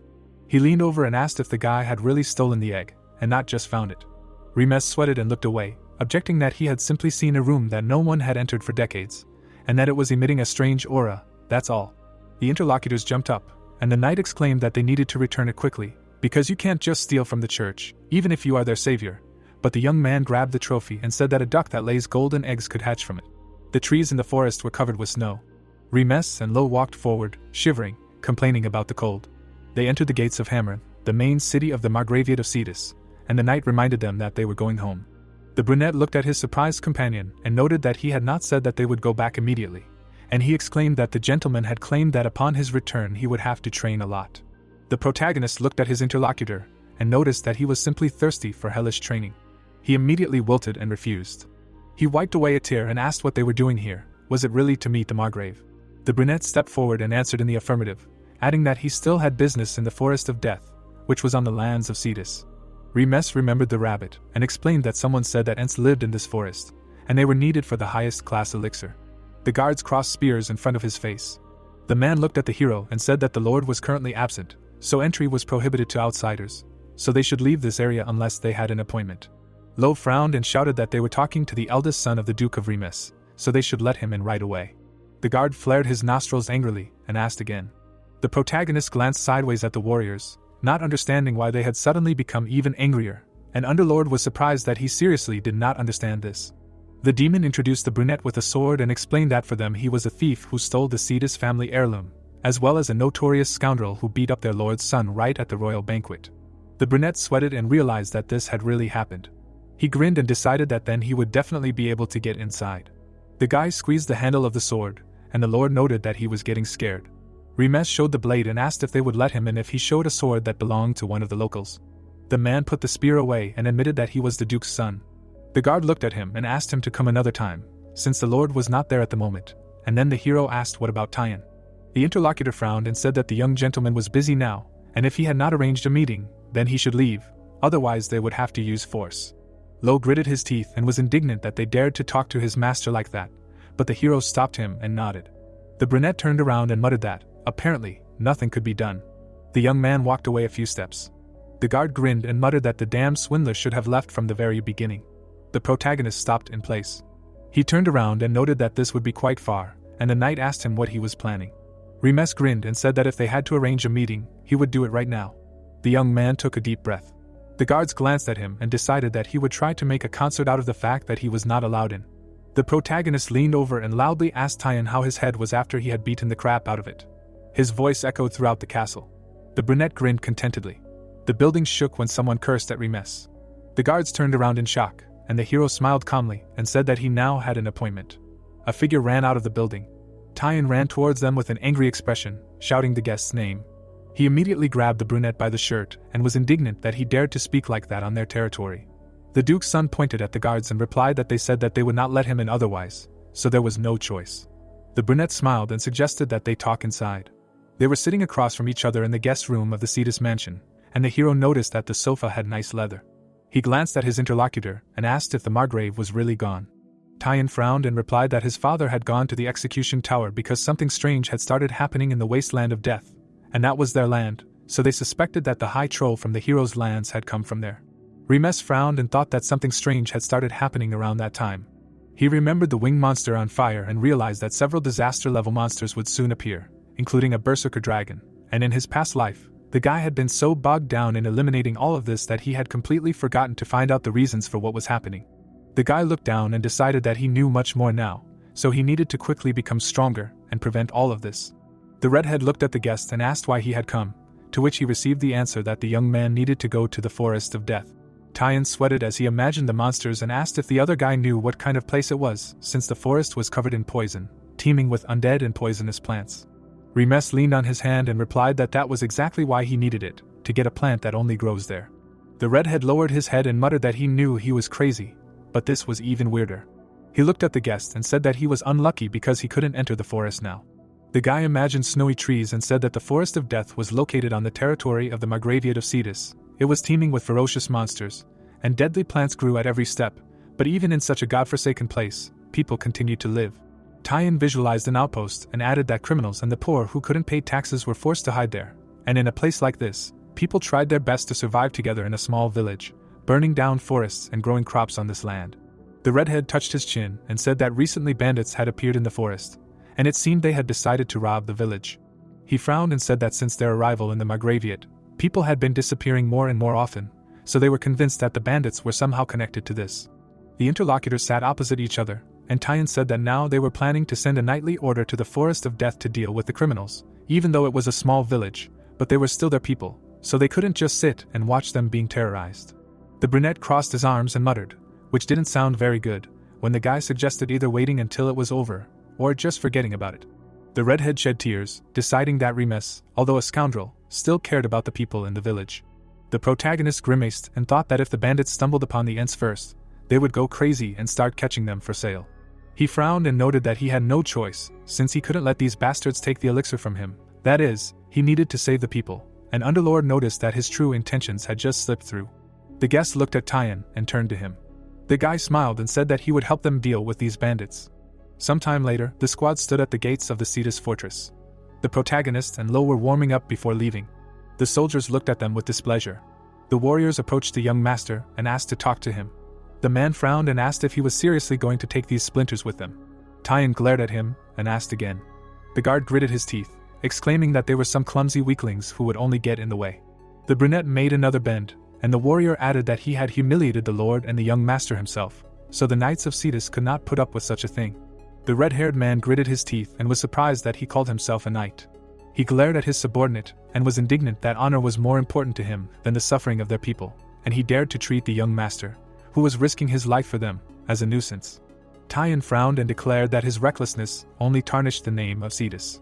He walked past the soldier and added that both he and his father had already recognized the power of Remes. The protagonist wiped his drool, imagining the crystals, and the red-haired man admitted that the guy could be a little strange from the outside. Tyan approached the brunette and thanked him, because the mission would be extremely dangerous, and he replied that everything was fine, because he liked to help others. He looked at the guards and asked if such a detachment would be enough, since the bandits were calmly riding in the forest. There should be quite a lot of them. The redhead sighed and explained that this was exactly why he hired one mercenary, and the hero was glad that he could know him. Someone stepped towards them, noting that everyone was already assembled. Remes turned around, and Tyan announced that there she was. The brunette's eyes widened and he began to sweat. He noticed her clothes and answered Underlord's question that he didn't know her, but he could tell where she was from with certainty. The blonde smiled and apologized for being late. She approached, carrying a mace on her back, and introduced herself as Lunia, a servant of the god of slaughter. Lo frowned and guessed that the Margrave's son had hired a priestess from the cult of divine slaughter, and the brunette noted that Tyan had chosen a rather interesting place to take a mercenary. The warrior smirked, and the red-haired man said that he had heard that the priests of this cult were quite aggressive, and she seemed like a soft and gentle girl. The protagonist turned pale and muttered that he had thought so too at first, and added that Lo would soon understand everything. The blonde approached Remes and asked if he was the son of the duke everyone was talking about. The guy smiled tensely and introduced himself, adding that he hadn't worked with a priest of the divine slaughter cult for quite some time. The interlocutor looked at him with interest and asked if he knew her brothers and sisters. The hero remembered the traitor with displeasure and said that she was a quiet and withdrawn creature, that is, a human. Lunia smiled and said that all their priests usually work as mercenaries during pilgrimages, so he could meet them a couple of times. The girl raised her hands and exclaimed that this must be fate, so we must try to punish evil. Remes smiled and thought that the divine slaughter cult is one of the 3 sacred religions whose power is focused on battles, so she will not have problems with bandits. Tyan looked back and ordered to move to the forest of death, a forest shrouded in a purple haze. The warriors followed their commander. The protagonist looked around and noted that the forest was not much different from the usual, and the companion explained that the villagers had cleared this path to move safely. The brunette squinted and thought that he felt a strange aura, and Underlord agreed that he had felt it for quite some time. They walked along the path, and the demon said that it was like an ominous energy rising from the ground. Like in the underworld, he had not felt anything like this for a long time. Remes frowned and thought about how strange it was for people to live in a forest that emitted evil and poisonous energy. He clenched his fist, remembering the rabbit, and assumed that it had deliberately sent him to such a dangerous place, so next time it was worth teaching him a lesson. The protagonist approached Tyan and asked if everything would be okay, and he clarified what he was talking about. The guy smiled, remembering the Margrave, and explained that Cedus hated mercenaries. The blonde admired the forest, and Remes added that, although she was a pilgrim of the cult of divine slaughter, she was still a mercenary, which could cause problems. The redhead gritted his teeth and admitted that he would definitely get into trouble, but it did not matter. The guy frowned and said that now was not the time to be picky about methods because their people were suffering and waiting for help. Besides, mercenaries were more experienced in skirmishes with bandits than knights, and if you think about it in this way, everything becomes obvious. The interlocutor turned his gaze to him and noted that the young man was very smart, thinking that he was not as thick-headed as his father. Tyan grinned and exclaimed that the guest was a fool since he still did not understand this, to which the brunette objected that he lacked humility. The squad made their way through the forest, and the red-haired one advised them to be more careful as they were approaching the first village. He suddenly widened his eyes and asked what the hell was going on. The guards stared ahead in shock. The girl folded her hands and began to pray. The protagonist frowned and realized that they were too late. In front of the warriors was a burned village. There were 5 in the forest, but there was nothing left in this one. All the buildings burned to the ground. No one survived. More rubble appeared in front of the squad when they went to the second village. The third village looked exactly the same. Tyan clenched his fists, standing in front of the fourth destroyed village. In front of the warriors were more rubble, although the 3 previous villages were not very different from each other. The guards walked through the rubble. The protagonist looked around carefully, and one of the soldiers shouted that there were no survivors here. The brunette frowned and thought that even such farmers should have guards. Such a massacre could not be carried out by ordinary bandits. Remes and Tyan shuddered when the soldier shouted that there were survivors. The red-haired man looked in that direction with hope and asked again. 2 small bodies were shaking. The guard lifted a board under which were children who, apparently, managed to hide from the fire. The guy knelt down and extended his hand. Tyan smiled and said that the Knights of Cedus came to protect them, and now everything will be fine. The children cried and asked again, not believing the words. The girl threw herself on the red-haired man's neck with a scream, and he apologized for being late. The boy crawled out and asked to save their parents, but the guy muttered that they probably went to a better world. The child frowned and shouted that the bandits dragged their parents and other residents somewhere, and they were definitely alive. The redhead frowned and asked if they really dared to take his people. The guy walked quietly on the grass. Tyan's squad moved on. The protagonist frowned, wondering why they would take the villagers with them.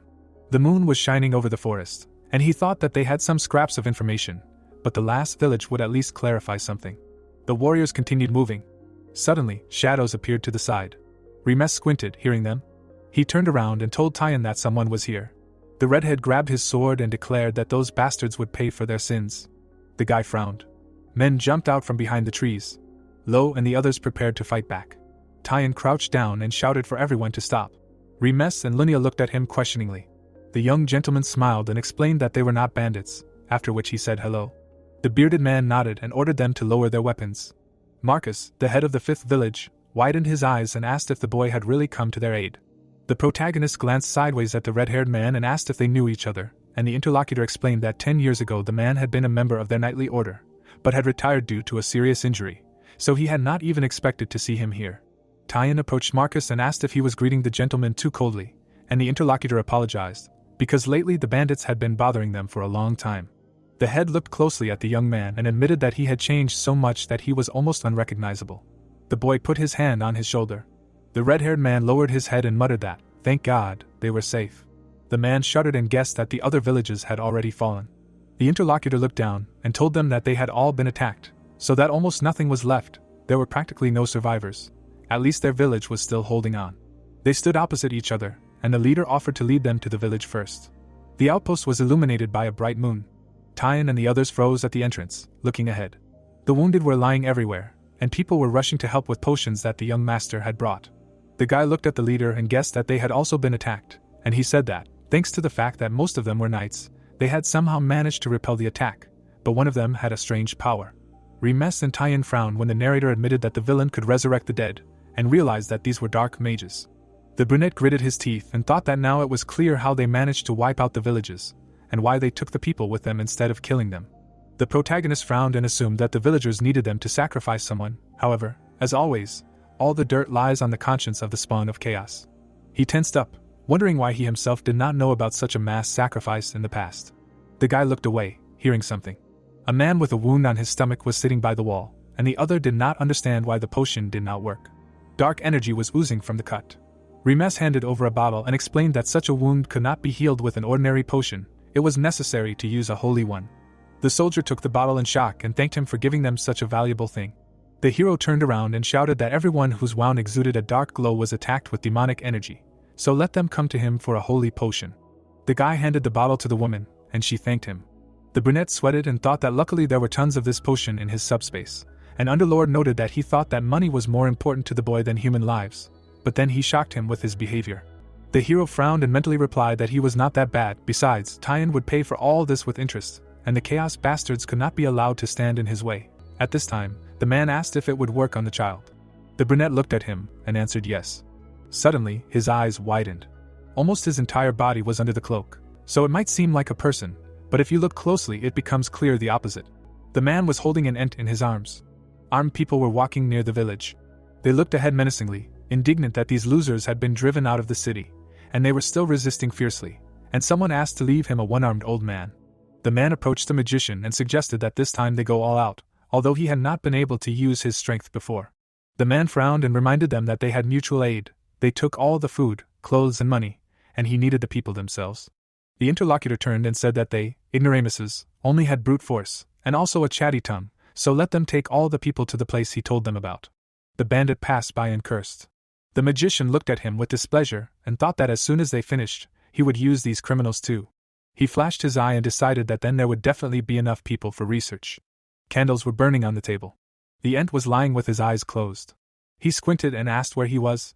The child jumped up in fear and asked not to kill him when the protagonist asked if he was awake.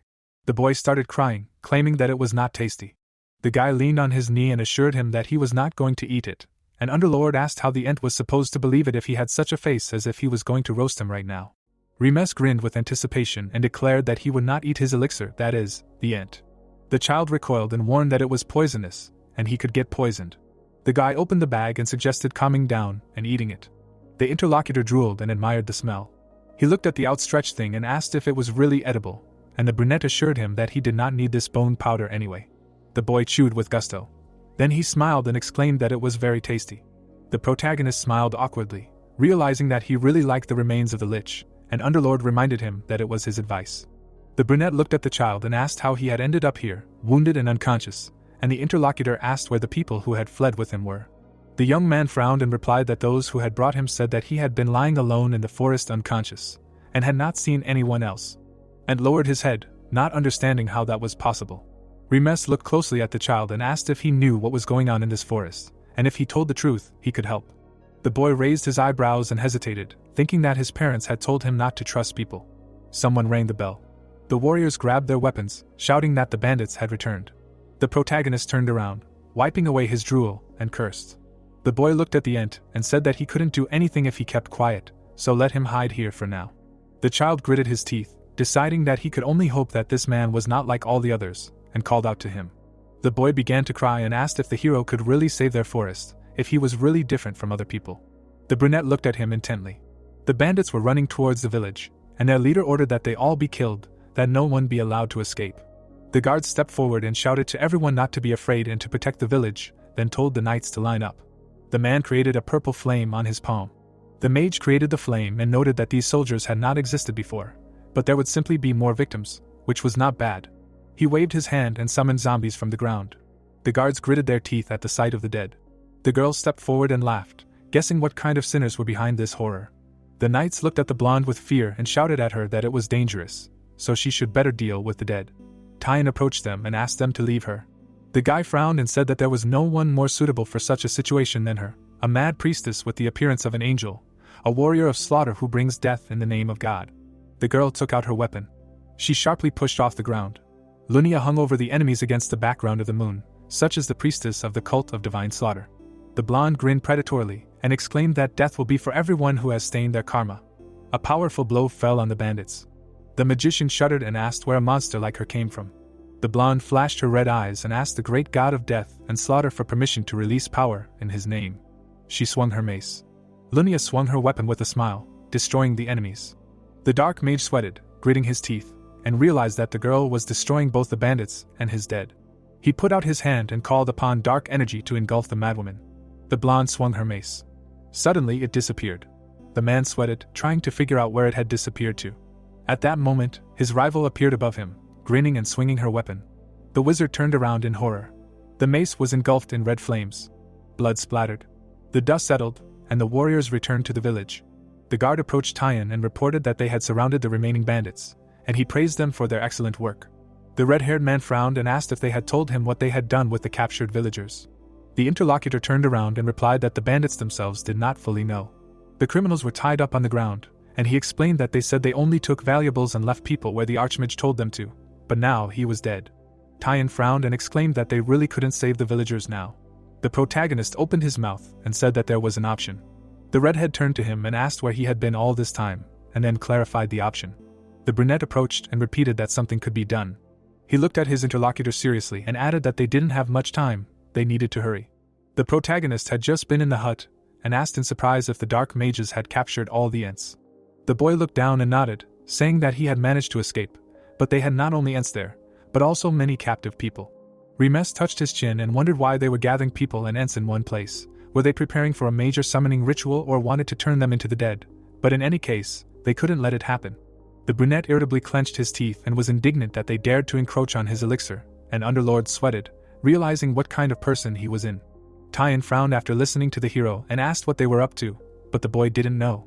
The redhead looked at Remes and asked how they could find them. The interlocutor frowned and replied that one of the escapees told where their hideout was, and the guy was going to go there and follow them. But the Margrave's son asked to leave it to them, since it was happening on his territory. The protagonist put his hand on his shoulder and said that he couldn't just leave, leaving the most dangerous part to them, so he would go. Tyan shed tears and exclaimed that he was such a wonderful person, and he himself was wrong. The brunette turned pale and nodded, not understanding why he was crying. Remes narrowed his eyes and thought that chaos was not a problem, and if the Ent told the truth, then the matter was different. Forest of Death, inside the crater of an extinct volcano, a man with a sword was walking. He looked at the man in the cloak and asked how far he had gone, and the interlocutor replied that he had finished with the main outline. Now to complete it he only needed to melt the essence of the sacrifices in him and let it soak in. The magician looked back and asked if the squad from the 5th village had returned, to which the man replied that they had not yet, but should soon. The dark wizard grinned and said that as soon as they returned, he would be able to slightly compliment his creation. In front of him shone a ruby, with the help of which his master would be one step closer to his goal. The knights frowned and nodded, otherwise why else would they do it? The man clenched his fists and mentally asked Lord Sobita to wait a little longer while he, Dares Kleiman, made his way to Archduke Caius. Night had fallen on the forest, and the wind was howling. The protagonist frowned and wondered if the dark mages had captured the End village hidden inside the extinct volcano, and Underlord was amazed that the Night King was behind this too. The guy remembered how the boy sat on the bed and remembered the name of that man, who turned out to be Dares. The End looked at the hero and said that he and the dark mages had attacked their village, cut down their guard tree and locked the villagers in. Remes frowned, remembering that this was one of Sobita's 3 dogs, the Dark Knight, Dares Kleiman, but he needed to make sure of that, and for that he could quietly take the Ent with him on reconnaissance. Tyan stood next to the protagonist, and he thought with annoyance that this stubborn man had nevertheless tagged along with him, like a tactless idiot. The brunette gritted his teeth and got angry that not only the redhead, but also the girl was here. Monsters crawled out of the forest. The blonde bared her teeth and was glad that they had spiders here too. The guys watched the massacre of the poor monsters in shock, and the hero decided that she was just bored. Remes sweated and asked if she had really destroyed all the bandits and the magician on her own, and the interlocutor noted that she was incredible. The brunette narrowed his eyes and thought that it seemed strange, and Underlord agreed with him, because who would ever consider such a crazy person normal? The protagonist looked at the fighting blonde and declared that she was too obedient, and the demon asked if his master was in his right mind. Linnea cut up the monsters with a smile, and Underlord asked how she was obedient. The guy frowned and explained that the priests of the Divine Slaughter cult were idiots who could only condone senseless violence, and the girl was too strong for an ordinary priestess. The blonde stood among the corpses, and the hero realized that she had single-handedly dealt with the bandits and the mage who had destroyed 4 villages, and she also easily killed monsters strengthened by demonic energy. Remes' eyes widened, thinking that she was either a high-level priestess or even better. He looked down and pulled himself together, because something still didn't add up. The guy remembered the iron-blooded saint, who should have been there by now. The blonde turned around and suggested continuing on, and the hero decided he couldn't take his eyes off her. An End village, a crater inside an extinct volcano. Remes and his squad were peering out from behind a rock, and the boy asked the boy if this was his village. The child gritted his teeth and nodded, explaining that there should be a fairy tree in the center. He looked down and thought that everything was as he had said. A stump was visible in the village, and the tree had been cut down to weaken the Ents. Remes frowned and thought that for dark mages, fairies were much more valuable than people, but why did caves need so many people and Ents? The boy shuddered and his eyes widened. A man came out of the hut. A sword was hanging behind his back. Dares looked around, and the hero mentally greeted the damn Dark Knight. Tyan grabbed his sword to kill the man, but the brunette stopped him. The redhead gritted his teeth and asked why he was suggesting to leave it like that, since people had been captured for sacrifice on his territory, and it seemed possible to defeat him. Remes sweated and suggested that his interlocutor calm down and take a closer look around. There were 7 more dark mages below, so 3 of them couldn't handle it. The brunette frowned and added that this knight was no ordinary opponent, after which he remembered that he was at the level of Sobita's strength. Dares put his hand on his belt, while the hero thought that he was now about a half-master, and, judging purely by his abilities, the man was much higher than anyone the young man had met in this life.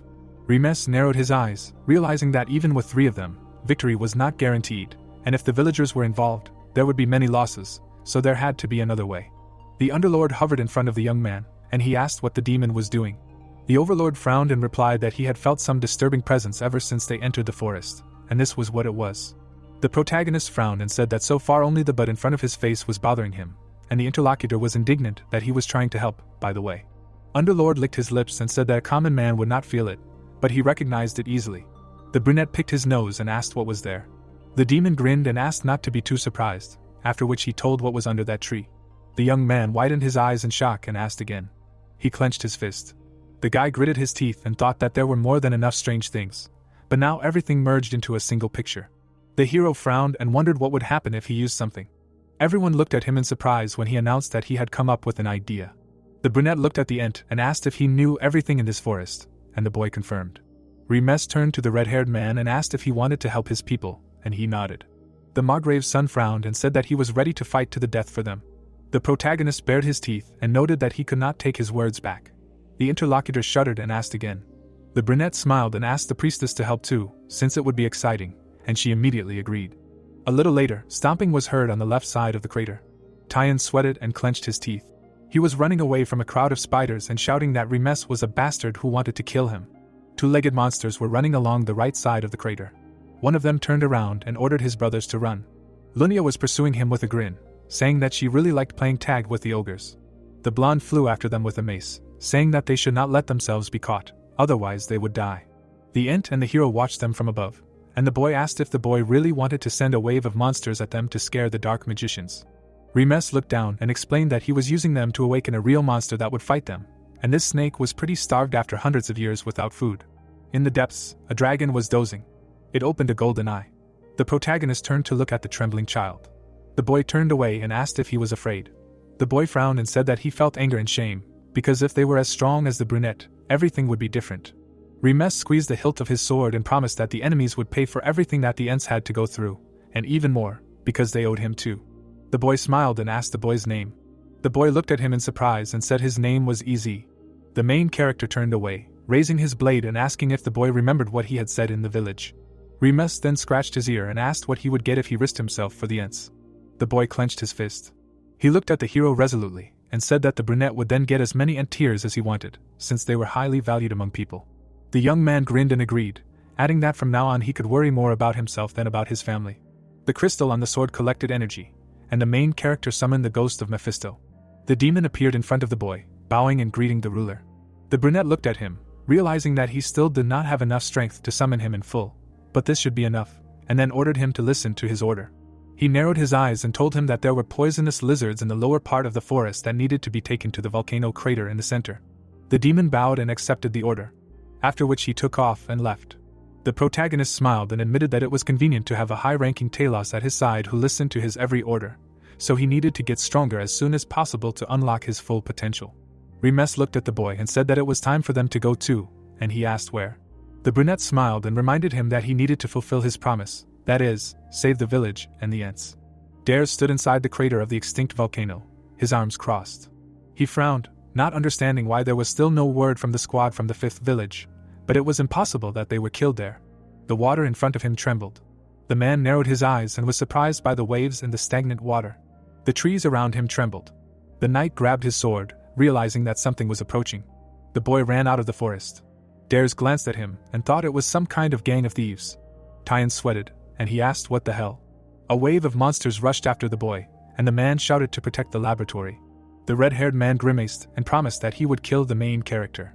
Dares gritted his teeth and muttered that there were many of them, but they would definitely cope. He turned around, hearing a noise from behind. Ogres were approaching from the right, driven by a priestess. The blonde grinned menacingly. The man's eyes widened, not understanding what poisonous ogres were doing in the middle of the forest. Lizards were rushing from a third direction. Mephisto hovered above them, threatening to catch them and tear them apart. All the monsters were running straight to the village.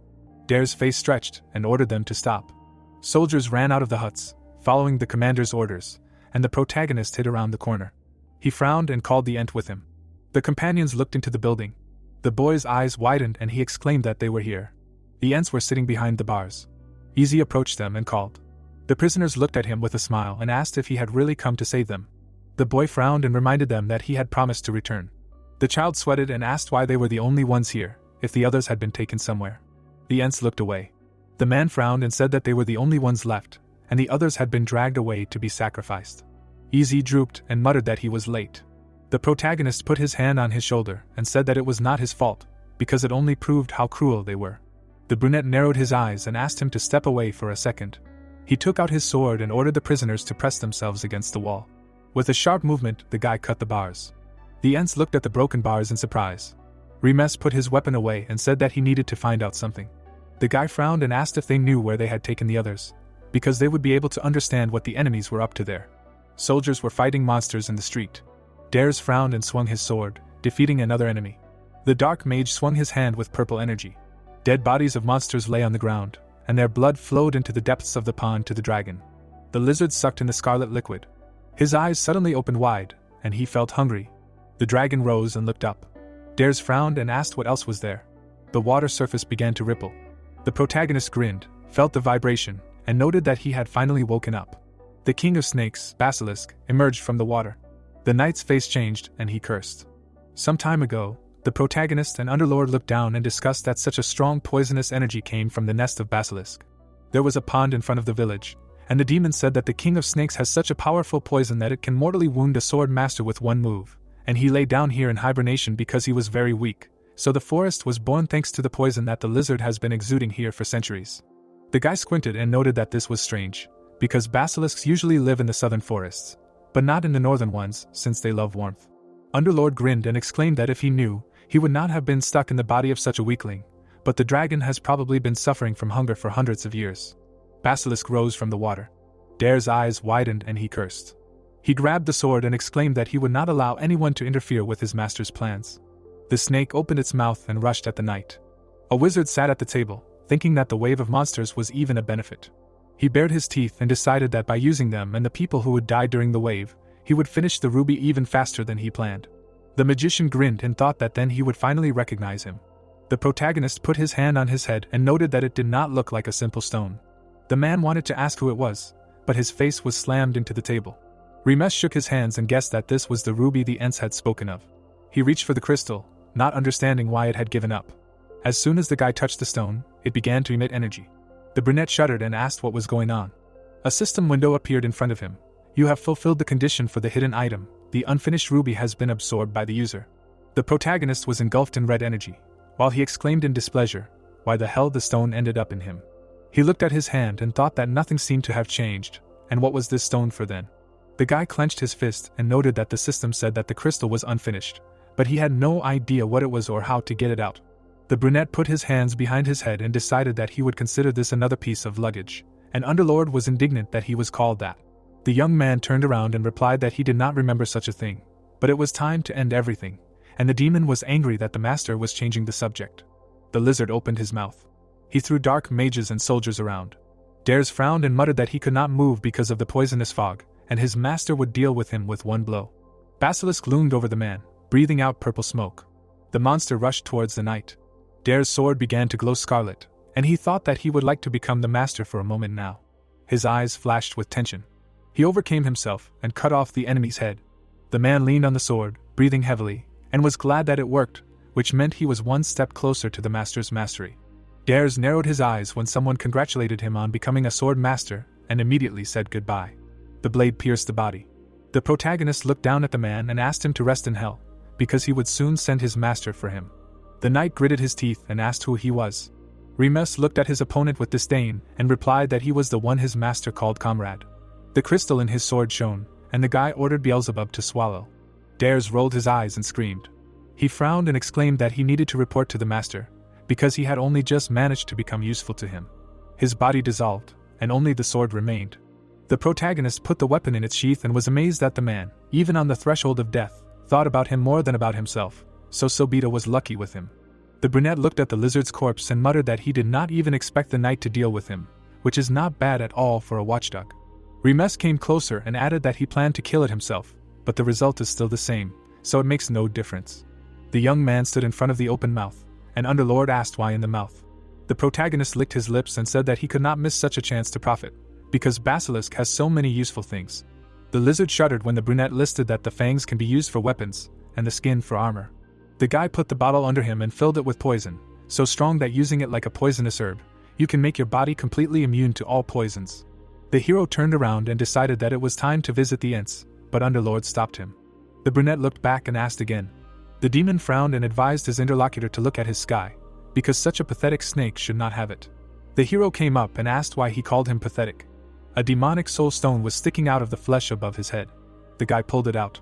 He looked at the trophy in surprise and thought that this was a thing that acted as a vessel for dark energy. So now it was clear why all the monsters here were so strong, but what was he doing in the basilisk? The crystal began to shine. The subspace pocket began to vibrate.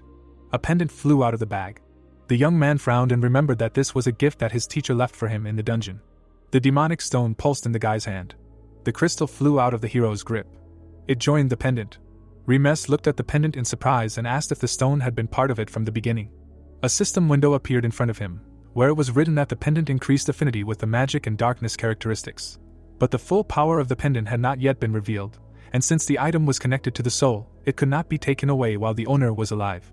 The guy sweated and thought that this was an artifact of dark magicians, and also connected to the soul. He threw the pendant away and was indignant that it was clinging to his body without even asking permission. The artifact dissolved into thin air. The brunette looked down and found the pendant on his neck, exclaiming that these things have a mind of their own.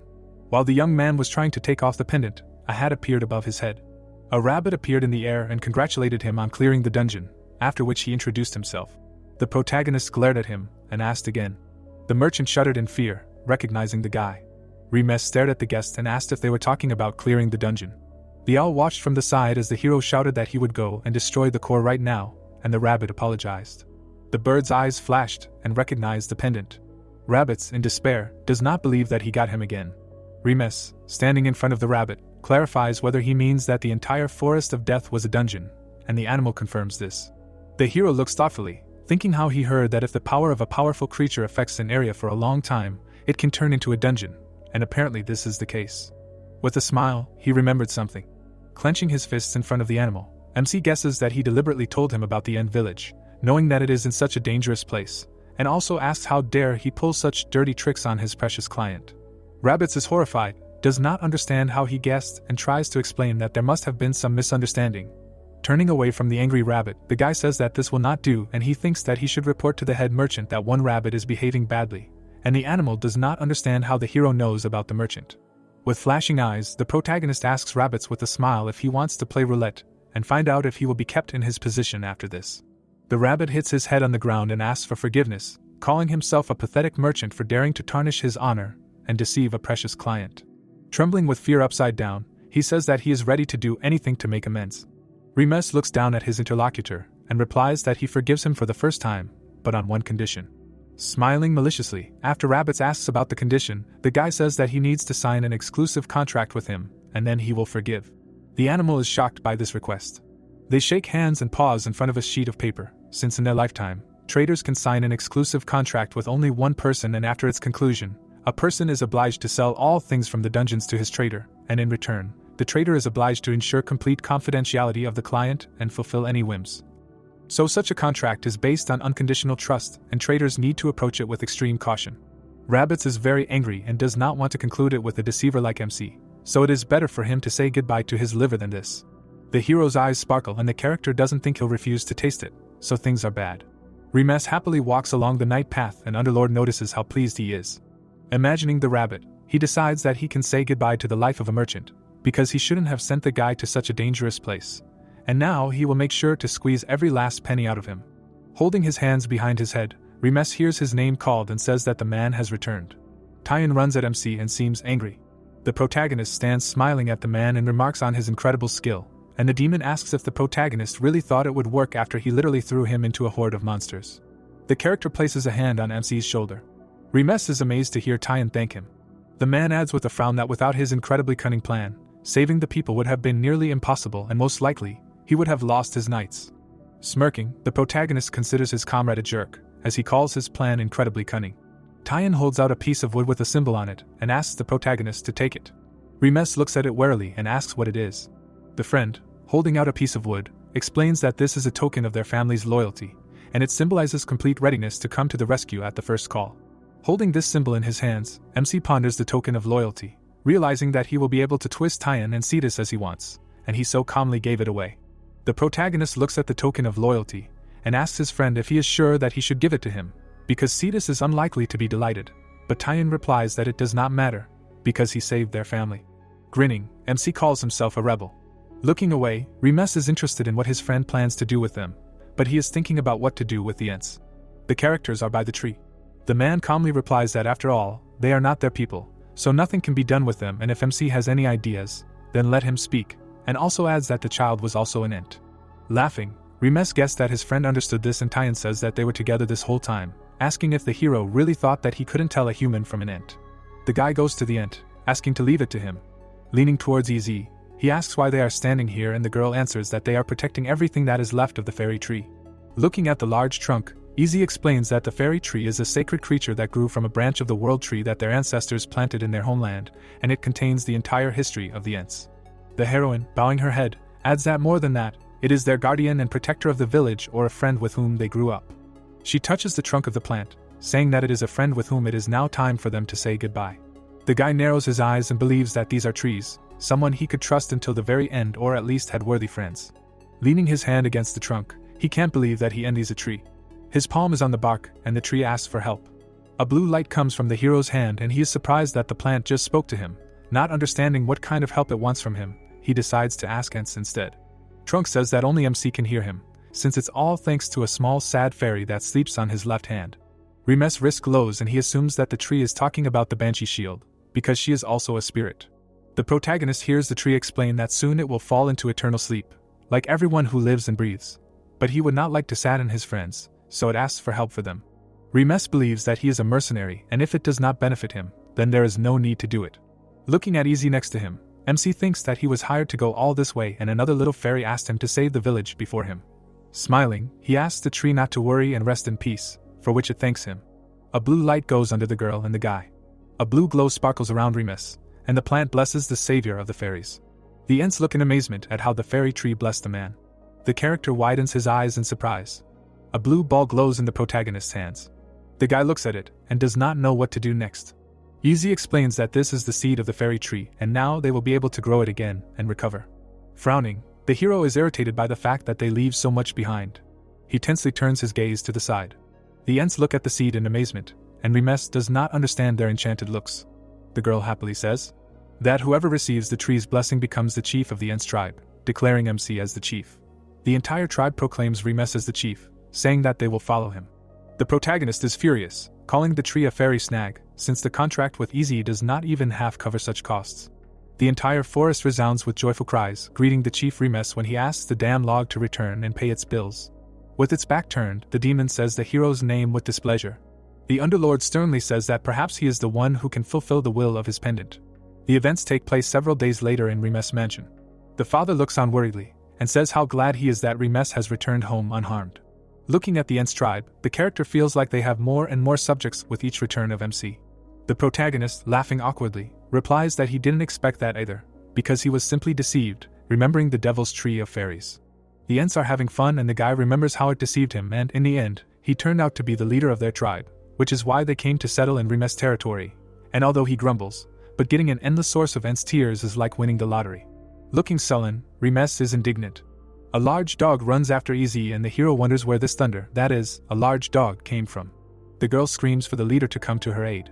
Eldest, being on the dog, shouts for Choco to run forward. Remes hears his friend desperately reporting that this search dog is getting bigger every day. Sweating, he adds that a couple of months ago everyone paid attention to her, and she followed commands perfectly and ate everything that was given to her, so she was fattened up. The dog runs with the girl, and the man thinks that she also obeys Saint Eldest, so they decided to let her go for a while, and eventually the dog turned into such a giant. Looking at the running EZ, the hero does not believe that this is even possible. Underlord, being next to the guy, suggests that the root cause is in him, the dragon slayer, and MC asks what he did. Remembering how the protagonist gave Choco a potion, the demon says that when he went on a campaign to the goblin village for his brother, he gave one dog his potion, which is why this result happened. The dog eats flowers, and Underlord suggests that apparently, thanks to him, she was able to find plants that helped with the activation of mana, and so she grew up. Grinning tensely, Remes is a little scared, and EZ in tears asks the leader to save her. The protagonist lies on the bed in his room. While resting, he remembers how long he has been away from home and understands that nothing can replace his own bed. Sitting on the edge, the hero decides that he can't relax, because he still has a lot to do, and the demon clarifies what he means. MC opens the bag. The guy holds basilisk poison in his hand, wanting to drink it to become immune to all poisons. The demon is in front of his friend and sternly says that sometimes it seems to him that Remes does not want to live, but he replies that everything will be fine, because he has eaten so many poisonous plants that it will be just a drop in the ocean. Drinking the potion, he adds that such things need to be swallowed on the go, without breathing. The door to the room swung open. Carl looks inside and says that a guest has come to them. The brother sees the protagonist drinking the potion and asks what he is drinking, adding that it looks ominous, since he has never seen anything like it before. After drinking it all down, the hero explains that it is basilisk poison. Carl looks at his brother carefully. He aggressively grabbed MC by the face and shouts that no matter how difficult life is, it is not worth ending it like this, so he asks to spit it out right now, but the guy assures him that he will not die. The protagonist's face turns green and he realizes that the poisonous energy is approaching. When his brother sees this, he asks to immediately stop this experiment, and the system reports that the body gets used to the basilisk poison and becomes immune to all poisons. The girl walks on the floor. Carl squeezes Remes' face, and he says that he should not even try to do this to him. MC sees Nikita Florence, and she calmly reports that the brothers have a great relationship. The sun is shining through the window. The protagonist sits opposite the girl and asks why such an unexpected visit. The heroine puts the cup on the table. Nikita folds her arms and says she would like to greet him properly, but the hero asks if she came all this way just for that. The guy is shocked and wonders if he misheard her when she called him Lord. He looks at her peaceful face, remembering how in their past lives they were ready to tear each other's throats at any moment, so why would she show such politeness, and wonders if she really wanted to send him off properly. MC screams in horror for the heroine to stop, because he does not know what exactly he did wrong, but he is sorry. Bowing to the hero, she says that she would like to formally introduce herself, and her name is Nikita Florence. The girl seriously calls herself the leader of the Dark Fire Mage Forces Florence, and the Information Guild White Moon, and she is also the last of the Florence line, and shares that it was a long journey in darkness and loneliness, but she can finally greet the Lord of the Underworld. Remes is shocked that she calls him Lord, assuming that she is talking about the curse. The heroine stands in front of the guy, explaining that she saw everything, so there is no point in hiding it, but he does not understand what she is talking about. Nikita explains that in the Church of Holy Fire, the summoned Talos called him the Lord of the Underworld. Sweat runs down the protagonist's face when he understands what the girl is talking about. She points her finger at the pendant. Holding the pendant in her hands, Remes does not understand what is wrong with the decoration. The girl emotionlessly says that this is not just an ornament, but Barak, which is the lost treasure of the Florence family. The pendant emits a purple glow, and she adds that it is also a sacred relic that only reacts to those who have their blood, meaning that it is simply impossible to wear it unless you are part of the Florence family. Looking closely at the pendant, MC thinks that the Florence family of dark mages come from the underworld, and this pendant reacted to him because of the curse, because he used to be the overlord. Very angry at Underlord, he asks if he was going to tell him this at all, calling him an asshole, but the demon replies that the guy did not ask him. Nikita refreshes her memory of the dark demonic energy emanating from the hero, and she cannot believe that she did not recognize such a person, since she was so impolite. Bowing her head, the heroine says that she does not know why such a great being decided to condescend to the Middle Kingdom in such a guise, but apparently, MC has her own reasons for that. Nikita leans over and asks him to give orders, calling him the Great Master and Lord of the Underworld, and she, Nikita Florence, will follow his every will, no matter what it may be. Gritting his teeth, Remes realizes that Nikita has definitely misunderstood everything, although there is some truth in it. Looking at the girl, the protagonist realizes that since she is now his subordinate, the information of the White Moon Guild is now at his complete disposal. He smirks, deciding that he cannot miss such an opportunity. The hero's hand lies on his knee and he calls her observant, since she still found out about it. Smiling widely, Remes greets the girl, calling her his child, and introduces himself as the Lord and Ruler of the Underworld. Sunset over the mansion. MC covered his ears so as not to hear the demon aggressively shouting that he dared to make such a ridiculous parody of him, because he was supposed to exude dignity and grandeur befitting the title of the Lord of the Underworld. The hero looks serious, realizing that there was so much he didn't know in his past life, and that Nikita and this pendant changed everything. Covering his ears, the protagonist imagines the humans and realizes that although he didn't plan it, with the information power of White Moon, tracking the actions and movements of traitors will become even easier. While Underlord asks Remes for an answer, he finds it strange that the hero, who put the Overlord in danger in his past life, is parodying him in this one, which is a funny twist. The protagonist walks through Remes territory, in the forest near the Mountain of Monsters, and the Ents wish the leader a good morning, and he responds in kind. Easy walks behind the hero and says that everyone seems to like the forest he gave them. Smiling maliciously, the guy realizes that he just gave them a random piece of their territory. But if they like it, that's good. Raising his head up, he shares with the girl that he thought the fairy tree wouldn't be much different from the usual ones, even if it grows a little faster than the others. A large tree towers over the forest, and MC is surprised by how quickly it has grown in just 2 days. Easy happily explains with his hands folded that it is all thanks to Saint Eldest. The girl casts magic over the sprout, and Easy explains that yesterday she poured divine energy into this tree sprout, after which everything began. The hero looks closely, not believing that Eldest's power stimulated him so much, and apparently, she is much more capable than he thought. Looking at MC, the heroine says that his deputy also asked to tell that he did everything he ordered, and this surprises Remes. He is with Ent in the house of the deputy chief of the Ehad tribe. Placing his hand on a purple egg, the guy asks if the interlocutor believes that this is the egg of a spiritual beast. Ent, the deputy chief of the Ehad tribe, confirms this, since the energy of the spirit is clearly felt from it. The protagonist reads a book and assumes that this egg from the Holy Fire Church may be of the fairy race, so he asks them, and it turns out that there is a spirit beast here, which is rare because he meets it for the first time in both lives. The man standing next to MC explains that it usually grows by absorbing energy from the environment, but this one seems to be sleeping, so nothing happens. Turning his gaze to Ehad, he asks that if the animal is sleeping, it means that it will not be able to hatch. But the man explains that if energy is poured into it, such as an aura or divine power, the process will start again. Ehad looks to the side and adds that one should not act rashly, because depending on the type of energy it absorbs while in the egg, the spirit beast can take on different forms and entities. The dragon with a red and blue head roars, and the character gives an example of a dragon-like spirit beast that absorbs water energy, becoming a water dragon, and if fire energy, then a fire dragon. The hero, examining the egg, hears that in addition to this, the spirit beast considers a person with the same energy as its home, so if you constantly pour energy into it, it will be easier to tame it. Looking down, the guy understands that he himself can decide what kind of beast he will become. Taking the book, the deputy chief says that he also translated the text, and the protagonist asks if he is familiar with this language. Holding the edition, the man explains that it was used by fairies in ancient times, and it tells about mana cultivation techniques for people who can use it. MC takes the book from his hands and replies that he hoped for something rarer, which is saddened, but Ehad assures the guy that he does not understand this very well, so he cannot tell you more. Leaving, the protagonist thanks Ehad and says that next time he will definitely bring him some lich bone powder, to which the character expresses his gratitude to the chief. Remes reads the book in his room. Lying on the bed, he is angry that he does not understand this nonsense, thinking that the author of this book must be from another continent, because they say that the cult of the holy fire comes from another continent, so everything is logical. The demon looks down at the character and asks why he is reading it at all, because he already has the mana cultivation technique, but the hero explains that this book is from another continent. Looking at the pages, the guy thinks that his friend is right, since it is not very useful for him. He sits on the bed, declaring that this is pointless. MC sharply frowned. The dragon slayer stands in front of Underlord when he tries to understand what is wrong with him, but the hero asks him to be silent. The protagonist carefully reads, remembering that there were quite a lot of new words, so he did not really understand at first, but now he is starting to understand the mana cultivation technique.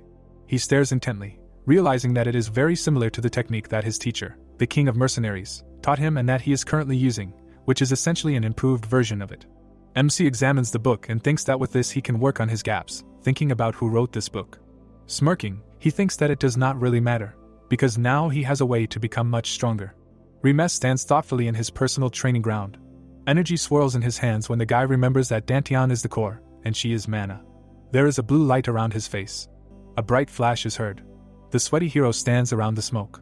The protagonist is in the smoke and his friend asks if he is alive.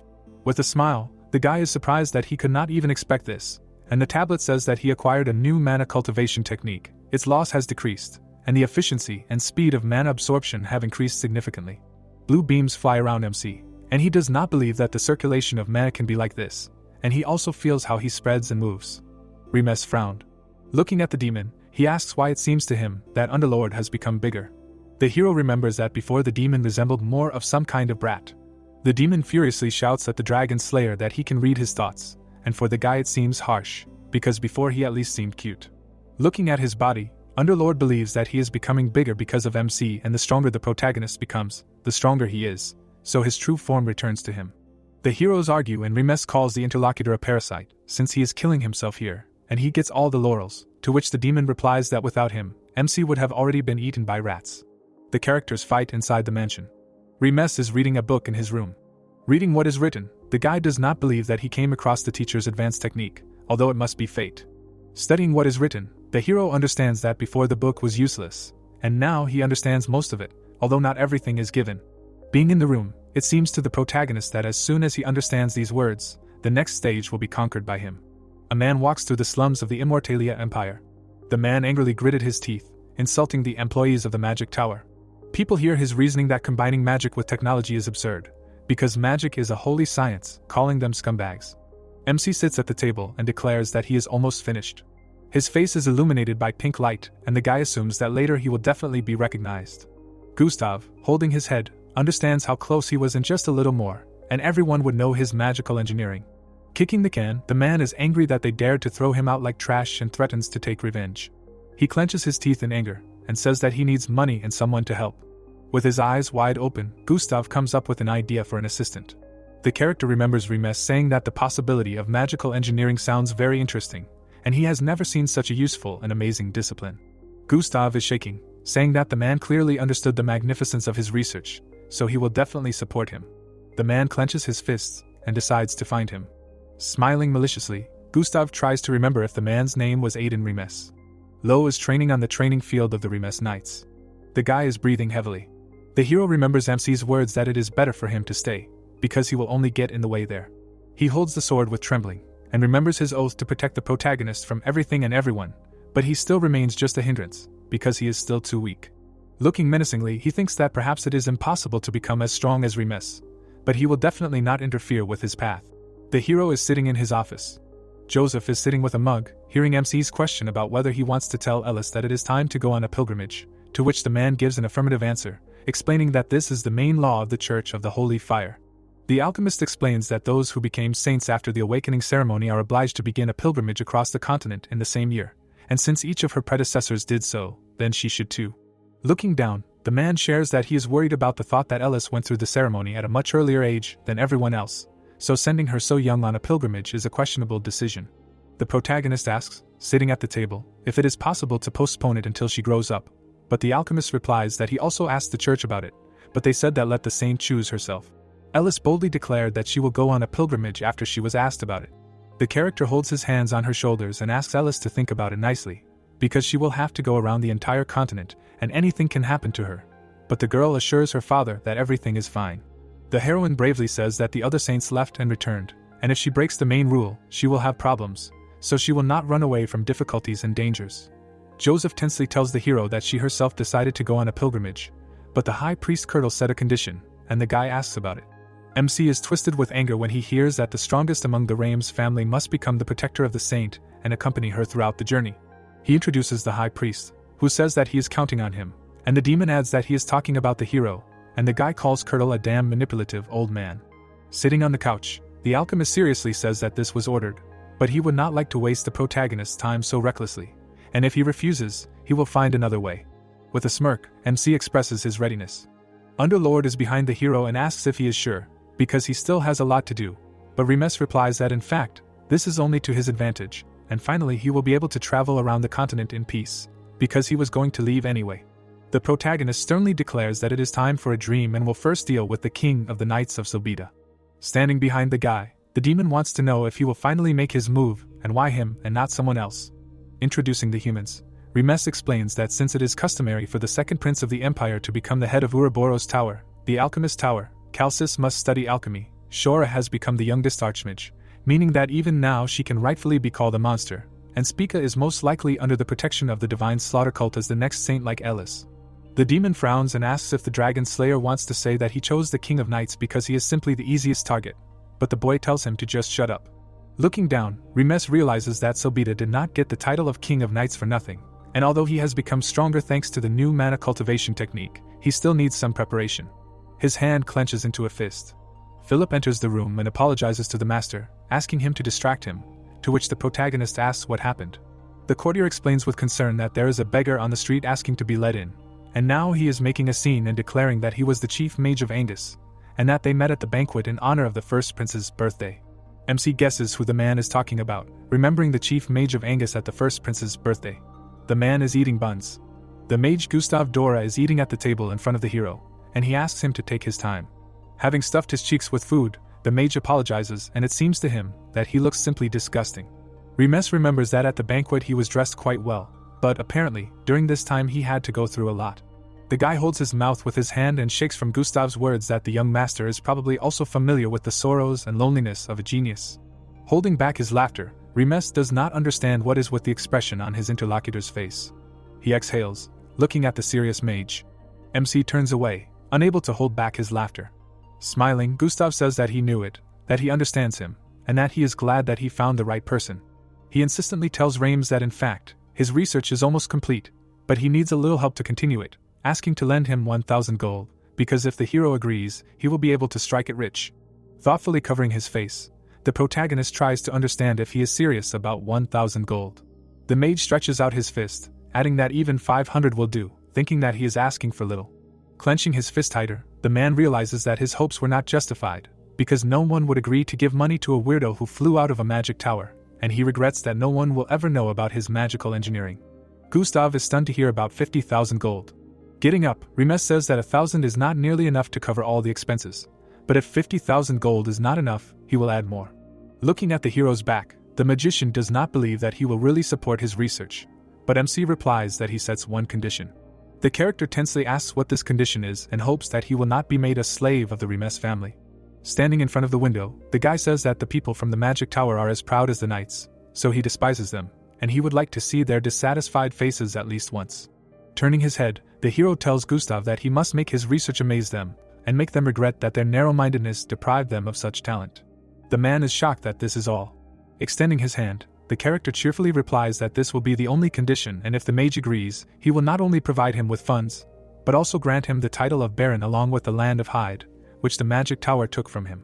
Confused, the mage asks if MC wants to not only help with money, but also make him a vassal of his family.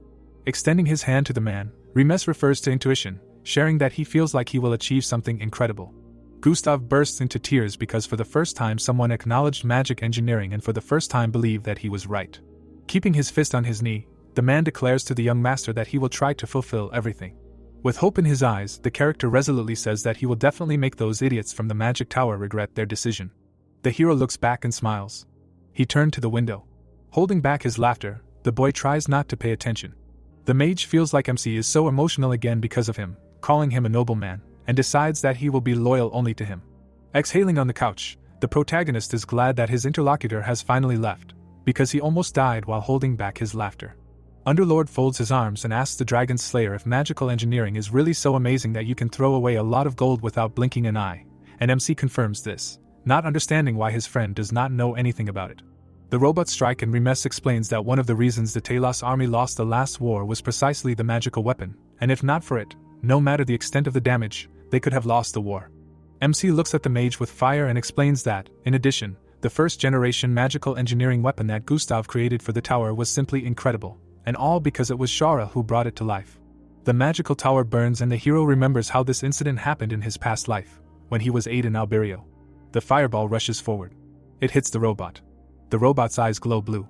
Shora stands angrily and cannot believe that her opponent withstood this attack, calling Gustav's creation very intriguing. The mage is on top of the robot, shouting that this is the power of magical engineering, which humans look down on, calling the spawn of the tower to themselves, because their magic is nothing to him. The girl narrowed her eyes and believes that he is able to resist magic. A large flame emanates from her staff. Shora looks at him with disdain and decides to see how long he can last. Gustav raises his head and sarcastically tells her to shove her magic up her own ass. The man reads in the newspaper that the seventh circle magic of the Archmage Shala barely coped with the weapon created by Gustav during the attack on the magic tower, and only after this incident did people begin to recognize magical engineering. Remes stands with a sword in his personal training ground. He remembers that it has been about a month since Gustav began his work, and until the pilgrimage he did not leave his workshop and create something. Holding the hilt of the sword, the boy understands that Eldest is leaving tomorrow morning, and wonders if he expected too much from the mage, but decides that rather than worry in vain, it is better to think about revenge for Sobita. Lo walks behind the young master and asks if he can talk to him, and the friend asks what happened. The character excitedly says how he heard that the protagonist will follow Saint Eldest on a pilgrimage, so he cannot let him go alone on such a dangerous journey, asking to join them. Remes scratches the back of his head and asks how his friend is going to protect him, since he is stronger than him, but Lo asks to show him. He seriously says that even though their skills are not equal, he has changed, but he can prove it right here and now. Recalling his friend's training, MC says that it's not bad, because all this time he trained at the training ground, and the guy can't believe that he has reached a new epiphany, telling Lo to take the sword. The heroes stand opposite each other with swords. The protagonist recalls his words about how in a past life he declared that he would easily become a master of the sword if he had 2 hands, so he decided to see what his friend has achieved. Lo frowns and says that he is attacking. He jumps at MC. The guy delivers multiple blows to Remes' sword. The hero sternly looks at his friend's attacks, realizing that his sword movements have become much sharper and stronger.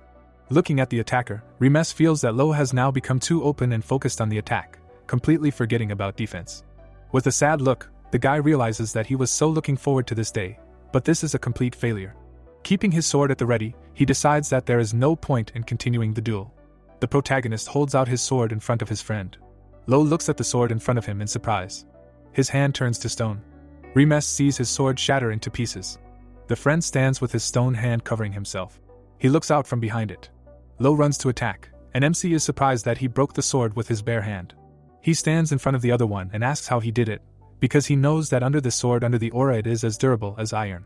Smoke comes out of the character's hand and he explains that he thought a lot during training about what he can do that others can't. With a grin, he explains that he came to the conclusion that MC taught constriction of mana vessels. The hero asks again about constriction of vessels in surprise. Lo explains that he thought about how he could use his injured arm to defend himself, and he replayed the sensations he felt during his illness in his head, gathering mana into it so that he could turn his arms into stone at any time. Remes leans over and realizes that his friend was deliberately opening himself up to lure him in, and the demon shares that he has never seen an illness turned into a weapon. Lo seriously says that he understands how this is just a small trick compared to MC's fighting prowess. But he does not lag behind, so he asks to take him with him. The boy paces the floor. The heroes disperse. Lo worries if this will be enough for the young master to acknowledge him. He hears Remes announce that they are leaving tomorrow, so he should run and pack his things. The boy turns around and happily asks if this means the master will take him with him. Looking to the side, the protagonist replies that having an excellent shield is not a bad option at all. Bowing, Lo thanks his friend. The guy smiles and thinks that in that life, his friend is a natural-born genius. Smiling, Lo thinks that maybe he was right then, when he was one-armed. The next day, people are standing at the entrance to the mansion. Joseph tearfully hugs the girl and asks her to return safe and sound, but Elise replies that everyone is looking at them, so she is embarrassed. The Duke turns to his son, sarcastically apologizing for the fact that he is still far from such a level of fatherhood, but the hero replies that everything suits him. Looking tensely at his father, he asks if he prepared such a strange carriage. MC and his father are standing by the cart with a horse, and Fried declares that he also sees it for the first time. Gustav appears behind the gentleman with a cry, sharing that he already thought that he would not ask about it, and this scares the guy. Patting the carriage, the mage states that it is his first successful creation, or the quintessence of magical engineering, saying that he had to hurry to keep his promise to MC.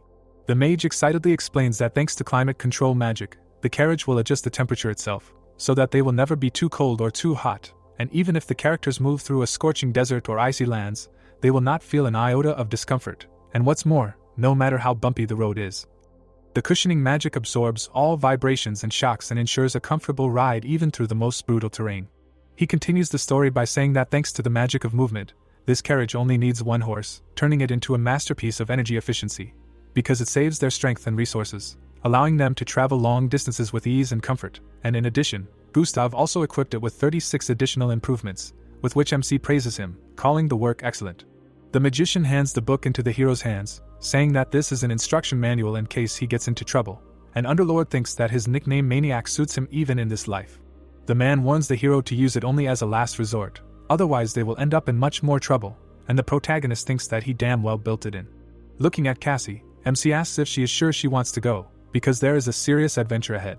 The girl calmly replies that everything will be fine, because an alchemist will always be useful on the road, and besides her, it is unlikely that anyone will help them with a cold or injury, and besides, she has already sat in this mansion for so long that she misses the fresh air too much. Behind the guy is a large silhouette of a man when he said that he was glad to have a new addition on board, and it seems to him as if some giant wall has appeared in front of him. Bali, standing in front of the young gentleman, says that they have not seen each other for a long time, and this time they have a long journey ahead of them, so he hopes they will get along, and Remes realizes that this man will act as an escort from the cult, also hoping that they will get along. Narrowing his eyes, the protagonist thinks that since this is a pilgrimage to the cult of the Holy Fire, it is most logical to send the strongest among them, but this does not help him come to terms with the thought of living next to this gorilla. The hero looks at his friends. He boldly declares that since now everyone is gathered, then they are leaving, and understands that it is time to begin his revenge. In the ground was stuck a sword. Heard the question, why is he doing this to him? The hero imagined these comrades thinking about Sobita, Spica and Shora. Calcis extended his palm wanting to rest in peace. The hero thought that he would never forgive him. Waking up, Remes jerked all in bed. Sweat was running down his face and the Lord asked another nightmare. The guy turned around seeing the comrades who entered. Eldest asked if he woke up. The hero answered that yes. I asked how did you sleep? He saw a happy dog and recognized Choco. Remembering the image of the dog, Remes thought that Eldest wanted to take her with her, but he forbade taking a big dog. You can't stand out. He understood him and shrank to the size of this. What did he eat to become like that? Eldest showed the bracelet and said that she was just talking to her dad if he wanted it too. At that time Joseph said that a year had passed since their last meeting. Not sure, grinning, the hero answered that sometime later and thought that he was such a fool when it comes to his daughter. The guy looked at the bracelet, remembering how it was given to him, and thought that the protective bracelet at the end gave him intrigues. Every time it seems that he made it made of the bark of a fairy tree blessed by the spirit of the wind, and that's all he knows. He looked at the happily smiling girl and thought that thanks to this bracelet they can communicate despite the long distances. Looking down tensely, the guy thought that after sleep he was anxious. Can they be trusted? Bali turned over his shoulder and said that they would soon reach Carton. Putting his foot in, the guy thought that he had no time to think useless things in the sense of the past. He would only get hurt. Friends looked at him, and the guy thought that now he could only trust them. People were walking along the street of the city of Carton. Eldest looked ahead in surprise, exclaiming that there were so many armed people here. Remes replied that of course he was also a pig, as a city of mercenaries. Heroes in cloaks passed by a crowd of dungeons. Carton city surrounded by more than 80 dungeons. Mercenaries from all over the continent gather here to protect them. The city itself has a unique structure. It is run by a guild of mercenaries. Awkwardly scratching everything deliciously now said that at least that's what he read, and thought that he was here for the first time in this life. Almost gave himself away. Cassie laughed, saying that he had studied everything before the trip. He was as scrupulous as always. Lo gritted his teeth, saying that this place is teeming with mercenaries. Abomination, these reckless people also run the city. This says a lot about how they solve problems here. Rapid movement. On the ground, asked discontentedly why hit so suddenly? Bali looked at the hero and asked if he spoke seriously. Then the guy replied that yes, he was sure of it.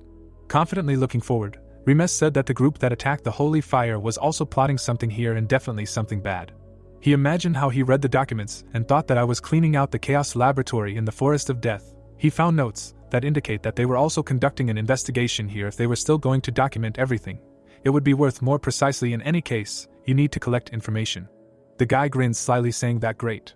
Looking with a wild look, Bali said that he merged so much because then she could not do anything. He will use this opportunity to let off steam. The heroes thought with relief that it was good that they were not opponents. The guy with the mace glanced sideways at Remes and asked what the plan was. He replied that he had already thought about it.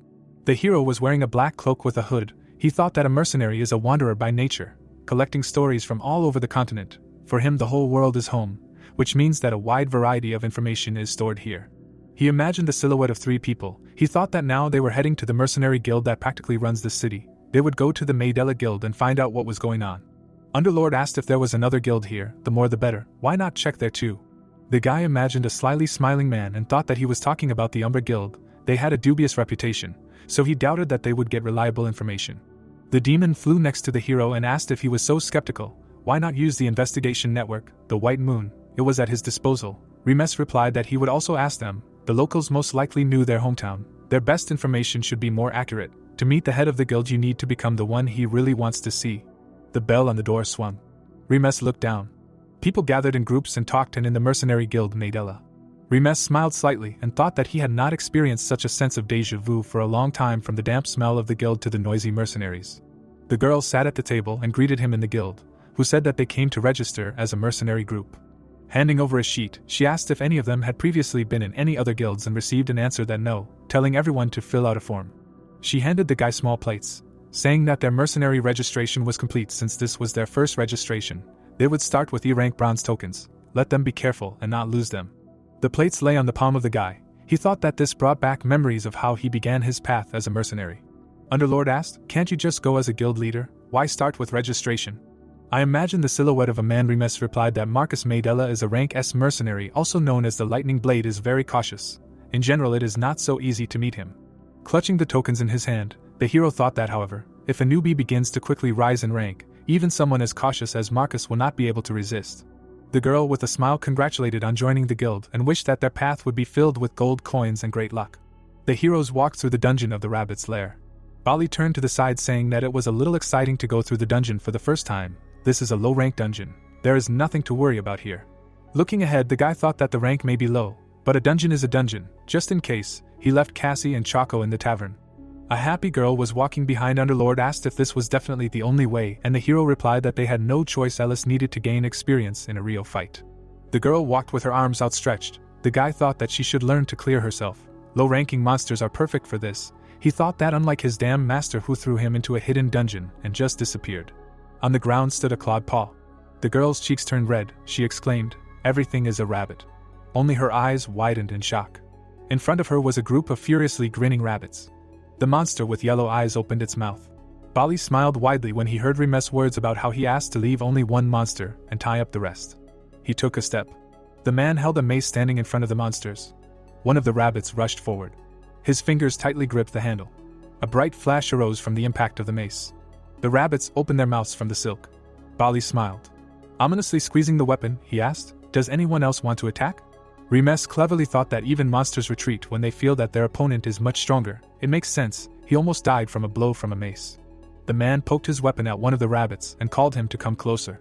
The guys looked at the frightened beast. He lowered his ears in fear. A tear appeared in the corner of the rabbit's eye when he noticed something. Eldest tensely clasped her hands. The rabbit's eyes lit up with rage. The walls of the cave lit up with radiance. Eldest powerfully hit the rabbit in the face, screaming that she was not a carrot. Bali looked at her in bewilderment, saying that it was the 14th. She wraps holy power right around her fist. He had never seen anything like it, he taught her. Remes replied that yes, he told her to try using mana in battle, but he did not expect it to be so strong. The hero imagined the silhouettes with a glowing fist and a glowing sword and thought that originally, priests only used holy spells to strengthen their weapons or their bodies during close combat, and spells were just a type of enhancement, nothing more. Eldest kicked the rabbit with her foot, while the hero thought that right now she was sending mana directly into her body and using it to fight. Usually holy power and mana do not mix, it is impossible. He imagined a girl with orbs in her hands and thought that maybe because of those high-class elixirs that Joseph fed her since childhood, when she became a saint, the cellas naturally flowed into the mana channels that were already open. So unlike other priests, she can use holy power as mana. He remembered the scenes from their training and thought that he would never forget the flying kick she gave him on the day they met. Then he realized that her characteristics were close to her skills, so he taught Eldest her fighting style.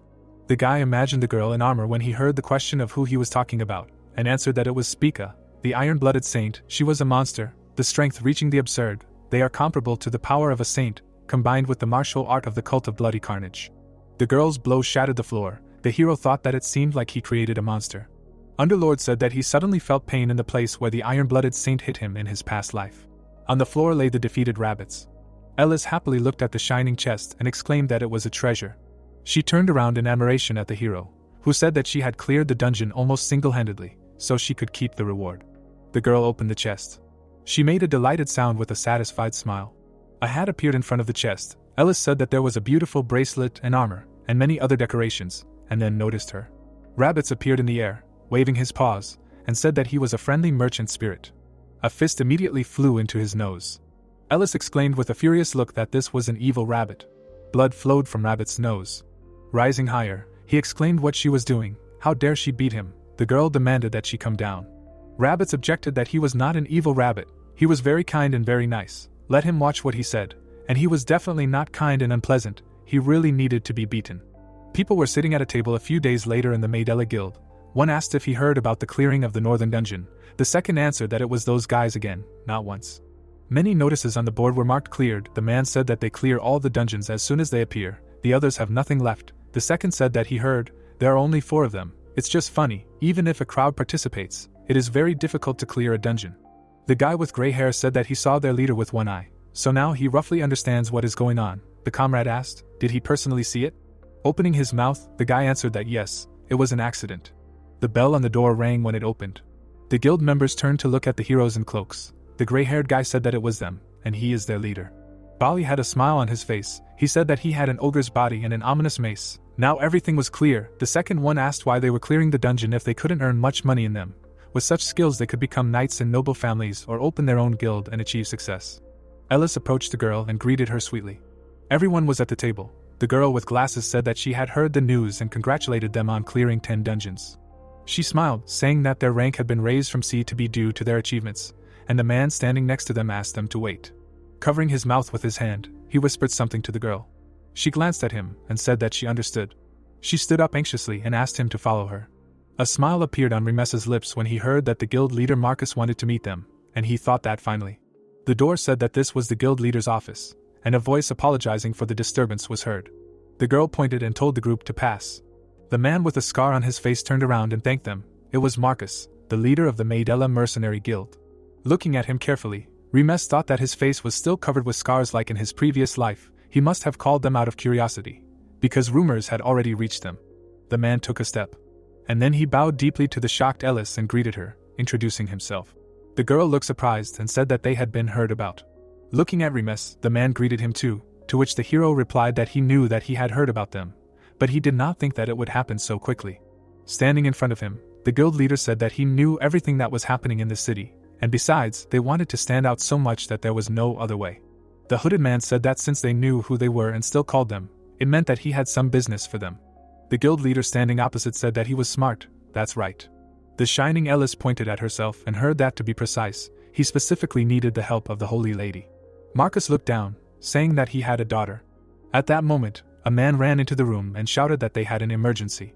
The heroes turned around in shock, hearing that the condition of the Lady Charles had worsened. She was feverish.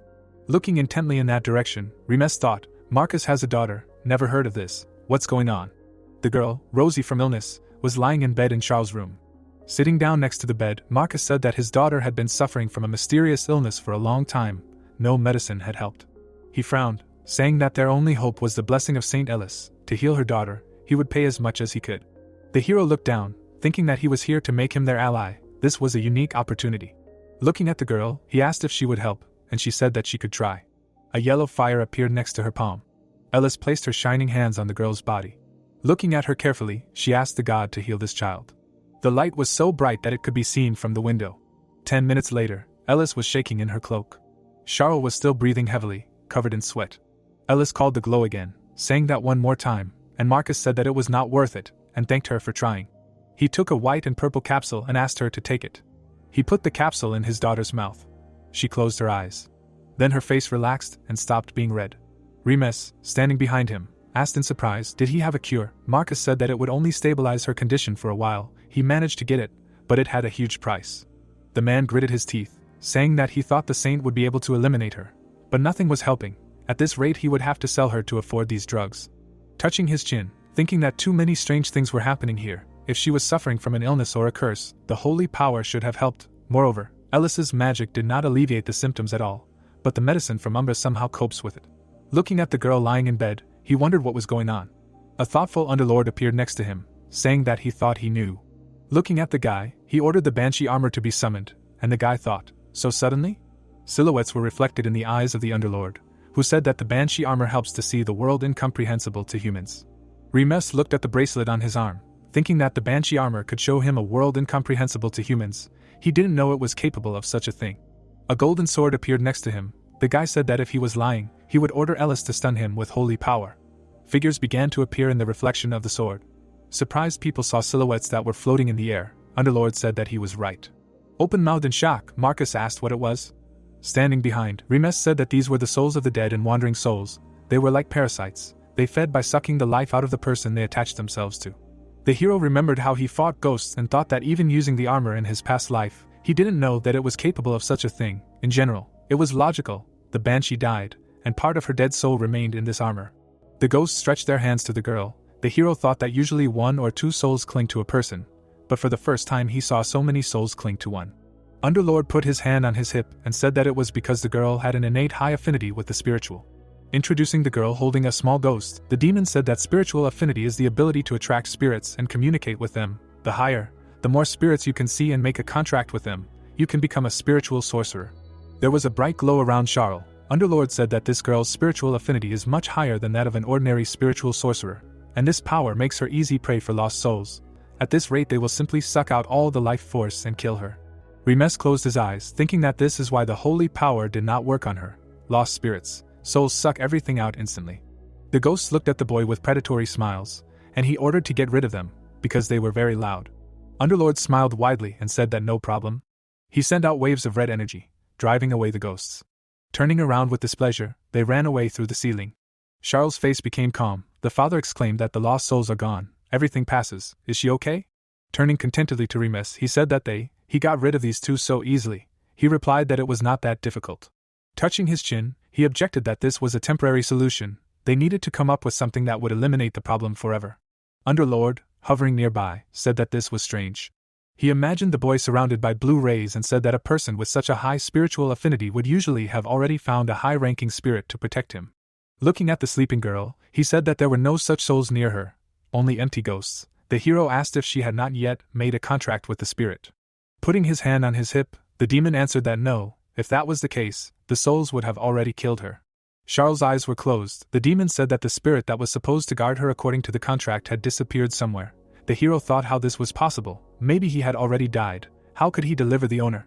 He imagined the spirit who was calming the crying boy, and heard that no, if the previous one died, a new one would come, make a contract and protect her.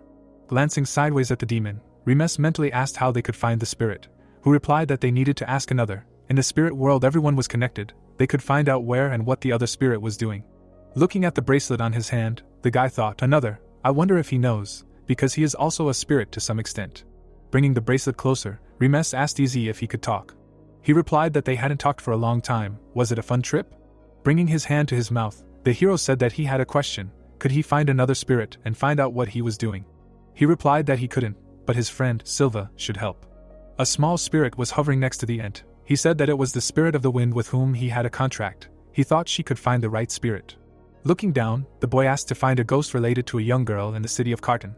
Easy looked over his ear and repeated the words. He answered something in his own language. All the heroes turned to Remes, hearing that they found a spirit that fits the description. The hero's gaze became shocked when he heard that his name was Plague. He was the spirit of the epidemic.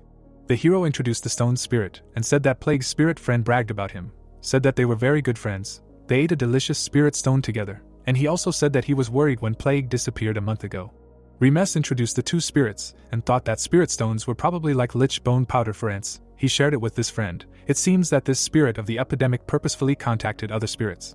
Imagining a silhouette surrounded by a pink glow, Easy said that Plague was badly hurt because all people think that he is a spirit of bad omen. He is afraid of people, so it is better to be careful in searching. Looking at the green bracelet, Remes thought that of course, the word itself already instills fear in any person, and replied that he was very helpful. They will talk later. Clouds floated in the sky above the building, and the hero's words were heard about what happened. The man's hand was shaking. He replied that he understood. Trembling Marcus sat by the bed and said that he heard that his wife's grandfather was a spiritual sorcerer. She is just like him. With this spiritual closeness, after the disappearance of her guardian spirit, she became an easy target. Remes put his hand on his shoulder and told him not to blame himself. First they need to find out where the spirit went. They will collect all possible clues. Lo touched his chin and thoughtfully turned to the gentleman, asking if he didn't find it strange.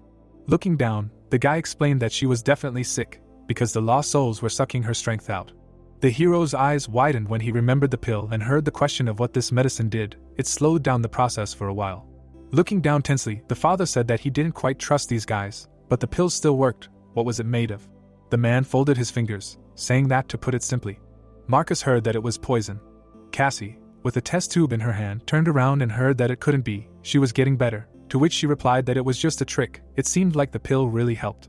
She presented a confused ghost and explained that she was forcibly distorting the patient's mana, weakening their life force.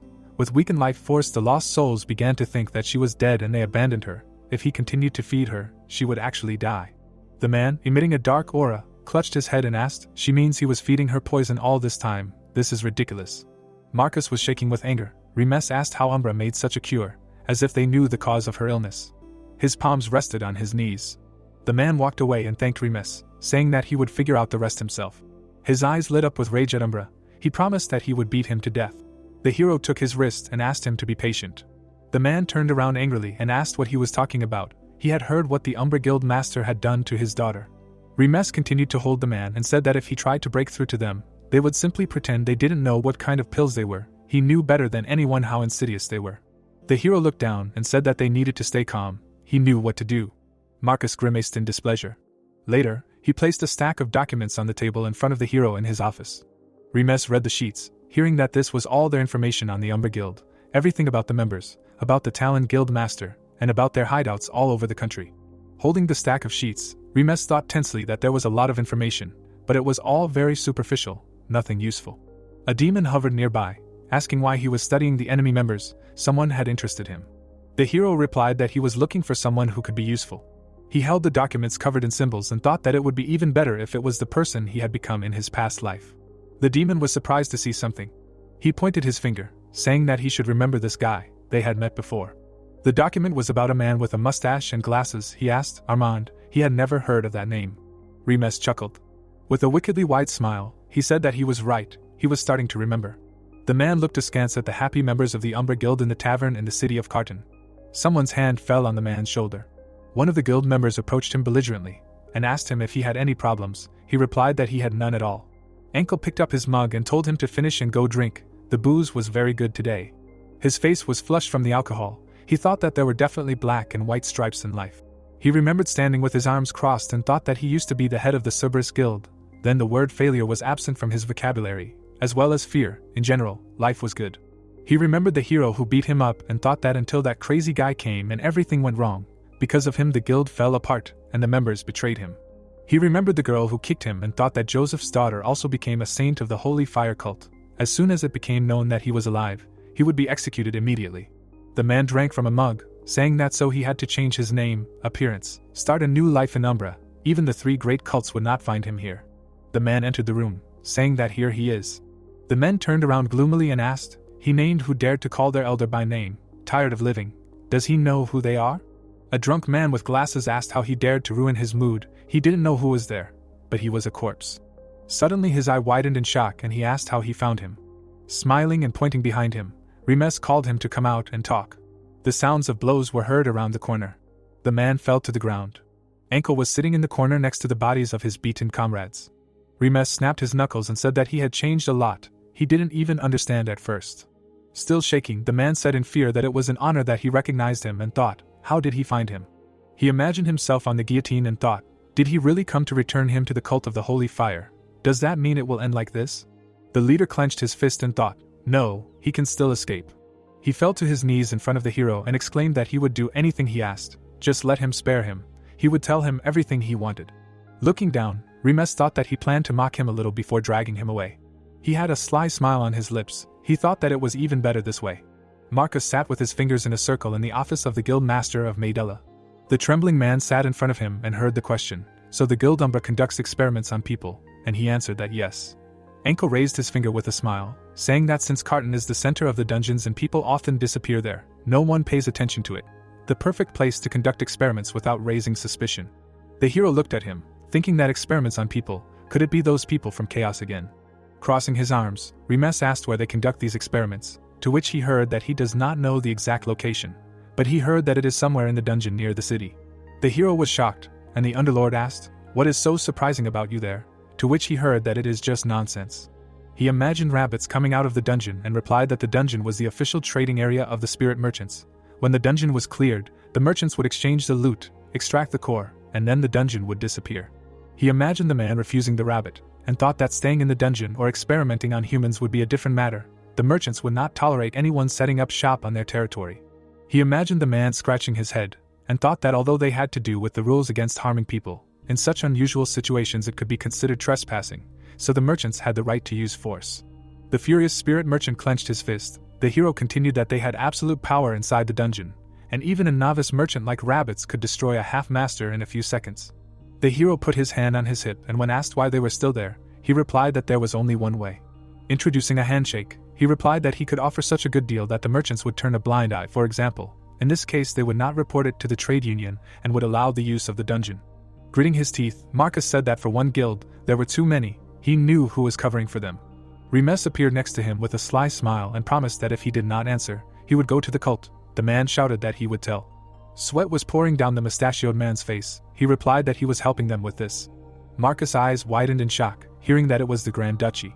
Remes gritted his teeth, saying that it was him again. The man sitting on the red sofa asked why the Grand Duchy, a northern military house, would cooperate with Umbra at all. The interlocutor replied that it wasn't just them. It seemed that a couple of other organizations were involved. Covering his face with his hand, Marcus said that there were more problems than he thought. They couldn't be acted upon rashly. Remes clenched his fist furiously and thought that he had already begun to suspect when it came to experiments. So Beta and Chaos were working together again, and asked out loud to defeat them. Looking at him, the man said that their enemy was the Axis Duchy, a grand master of the superhuman house. Maybe he was strong. The guy asked again, was he going to let the people who harmed his daughter go? Opening his mouth in rage, he screamed that they must be destroyed. They dared to touch his family. He would help him. They must be overthrown from sires and Umbra. Underlord asked if he was the one who was chasing revenge here. Tears appeared in the man's eyes. He thought that he was so compassionate, even when it came to someone else's family. Closing his eyes, the man thanked him, saying that he didn't even know how to do it, what to do anymore. Putting his hand on his hip, Remes said that he had an idea.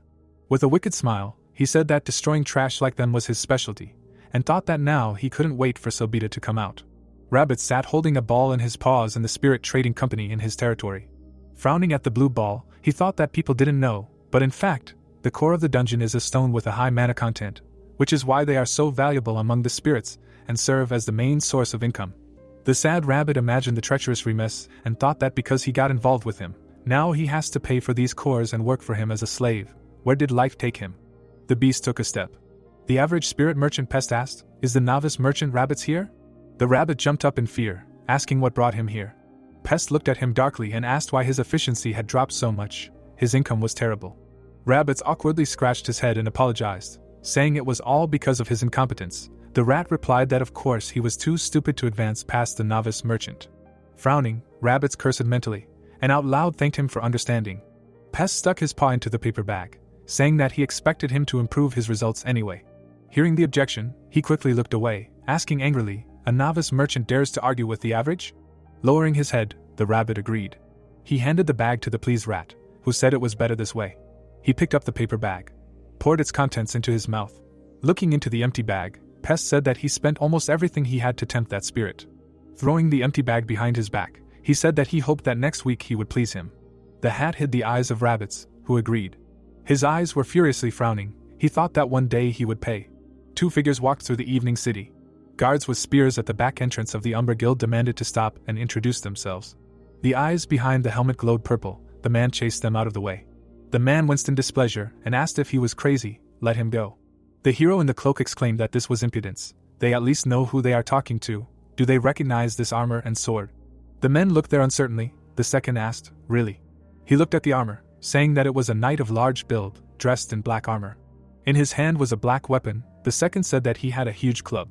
Throwing the sword on his shoulder, the warrior said that he was theirs, the Dark Knight of Lord Selbita.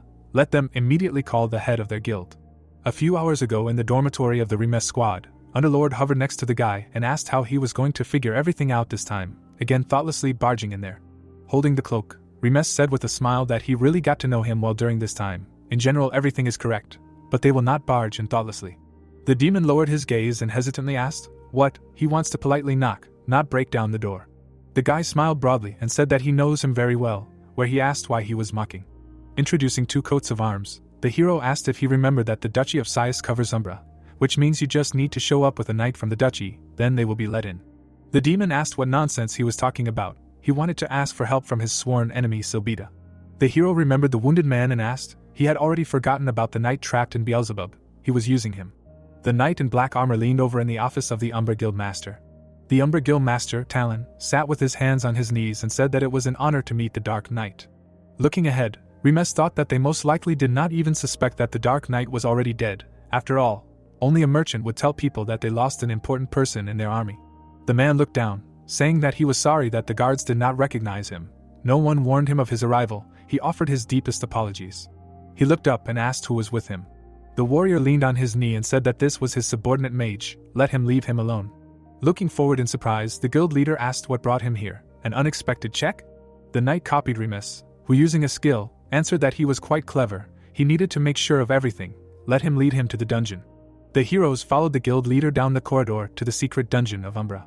Remes in a red cloak thought that it was no wonder that it was so hard to find, but right under their guild. His eyes widened in shock. He saw people in a room that looked like a laboratory. A monster in shackles was holding on to the bars of a cage. Two men were standing at a table with devices. The guy thought about what kind of experiments they were doing. Why so many monsters? Turning his head slightly, Talon said that he was just in time. Their research had finally made a breakthrough. The guy took a step. The man pointed at the men lying on the tables and said that these two were their new achievement. One of the bandaged men stood up, hearing the order of B12 and B14, to stand up. The two men stood up, lowering their hands. Looking at them, The hero thought that they seemed to be no different from ordinary people. Talon imagined a monster holding a stone and said that as they asked, they endowed them with the abilities of monsters, without changing their appearance, the power of regeneration of trolls and the monstrous strength of ogres. Well, that's not all. The test subject took the sword from the table. The blade was surrounded by a red glow. Looking at it in shock, the guy cursed mentally. A bright glow rose up the blade, the guy thought, and those test subjects own the aura of the sword. He looked at the red flash, thinking about the color of this aura. Talon showed off the test subject with a smile, saying that they had managed to raise their swordsmanship to a high aura rank, coupled with monstrous strength and regeneration, and their mind control was perfect, so they were absolutely loyal and could not rebel. The man clenched his fist enthusiastically, saying that they would soon be mass-producing them, then their dream of an immortal army would become a reality. The Blood Knights, the Berserkers, the immortal warriors who had conquered death itself, would soon serve the Lord of Silbita. The cloaked guy was shocked and mentally repeated the Blood Knights. He clenched his fingers into a fist, thinking that he knew too much about them. Underlord wondered if he had seen them before, could it be in his past life? The guy introduced a squad of people with red eyes and said that the Blood Knights were an elite order of the Sias Duchy, which Silbita led when he came to power. They had accomplished many great feats during the waves of cataclysmic-level monsters and even the Great War. He introduced Silbita in silver armor and continued that their insane loyalty and courage in the face of death immortalized him, thus earning him the nickname King of Knights. The demon wondered where that came from. Remes gritted his teeth, thinking that meant the Blood Knights were monsters. How much dirt was Silbita worth? Talon pointed at the door and asked the knight if he remembered how he told how weak the human body was to withstand the essence of a monster. They finally found a way out. The warrior in black armor asked which one. The man twisted the round lock, opening the door. The boy thought there was something behind the door. The door opened. The chains had glowing symbols. With a smile, Talon entered the room and said that he was the one who helped solve the problem. Remes looked ahead, thinking that he knew it. This is where they hid it. In the green stone surrounded by chains and symbols was a small plague spirit, Plague. The chained spirit closed its eyes. Looking at it, the guild leader said that this was the plague spirit, and they sealed it. He imagined a werewolf against the background of a full moon and said that they extracted one of its abilities, the curse of the lycanthrope, and injected it into the test subjects. This is the curse of the werewolf. Turning around, the man said that after learning about the curse, he searched everywhere for this spirit, but one merchant told about it just in time, and by the will of fate, this spirit made a contract with Maedela's daughter. Truly the gods must be on his side. Remes lowered his head, while Talon happily said that Marcus would not even understand when everything would be over for him and Maedela's guild would be his. The guy said that he thought they had heard enough. The man turned around in displeasure, asking how he dared to interrupt him. Did he think he was his equal, or what? The guy in the red hood ordered to kill him. Talon winced and asked what he was talking about. The warrior in black armor quickly attacked. Remes took off his hood, saying that it was time to release the spirit and cover everyone here. A trace remained from the rapid start. The sword pierced the warrior's body. Remes looked over his shoulder. Talon stuck out his long tongue and said that it was not a man who dared to attack him. Remes widened his eyes in surprise, thinking that he had stabbed him. The man with the head and body of a lizard asked gloomily who he was. The movement of the sword left a bright trace. Remes gritted his teeth, thinking that he had definitely seen the Dark Knight pierce him. His hand was clutching a sword surrounded by a blue glow. He thought that judging by the situation, it was most likely him. The hero attacked from above. There was a wound on the lizard's body, but it immediately began to heal. Talon swung his sword, leaving a red trace. Remes said that the red aura was the monster's regeneration. Talon, holding the sword in front of him, heard that he had also turned himself into a blood knight. What a fool. The palm was surrounded by a glow. The man said that he thought it was stupid. No, to waste such power, that was real stupidity. Thanks to it he was finally able to move from this damn half-master stage, on which he had been for so long. He clenched his fist, saying that it was undeniable that the control over the Dark Knight's soul and the courage to challenge him was respectable. It didn't seem like he was a simple man, so he wouldn't ask who sent him. The lizard with red eyes offered to work for him and said that he would give him this power and even make him the leader of the guild. The hero scratched his ear and said that it sounded tempting. At the same time, looking away, he said that he was not sure that he would even have it. Talon in the monster's body looked at him in surprise. The man ran. The guy burst into the room, shouting to the leader that they had a problem. He asked what happened. Returning, the monster was surprised to hear that the Maedela guild was capturing the guild as well. Marcus put his hand forward. The man shouted that he was their leader. They could not stand against them. They needed his help. The hero gritted his teeth, asking, Marcus is here. Let him not say that everything is because of him. Remes grinned, continuing to scratch his ear, and asked what was wrong. Didn't like his surprise. The blade was surrounded by red swirls. Rushing to attack, Talon promised that he would finish him off on the spot. Remes dodged the circular movement of the sword. Grinning, the monster thought that he would quickly deal with him, and he needed to go help from the outside. If he lingered, the guild would be in danger. The hero jumped, saving himself from the attack. Looking carefully ahead, he thought that without a doubt, the power is great. When approaching, a threat is felt, but that's all. A red trace remained from the movement of the sword. The guy thought that the regeneration was incredibly strong, and the sword itself began to collapse, a feeling as if a strong giant was furiously waving the blade.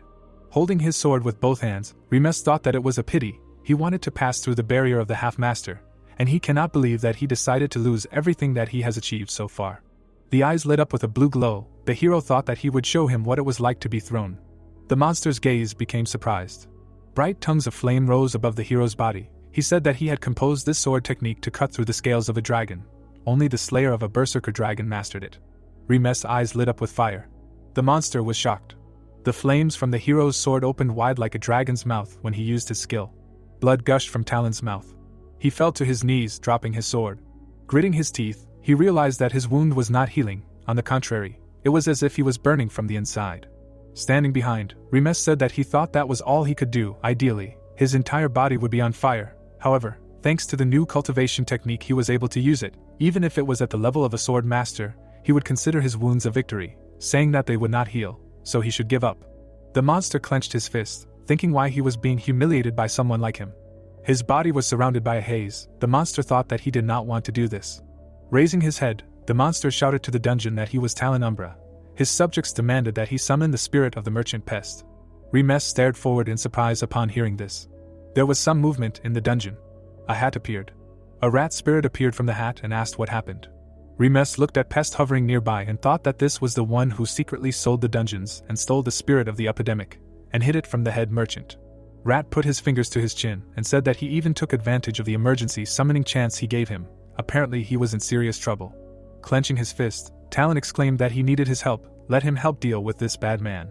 Looking down, the spirit merchant said that he would need additional compensation to interfere with the affairs of the dungeon. Lizard pointed his finger, shouting that whatever he asked, let him just kill him right now. Pest smiled, saying that this was great. His body was engulfed in green flames. He said that they had an agreement. Remes grinned grimly, hearing Underlord's words that this is the true strength of the spirit of the merchant, who is limited by the rules. He is as strong as a sword master. The guy replied that he is even stronger. Humans cannot compare to him. Holding the sword, Pest said that he was sure that the spirit merchants were forbidden to interfere with the affairs of the dungeon. He thought he could get away with it. Pest smiled, saying that he was well aware of how they did business, but what did it mean until he was caught? Saying that he should forgive him, but it was time for him to rest, so he shouldn't worry too much about it. The hero smiled, saying that until he was caught, usually those who say that are the first to be caught. The rat looked down, asking what kind of nonsense. The guy in the cloak stood below, thinking that inside the dungeon it was impossible to defeat the merchant with full power, but he had one trump card. A voice was heard, that after all, rabbits reported correctly. The rat quickly shrank in size, recognizing that voice. The man walked through the dungeon. Rabbits hid behind the leg of Hat Merchant, who said that they hadn't seen each other for a long time. The guy thought that he only needed to call a merchant who would be of a higher rank than the current one. The trembling Pest bowed, taking off his hat, and greeted the president. On the man's face was a mask with two faces. This is the president of the Spirit Association, the head merchant. The eyes in the slits of the mask lit up red. He said that it seemed like it was time for them to talk. The man stood leaning on a cane. The head merchant, the president of the Spirit Association, she is revered by all spirit merchants. Ascended beings like the Spirit King and the head merchant do not have gender, but for convenience they use the address she, and she can only appear in the human realm for two reasons. He imagined a dungeon surrounded by purple flashes, and continued to warn others of major changes in the dungeons or to resolve major issues related to spirit merchants. A couple of hours before, Rabbits was shaking, fearfully asking what he wanted him to call the head merchant. Remes introduced the guild leader and saying that according to Ankle, the spirit trades with the Umbra Guild, which is prohibited by the rules of the association. He knows that it is impossible to defeat the merchants in the dungeon. Remes said with a smile that he wants to explain more to the head merchant and call her. The rabbit replied that the president is very busy, and the heroes replied that they believe in him. The rabbit screamed that he is afraid of her. He stood behind Hat Merchant, who thanked him. She gave a thumbs up, saying that Rabbits is on time. Talon stood tensely, looking forward, and asked, even Pest was scared, who it was. Rat opened his mouth in shock, asking how she got here. Let him listen, there was a misunderstanding. The president stood below, questioning again, and asked if he really thought she knew nothing. The spirit's eye widened in shock. A glow was spreading from the cane. Hat Merchant said that she always knew he was cheating for his own sake. She hoped that he would cope on his own. Remes silently looked forward, hearing that now it was over. Rabbits had a satisfied expression on his face. Pest waved his hand, stopping him, saying that he could explain. A bright glow appeared in the president's palm. She said that he was fired. The glow engulfed the body of the screaming rat. It seemed to be rushing into Hat Merchant's palm. The face was hidden by a mask. In the palm of the hand sat a small rat. Putting it in her pocket, the head merchant said that Rabbits told her everything. On behalf of the entire association, she apologized for the inconvenience caused. The hero replied that everything was fine. A glow appeared around his fingers. She said that words alone were not enough. This would not do. A bag fell into Remes' hands. She said that these were a couple of useful things for his future travels. Looking at him in surprise, the hero thought, a gift from the head merchant, something incredible, thanked him out loud. When the hat merchant turned away, the hero asked if he could ask a question. They were standing next to a spirit imprisoned in a green crystal, and the guy asked how they could save this spirit of the epidemic. Turning to the crystal, the head merchant replied that this child was in a deep sleep. He would not return to consciousness, even if all the seals were broken. Reaching out to the spirit, she continued that the only way to awaken him was through an official contract. Turning her head, the spirit in the mask said that of course, you can go a completely different way, perhaps it will be better for the subject. Remes looked down, thinking that apparently by this she meant the disappearance of the spirit. Hat Merchant took off her hat, saying that if that was all, then she would go, and the guy thanked her. Putting on the hat, she said that she wished him all the best in his adventures. The glow swirled around the head merchant, who called the guy by his first name. The guy's eyes narrowed in surprise. He asked how she knew. Bright swirls surrounded him. The underlord hovering nearby asked. She called him by his old name. Imagining himself as a blonde, the hero asked how she knew it, so some creatures were touched by his reincarnation. Remembering the man in the hat, he wondered if he was missing something. The hero smiled, saying that he almost forgot. He turned gloomily to Talon and said that he was still here. The monster trembled on the ground, trying to get up. The next day in Carton, people were holding newspapers. The guy said that he heard that the Maidella Guild stormed the Umber Guild. The second said that of course he knew they were liars, but now they are gone. Reading an article in the newspaper, the guy said that they kidnapped people from the dungeon and experimented on them. Bright sparks flew in the sky. Words were heard that if it were not for Marcus, then they could have become victims. Remes read the newspaper in the office of the head of the guild Maidella and said that he became a local hero. Marcus, sitting at the table, said that it was all thanks to him, otherwise he would have lost both the guild and his daughter. Glancing sideways, he asked if he really thought he should be trusted. He recommended him. Ankle stood next to him, stretched out, and said that he would devote himself entirely. Sitting with a newspaper in his hands, Remes replied that even Maidella would not be easy to capture such a large one for people, especially hostile. It would be better to have a front man for now. He had already been the head of the guild before. He would not betray them. A predatory smile appeared on his face, and he said that if he dared, he would pursue him until his death. The man with a mustache with a fake smile said that he could never betray him. He did not even know what it was. The underlord sitting next to him asked if he would not tell him about Chaos and the Sias Duchy. The guy answered that there was no need yet. He imagined Silbita and thought that even if Sias's involvement with his current government was made public now, he would easily hush it all up. He needed to bury him. To bury him, he needed something more serious. The hero clenched his fist, crumpling the newspaper, and answered that it was better to wait. The ring of holy fire, the forest of death, and now Carton came out at the right moment. The hero exhaled long. He turned to the side and addressed Marcus. Nearby lay a large crystal with a spirit inside. The guy asked. He had already decided what to do with it. Lowering his head, the man replied that he said there were two ways to save Charles, the official contract with the plague spirit, Plague. The bound spirit was hidden inside the crystal. The man continued that either destroy the stone, which would make that spirit disappear, and then find a new one for the contract. Standing up, Remes said that she did not have much time left. The choice was his. The man lowered his head, saying that this spirit was essentially not bad. It did not do anything wrong. He introduced a smiling figure, and said that he knew that the stigma placed on the plague spirits remained since the Rhodosra plague alchemy, like a sin, turned the southern continent into hell. He did not want Charles to be branded because of the contract with the spirit. The man stood up, saying that he knew this was wrong. Taking out his sword, he continued that his opinion would not change. Swinging his sword at the spirit, he apologized. The mouth opened. Charles rushed into the room and stopped her father. He looked at her in shock. There were angry tears in the girl's eyes. She demanded not to touch her friend. The spirit inside the green crystal moved a little. The girl ran quickly. Covering the crystal with her hands, Charles screamed, "Do not touch her friend." The man looked at her in surprise, asking how she was. The hero looked at the girl, thinking that it seemed to him that it would be too much for her, so he did not tell her how she found out. Eldest entered the room and said that I told her everything myself. There were tears in Charles' eyes. The saint continued that this was her spirit, The choice was difficult, but she must make it herself. She heard the crystal asking to move away, "This spirit is very dangerous," and screamed that Daddy does not know anything about it. Looking forward furiously, she screamed that he always protected her. Now it was her turn. Plague's eyes were hidden by a mask. At the age of 5, she first realized that someone was nearby.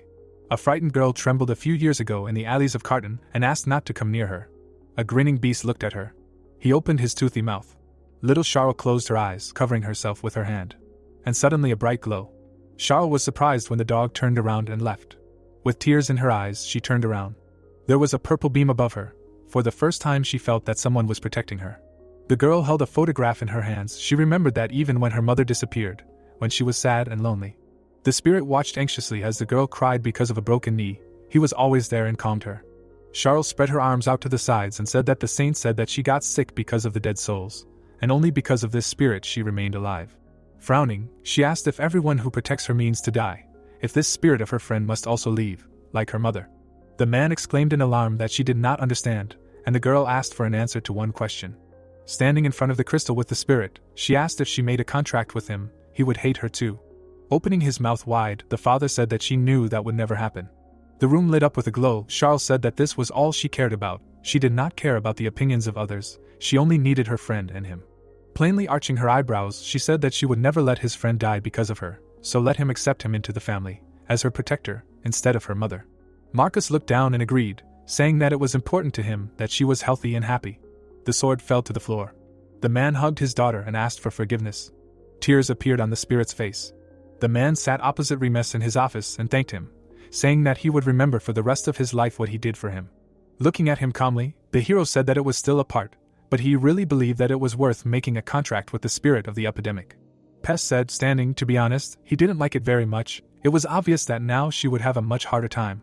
Remembering his daughter's smile, the man said that since she was happy, he didn't need anything else. All that was left was to raise her so that she would not hurt herself and fully realize her potential. The little spirit of the epidemic was locked in a green crystal. Marcus continued that therefore he accepted the spirit not as an evil creature, but as a blessing. After all, he was now a part of her. Looking down, Remes said that in that case, he had a proposal for him.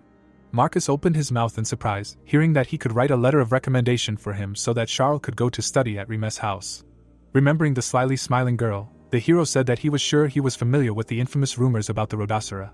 The powers of the spirit of the epidemic are incredibly dangerous. Now Charles needs to learn spirit witchcraft to control his will. Introducing the smiling creatures, he said that spirits live in their estate. If she learns from them, she can grow into a beautiful spirit caster. Confusedly looking forward, the man said that this is such a great favor. Why does he need all this? Raising a finger, Remes exclaimed that this was only part of the deal. With a sly smile, he continued that the condition would be that they would help him when he needed Charles' help. He promised that he would not abuse her power. Clenching his fist, Marcus replied that they would be ready to help at any time. He could count not only on Charles, but on the entire Maidella Guild. Remes smiled, thinking that once she learned to control the spirit of the epidemic, she would become incredibly useful, not to mention attracting the Maidella Guild to his side. The heroes shook hands. Snow fell among the mountains in the north of the continent, in frozen lands with unprecedented frosts. Steam came out of the mouth of the man who said that even the Umbra Guild had fallen. Everything was only getting worse. The guy stood next to the defeated dragon. Nearby lay the bodies of people and monsters. The guy bowed and apologized for the bad news. Sobita turned his gaze to him and asked if he found out who was involved in this. Recalling the battle, the boy replied that according to the Crimson Knight, his sword was similar to his, so there was a high chance that Dayer was shrinking this time. Chaos said that they suffered heavy losses, so their research is contained. The boy clenched his fist, saying that he shouldn't have trusted the people from the saved kingdom in the first place. Beams of fire flew from the hero. Veins appeared in the boy's eyes. Sobita spat out blood, leaning on his sword, and the servant shouted for him to quickly take the potion. Holding out the vial, he asked him to calm down. The boy drank the potion from the vial. Breathing heavily, he leaned on the sword, saying how humiliating it was that he had to rely on the potion from such bad people. If he hadn't damaged his mana core 7 years ago during the monster wave, none of this would have happened. The boy stood among the mountain peaks, saying that perhaps he should thank fate that he was not going crazy because of the explosion of his mana core. Sobita clenched his hand, breaking the vial, and said that he did not need the Blood Knights, nor the Holy Fire Cult, nor any of that. He presented a red crystal, saying that he only needed a stone that could replace his mana core, and then he could become a Grand Master. The boy frowned, saying that he had to become the next Grand Duke. Remes held up the stone in his room in Carton and asked what it was.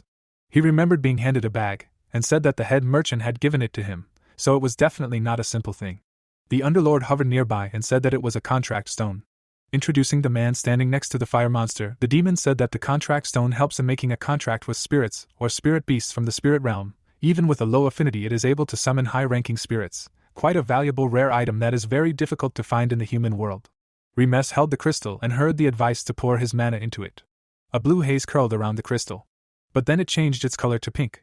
With a sly smile, the Underlord said that it seemed like something incredible was about to happen. Fiery rays spread from the stone. They rose up, spreading throughout the room. Holding the stone, Remes shouted in shock that it was fire. His hand was burning. Suddenly, he abruptly fell silent, realizing that it was not burning. He squeezed the crystal, saying that it was not hot at all. He definitely felt this fire before. The guy looked up in surprise, hearing a voice asking how he dared to summon a creature like him in such a small space. Underlord smiled, saying what the hell he summoned. In front of the guy was a huge fire bird, and the demon said that it was a mythical rank spirit beast. The hero imagined people with a wolf and a snake, and thought that he had seen a few times people contract with spirit beasts, but most of them were low rank and literally a couple of mid-rank. Looking at the huge flaming bird in surprise, the hero thought how he summoned a mythical rank beast with some kind of stone. This was not the case in his past life, he asked. Was it he who summoned it? Opening its beak, the bird said that to be precise, it was she who found him. She is the queen of immortal birds. Her child said that she owes her life to him. Remes looked at her in surprise and asked again. The hero saw the small fire bird and remembered.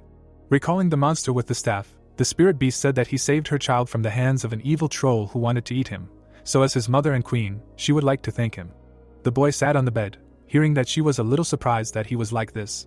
The image of the hero was reflected in her eye, determined dark demonic energy, and even a banshee shield. An ordinary person possessed all of this. Remes spat out in shock, hearing that there was still a rather nasty curse on his shoulder. Underlord was indignant, asking what she said. Wiping his mouth, the hero asked if she would make a contract. The bird looked down at him, saying that a mere human would not be able to withstand her power. However, given the strange stone in his body, maybe he could. Remes remembered how the unfinished crystal was absorbed by him, and wondered if she was talking about that mysterious stone that was in the Forest of Death. Sitting opposite a huge phoenix, the hero asked if she knew anything about him. The bird replied that she was sorry, but she could not say anything specific. She imagined a red crystal in her palm and said that in ancient times there were creatures with similar stones, and even her kind could not oppose them.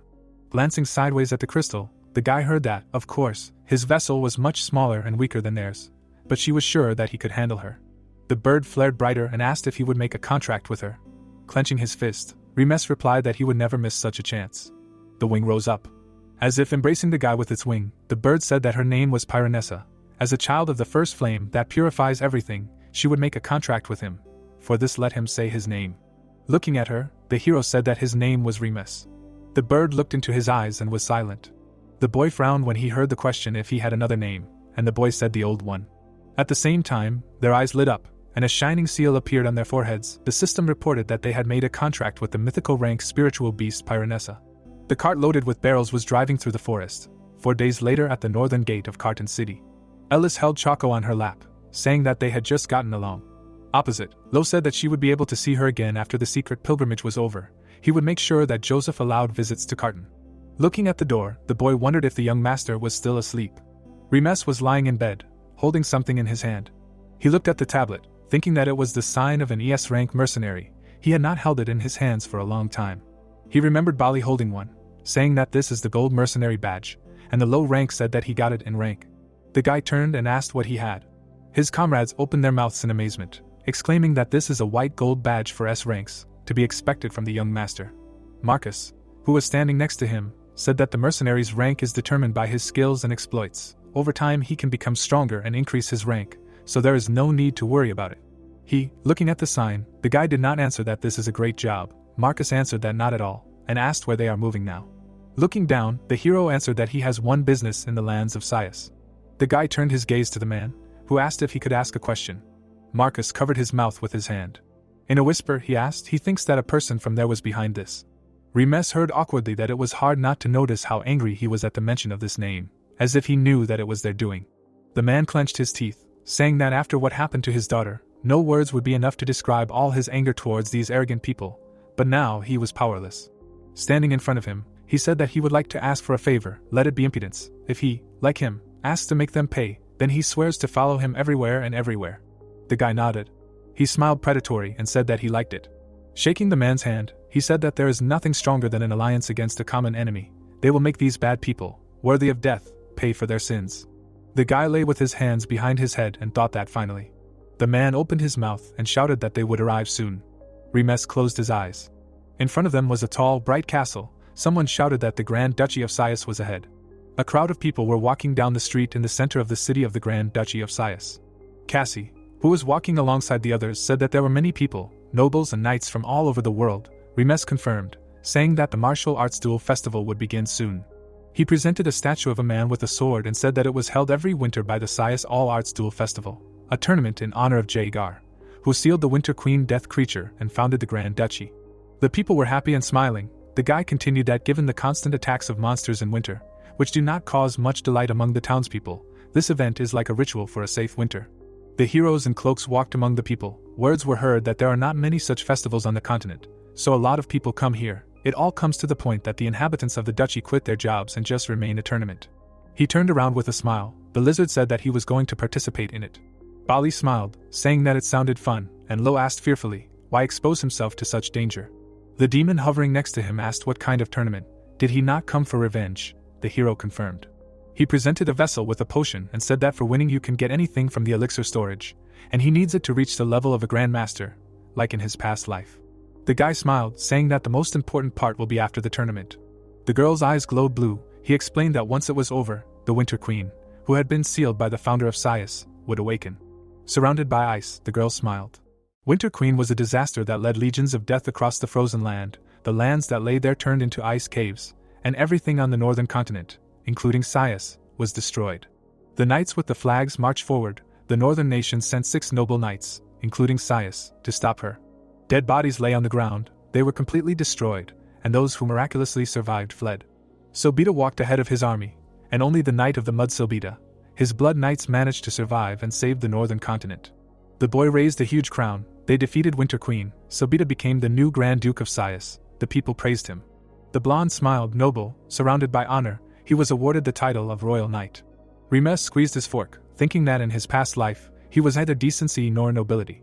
The hero frowned, thinking that first he won the tournament, then fought the Winter Queen, defeated her, dealt with Sobita, who was exhausted from fighting the queen. Eldest, who was chewing, looked at the guy and asked if he didn't like the food. He had a strange expression on his face. The hero replied that he didn't. Bali, who was sitting opposite him, turned around, saying that there were a lot of people here. Although this was an ordinary tavern, he thought this was the best place on the continent. There were people sitting at every table in the tavern. They were laughing, eating and drinking beer. Smiling, looking at them, the hero said that everyone looked happy. The man took a step. People approached the table with the heroes. One of them apologized, saying that there were no more free tables. Could they join them? The guy in the hood smiled. He told everyone opposite him with a smile that he was glad to meet him. It was fate that they met. This is how to get to know each other better. He is a mercenary. His name is Lao. Remes, who was sitting opposite, introduced himself and said that this was his team. They were traveling. The man next to him was his partner. The guy next to him was holding a musical instrument. Lao said that this was his younger brother Ladle. As they could see, he was a little shy. The hero glanced sideways at the man in the hood, hearing that a man was nearby. Cassie took a sip from her mug. Pointing to the side, she said that she never thought she would meet this old man here. Lo asked what she was talking about. There was a tiger's face in the hood. He said that he had not met someone from the cat tribe for a long time. His name was Beiruk. Cassie introduced herself in response. Smiling at him, Remes said that he was from the tribe of Wanderers, a real rarity. He replied that their team clearly had someone who loved cats. Eldest smiled and said that she had long wanted to ask what ladle was holding in her hands. The guy looked at her tensely, holding a musical instrument, and asked her about that. He strummed the strings with his fingers, explaining that it was a traditional instrument from his hometown called a bipa, a little awkwardly, but he was the bard in their team. Eldest clapped her hands, saying that she really wanted to listen, and Ladle asked fearfully, right now. The girl with shining eyes clasped her hands in a prayer gesture. The guy looked down, saying that she really wanted to listen. He was not very good at this, Eldest confirmed. Fingers touched the strings. They moved, strumming them. Remes looked closely, heard the melody. Other people in the tavern turned around, asking, is this music? Who is playing? The hero's comrades looked surprised. Waves of music spread from Ladle. Remes smiled. The underlord next to him said that the ability to put mana into music is an amazing ability of this guy. The mana that is contained in the music resonates with the mana of people and fascinates them. He sat with his eyes closed. All the customers of the tavern looked at them. Lao smiled. Ladle played with his eyes closed. Then they opened. The man said that this is how this instrument sounds. All the patrons of the tavern jumped up, jubilant, and shouted that it was an amazing performance. Resting her head on her hand, Cassie said that the young gentleman worked hard and was a good boy, and Lo added that he had never heard such a touching performance. Delighted Eldest said that it was the best performance. Incredible. The brother looked at the younger with a smile and said that he had fans again. As expected, it was his younger brother. In the evening, the lights were on in the tavern, and Beirut was heard saying that he was secretly enjoying it, and the guy exclaimed, "Where is he going?" Standing next to his comrades, Lao said that he would like to chat more, but they have little time. Remes replied that since they have a tight schedule, there is nothing to be done. Smiling, the new acquaintance said that preparing for the tournament is much more difficult than he thought. Hearing this, the hero exclaimed, he was participating in the tournament, what a coincidence. His eyes widened in realization. The guy lowered his head and clarified, he said his name was Lao, right? The hooded guy smiled and confirmed. The hero took a step. The guys exchanged sharp glances. Remes said he thought they would be rivals the next time they met, because he was also going to participate in the martial arts tournament.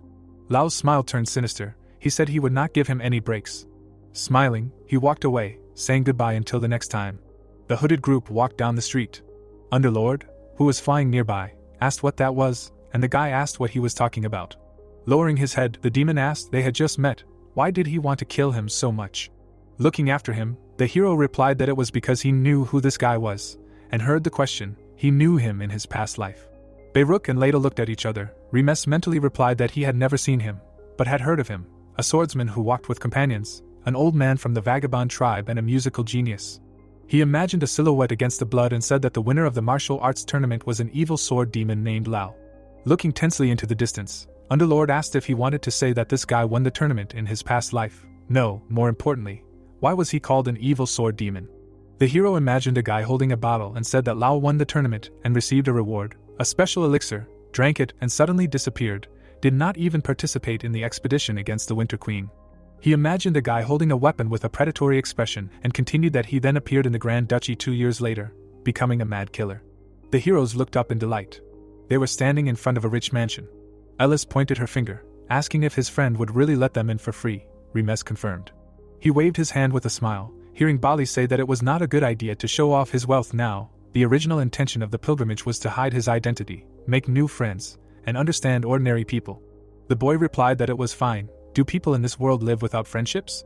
The girl looked with shining eyes, hearing that this would be a great experience for her, which would help her understand how important friendships are, and wasn't this the perfect pilgrimage? Bali, who was discouraged, hesitantly confirmed. Nikita bowed and said that she was glad to meet him. Sitting across the table, Remes asked how things were now, and heard that thanks to the information they received from him, they managed to deal with several branches of chaos. Looking forward, the girl continued that besides, the other branches of chaos are gradually retreating now. It seems that there are growing discords between them, the Thunder Knights. Remes looked down as he introduced the characters and thought that the terror in the Imperial Palace, the incident with the Sacred Fire Cult, the experiment in the Forest of Death on the Blood Knights, everything they had planned had gone wrong. The boy asked if she thought they knew that he had done it. Nikita replied that the probability of that was extremely low. Her cheeks turned red as she said that as she thought, Lord Remes was going to personally kill those heretics, as expected of the noble master of the manor. Remes grimaced in shock, sighs that she had just blushed. In her past life there was a boy who tried to embarrass her. With an awkward look, the boy asked what about his request, and the girl replied that everything was here. She opened the lock of the suitcase. After opening it, she showed black ingots and said that these were the 7 ingots of stellanium that he wanted. Remes looked at them with a sly smile and sighs that it is a mysterious stone, very durable, conducts magic and has an explosive force comparable to adamantium. It is very difficult to melt. For 1 stone you can buy 10 houses. He thanked, saying that it is a very precious mineral. Nikita asked what he was going to do with them. Looking at the ingot, the guy answered that he would make armor out of them. He has a shield and a sword, but he could not find suitable armor. Holding the lid of the suitcase, the girl said that he knows that this is one of the most difficult minerals to process. Does he have a blacksmith who can process it correctly? The guy smiled and said that he does. This blacksmith can make him the armor he wants. The guy walked down the alley to Sire's, saying that he is not here either. Underlord was hovering nearby and said that he had been saying for 2 hours that this was not the place. He definitely knew at least one blacksmith. The guy replied that of course. He looked into the corner, saying that his forge was not easy to find. He needed to search properly. There was a wooden door in the alley. The guy exclaimed that he found it. On the door was a sticker with a picture of a hammer and anvil. The spirit said that it was just a door. Coming closer, the guy confirmed that an ordinary person only sees a simple door. He took an ingot from the bag. Underlord asked why he suddenly pulled out platinum. Bringing it to the door, the hero replied that this is the key if you insert a platinum plate into this hole. He inserted the plate into a special recess. It immediately began to shine. A bright light was visible from behind the door. The guy opened the door. Various armors were hanging on the wall. Below were different types of weapons and gloves. Entering the forge, the hero heard a question, "Is this space magic?" and answered that yes, the one he is looking for is from a blessed race. From the moment of birth they have a subspace, which they call a workshop. They can set the entry conditions for it. The hammer struck the metal plate, while the guy was telling that the main requirement for entry was to have the S-rank platinum mercenary badge he had just seen. The man with a mustache and beard asked why he had come. Smiling, Remes turned to the blacksmith Hitos, saying that he had come to ask him to make armor. The man turned around with displeasure and asked again. With a slight smile, looking at him, the guy heard Underlord say that this dwarf was the blacksmith he had been looking for. He was really annoying. In his mind he replied that this dwarf's skills were truly unique. He remembered holding a sharp sword in the blonde's body, and said that the armor he had worn in his past life was also made by him. Thoughtfully touching his chin, the dwarf asked if he really was an S-rank mercenary. He looked too weak. The hero replied that he was wrong. After all, he had a platinum badge. Hitos shook his head, saying that the human world seemed to have gone completely mad. To give such a weakling a badge, they should raise their standards. Turning away, he waved his hand and asked him to leave. He would not make any weapons for him. There were many other blacksmiths. Remes crossed his arms with a smile and said that it was a pity. He, like a sly snake, took out a bottle, saying that he thought they could chat while enjoying the tears of a white dragon, an incredibly rare first-class white wine. He would have to find another blacksmith. Hitos turned around with a shocked look and asked, "Did he say tears of a white dragon?" Slyly holding the bottle, the guy said that he was going, and the dwarf stopped him. With a fairy tale smile, he promised that they would talk. Later, Hitos picked up the bottle, saying that as he thought, humans are incredibly good at making alcohol. Blushing, he pointed his finger at the hero, asked his name. He replied Remes. The blacksmith's gaze said that the alcohol tasted good. The last time he drank something like this was about 20 years ago. The boy opened his mouth. He remembered how the man brought him and told him to say hello to the blacksmith Hitos, who introduced himself as Alberio. The dwarf said that this guy was like his teacher, very stubborn. Then he ran after the guy with a hammer at the ready, shouting that he told him not to touch the sword. The blacksmith lowered his gaze and asked where he had disappeared to. Remembering this, Hitos lowered his gaze and Remes thought, he must be very lonely in this life without him and the master. Smiling widely, the boy asked if now maybe he should stop drinking and fulfill his request. Confidently looking ahead, the dwarf said that since he brought him such good alcohol, let him speak. There is no weapon that he could not make. Snow was falling in the glacial mountains north of Cyrus. A figure was visible in one of the ice flows. Inside the ice flow was a figure of a girl with closed eyes. Suddenly, her shining eyes opened wide. Remes sat with his head resting on his hand, thinking that it was nice to meet Hitos after so long. The dwarf showed 4 fingers, telling him to come back then, and the hero thought that the production of the daggers and armor he ordered would take 4 days. There were still about 10 days left before the awakening of the Winter Queen, so everything should be fine. He imagined a key lying on his palm, Cedus, that he had received a key that would lead him to the forge from anywhere in the world. It could also be used to good effect. The guy glanced sideways at the people in the window, Cedus, that he would wait 4 days. He had come to Cyrus supposedly on a pilgrimage. Jubilant people met the carriage. The guy mentally asked, what was going on here? The girl looked forward enthusiastically, exclaiming that it was Eldest. Everyone asked to see. The girl waved from the carriage with a smile, saying that she was glad to see them. The people with loving eyes exclaimed that she said that she was glad to see them. Let her help him. The underlord sitting next to the hero said that he thought she was enjoying what was happening. The boy replied that he thought so too. At the gate there was a banner that said Welcome St. Eldest. The hero thought that she should try. What can they do? The man bowed his head in a bow at the Cyrus church in Cyrus. Barkus, the high priest of the Cyrus church, bowed, saying that he was glad to meet the saint. They also welcomed her companions. Remes looked at him in confusion, heard the demon say that this humanoid primate was the high priest, and thought that he looked like a cook or a cleaner. The man looked down, saying that it was an honor for him to meet the benefactors of their school. The hero greeted, introducing himself, and the girl thought that the man was huge. She smiled as the hero said that Eldest was greeted more warmly than they expected. He didn't know she was so popular. Turning to the steps, the man said that originally the sacred fire of God was supposed to burn on this altar. But 10 years ago it went out because there was no one who could maintain it.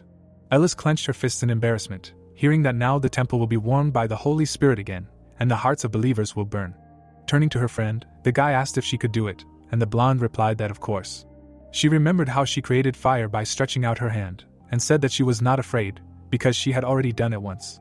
The foot took a step up the step. Remes smiled, sighs that she had grown so much. Climbing the steps, the girl approached the altar. Lowering her gaze, she said that if you used divine power. A fire appeared in her palm. A bright flame appeared in the center of the square altar. Eldest stared at it, and exclaimed that it was working. A bright flame shot up high into the air. The priests grabbed their heads and shouted that the flame of the Holy Spirit was burning again. Finally, 10 years had passed. Barkus opened his mouth in surprise, saying that he never thought he would be able to see the holy fire again. He looked at the hero and said, "Isn't it wonderful?" Remes looked up in shock. He froze in shock, sighs. What kind of feeling is this? Isn't this the method he learned from the old book from the Church of the Holy Fire? Looking with wide open eyes, he thought that this method itself was guiding his body. The guy opened his palm, wanting to absorb this fire. Then he clenched his fist. The fire swirled into whirlwinds and rushed to the side. It approached the guy in rays. Opening his mouth in shock, Barkus shouted that it was dangerous. He covered his eyes with his hands as the boy was engulfed in flames. His comrades opened their mouths in shock, calling out to him. Opening his mouth, Bali said that the fire of the Holy Spirit burns everyone who is not its master. This fire fell on Remes. What is happening? The boy's body hid the flames. Remes closed his eyes, thinking it was warmth. Words were heard addressed to the successor, promising to help him see the truth. The hero's eyes lit up with fire when he heard that any lie would lose its power in front of him. The flames became smaller. The whirlwinds of fire dissipated. The boy asked if the hero was okay. His comrades surrounded Remes, squeezing their cheeks and asking if everything was okay. Staring at him in shock, he said that it was impossible. How could he be alive when flames fell on him? With a wicked smile, Bali said that he knew he was more than just a man, and the man asked what that meant. With a wicked smile, the bald man introduced the Chosen One and said, had he forgotten about the prophecy? Long ago, before the Lord of the Holy Fire ascended to heaven, he told his followers that the Chosen One would come and become an apostle, and the one who would carry out the will and intentions of the teacher. An angry Remes swung his fist at his comrade, shouting that he said everything was fine, until the man asked, wasn't he the true apostle of the Holy Spirit? The hero froze with his fist raised and looked at them in confusion. He looked at the men looking at him with shining eyes and asked why they were looking like that. The saints raised their hands in jubilation, praising the apostle of the Holy Fire. He had come to protect them. Remes was puzzled. What kind of apostle of the Holy Fire? Who is this? The hero opened his mouth in shock when the men knelt before him. Barkus closed his eyes and turned to the apostle of the Holy Fire. The puzzled guy trembled and asked what went wrong. He hadn't done anything. Suddenly the columns shook and fragments fell. The saints grabbed their heads, shouting that it was an earthquake. Let them be careful, stones were falling. Remes gritted his teeth, thinking that no, it wasn't an earthquake, something else was happening. A figure appeared in the distance among the ice floes. A loud scream was heard in the space around the city.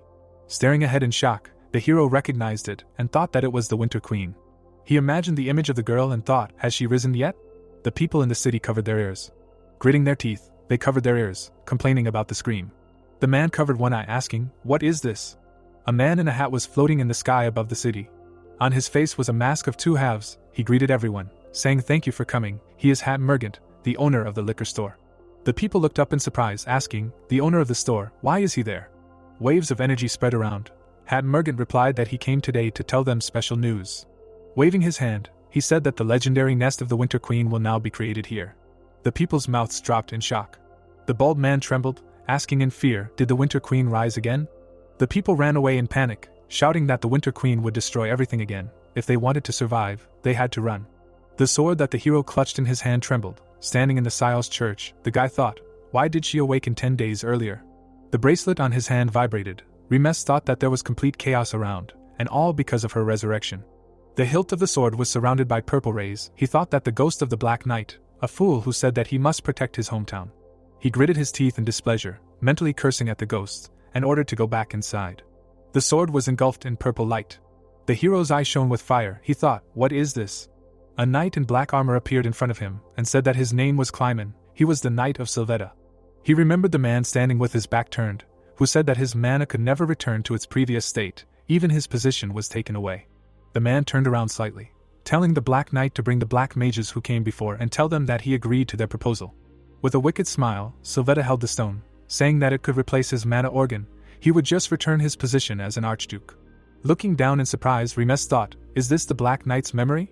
The guy imagined the system window with the ability information and thought that this was the ability he got from chaos. The system claims that it is one of the divine powers.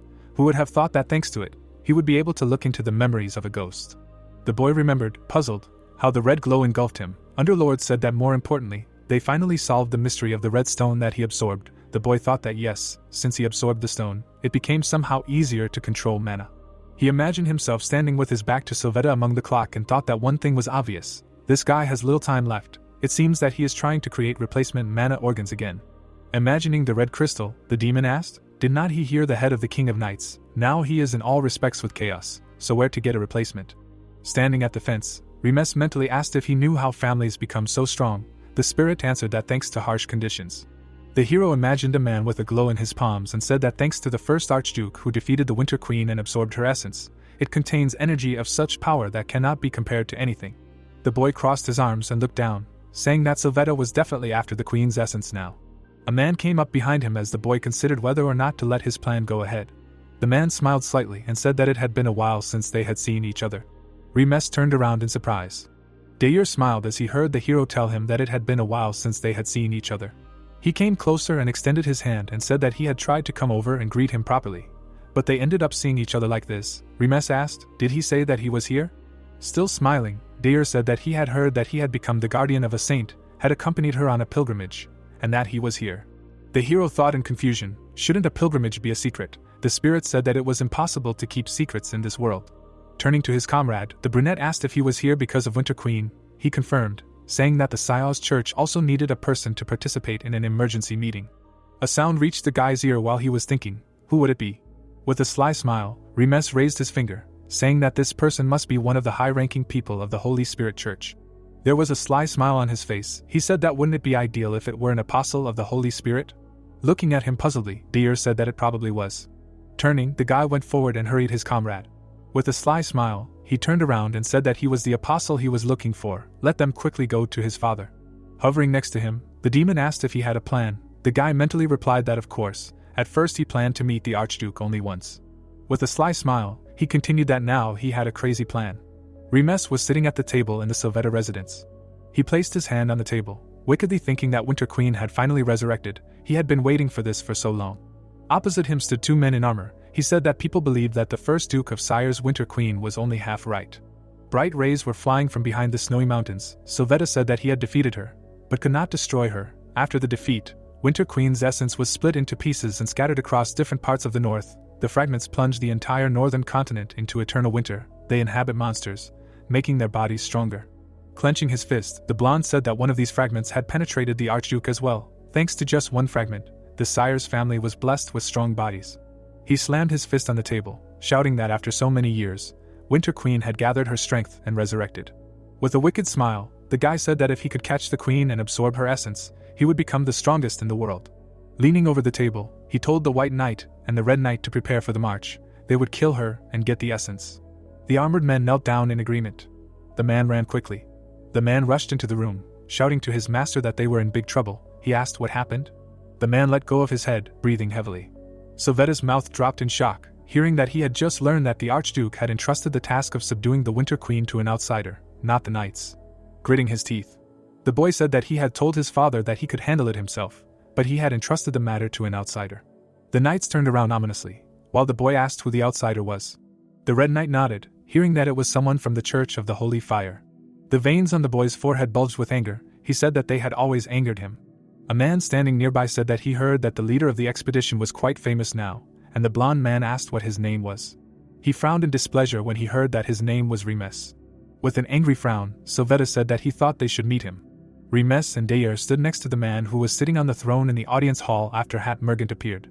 Vernon, the current Archduke of Sires, an advanced sword master, touched his chin and said that they wanted to say that they were ready to defeat Winter Queen.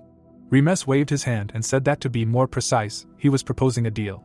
The man looked at him and ordered him to speak. Introducing the figure of a woman, the hero said that as far as he knew, Winter Queen was a powerful monster that even a few sword masters could not handle.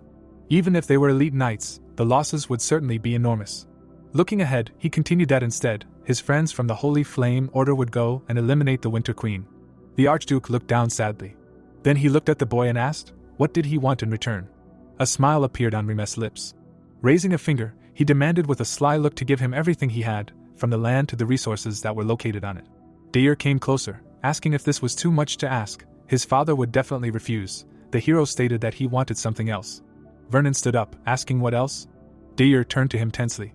Standing up, the man said that he believed in actions, not words. His foot was on the floor. The blonde was shocked when his father pulled the sword out of its sheath. The man's eyes glowed red. However, Remes managed to block the blow.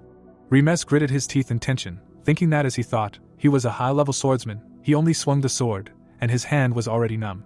Deir fearfully told his father that this guy would still save him even if he killed him.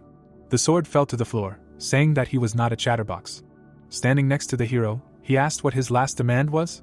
The hero smirked, thinking that as far as he knew, he was not very knowledgeable, and began to talk about his last condition. Later, Remes sat on the bed in his room. The satisfied hero had a blue ball in his hands. He said that the last condition would be the elixir, which was originally intended for winning the martial arts competition. As he thought, it had a huge concentration of mana. Throwing the capsule into his mouth, he thought that he felt like it was breaking his limits. He took a sip. Suddenly, his face wrinkled. The guy's body was surrounded by a blue glow. He thought that cold mana was pouring into his body like a huge stream. There was so much of it that his body could not contain it all. Remes clenched his fist, thinking that this did not mean that he could lose even a drop of precious mana. It was all his. Surprised Underlord floated nearby, saying that then it would go out of control and demanding that he stop. Gritting his teeth, the guy refused. The glow spread throughout the room. The hero thought that he needed a little more. The eyes were shining and cracks appeared. The hero thought that the wall was collapsing. A bright light was visible from the window. The curtains fluttered from the powerful energy. Then they drooped. The demon crossed his arms and said with a smile that it seemed like the more his strength returned, the more his appearance returned. His fingers clenched into a fist. Remes struck, but the fist passed through the demon's body, who asked what he was doing. The hero turned away in displeasure, saying that he hoped that if he was hit, he would become a master of the sword. Underlord exclaimed that he was impudent. The man banged his knuckles on the door, and the boy ordered him to enter. A blonde girl entered the room, telling the dungeon master that she was ready. Underlord's mouth fell in shock, and the hero replied that they were starting. Snow was falling in the mountains in the lands of the Winter Queen. The wind flooded the cloaks. Nikita said that this was not a simple blizzard. Remes confirmed, saying that this was a rather nasty spell. One of the knights in the snow grabbed his head. The hero thought that the reason for the destruction of the first squad of elite knights was this banshee blizzard. It drives people crazy, reminding them of their greatest fears and sorrows. The brunette's eye burned with fire. He thought that it did not affect him. The energy spread around.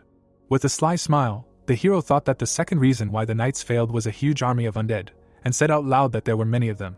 Ahead, many monsters covered in crystals appeared. Remes looked ahead tensely, thinking that he had to deal with them himself. Standing next to the girl, he asked, "Will she cope?" Nikita stood with her back, saying that because of the blizzard she cannot see anything, but she definitely feels them. Hears the cry of the undead, crying from sorrow, pleas for salvation, full of fear. The monster's mouth opened in a scream. She continued that the undead roamed the world, trapped in their memories of life, unable to rest, reliving the pain of death over and over again. They cried out for salvation. Nikita extended her hand, surrounded by vortexes, and said that this is why dark mages exist. They save the dead by bestowing the blessing of death on ghosts that writhe in pain. She presented shields with coats of arms, saying that the three main religious orders, priests who bless the living, but the priests of the Florentine kingdom have always served the dead. The girl floated in a glow, saying that she was the last descendant of the royal family, and the high priestess of the dead. She was simply fulfilling the mission entrusted to her.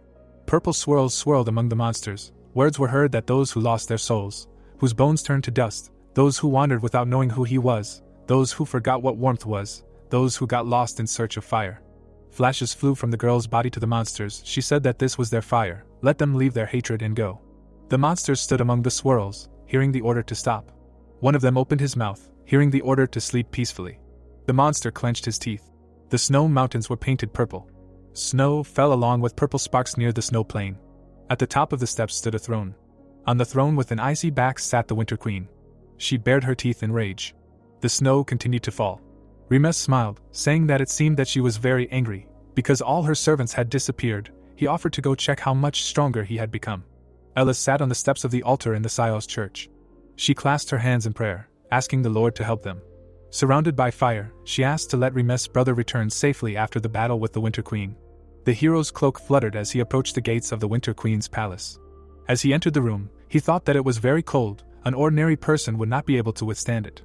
The hero was wearing blue clothes. He thought that it was good that he asked Hitos to make armor from phoenix feathers. Not only were they durable, but they also kept him warm, so he was glad that he asked him. Remes imagined the frozen nights. He thought that the snowstorm was severe, but the piercing cold was also one of the reasons why Sire's knights lost. The Underlord remarked that this was why he sent that dark sorceress back. Walking down the wide corridor, Remes said that this was a beautiful palace. He walked, taking out his sword, and thought that no matter how he prepared, the strongest monster was in front of him. He must fight with all his might. Winter Queen clenched her fist until she trembled, asking how he dared to kill her servants. She would not spare him. Bright rays of attack flew forward from her. The monster opened her mouth, directing waves of power, and screamed that he betrayed their master, who loved them so much, they did not need a world full of traitors. The brunette covered his face with his hand, which was already starting to be covered with ice, and thought that the master was the one with whom she made a contract last time. At first, banshees were spirits. When emotions such as sadness and regret turned into hatred, the hero realized that this armor was gradually giving in to the cold. The hero's eye lit up with fire. He thought that he took care of it, and said that now was the time. The fire bird Pyronus appeared next to the guy and asked, "Did he call her?" A wicked smile appeared on his lips. He thought that Pyronus was so strong that it could only show 1/100th of its power. Now he was sincerely grateful to it. The fire bird hovered above, saying, "How could a spirit that had ascended so high be so corrupted? She was just a pitiful child." The hero asked, "Does she think they can defeat her?" Opening its beak, the bird with burning eyes said that she was the ruler of all flames. They would quickly send this poor child into oblivion. Winter Queen angrily clenched her teeth. Remes rushed forward and asked the bird to cover him. Ice guards appeared in front of the woman. One of them swung a huge fist. The hero's eye was burning with fire. He thought he saw her weakness. In the middle of the monster's body was a blue haze. A bright glow engulfed the blade. With a sharp movement, the guy cut the monster in half. Smiling predatory, Remes said that now he felt that he had reached the level of a master. Waves of power emanated from the roaring monster. A fireball flew forward. A bright stream of fire crashed into the enemy's body. The ice monster opened its mouth. Spreading its wings, Pyronus said that she could not allow him to touch her master. Winter Queen trembled, looking at this, talking about her beloved servants. She bared her teeth and crying said that he was finished. Blue fire appeared in the monster's palm. Sharp ice flows flew forward. Spreading her arms, Winter Queen sent ice arrows forward. Jumping to the sides, Remes managed to dodge them all. With a sly smile, he moved forward, saying that the main thing is to stay calm. Suddenly, his eyes widened in surprise. The guy abruptly jumped back. Landing on one knee, he thought, how can she continue to use such magic? Where does she get mana from? There was a whirlwind of power next to Winter Queen. The hero covered himself with his hand, trying to hold back from the powerful energy. Holding his hand to his face, he thought sullenly, this trick again, but Pyronus will help with this. He looked away, hearing the phoenix apologize. He was taken aback when he saw the small bird, and asked why it looked like this. Flapping its wings, Pyronus said that it was too cold here, and he had too little to support it, to make it warm a little. Trying to hold back the cold energy, Remes cursed in his mind, do you think that spirits are strongly influenced by the environment then? And here, in a place of permafrost and cold, the worst environment for a phoenix. Opening her mouth, Winter Queen continued to direct cold at him. The guy thought that he was too frivolous towards her. In his past life, he barely managed to destroy her. Golden rays circled around the bracelet. Remes thought that now she would hardly cooperate with him. Is there really no other way? His eyes began to close. He imagined a golden drop making ripples on the water and words asking the Lord for help. The surprised guy was surrounded by a golden glow. He looked at his hand in confusion, exclaiming, "What kind of power is this?" The shocked Underlord grabbed his hair, asking where this divine power came from. He needs to escape from here now. The guy looked up, surprised to hear Eldest asking for Remes to return safe and sound, and recognizing her voice, he thought she was praying for him. Pyronus was surrounded by fire again. She said that she did not know what happened, but her mana suddenly increased. It should be enough now. Spreading its flaming wings, the phoenix said that it could only use 1/10 of its power now. The columns of the ice palace began to melt. The roof also began to flow down. Looking to the side, Remes said that the queen's castle was melting from her fire. Is this only 1/10? Winter Queen frowned in displeasure, asking what kind of light was this. Looking at her resolutely, the flaming phoenix told her to say goodbye to her master. From the flapping of its wings, bright fiery whirlwinds flew forward. The face of the screaming Winter Queen was hidden in them. Tears appeared in her shocked, wide-open eyes. Behind Remes, a demon stood with his arms crossed, and she recognized his majesty. The boy opened his mouth and apologized for keeping them waiting and wished the child of snow to rest in peace.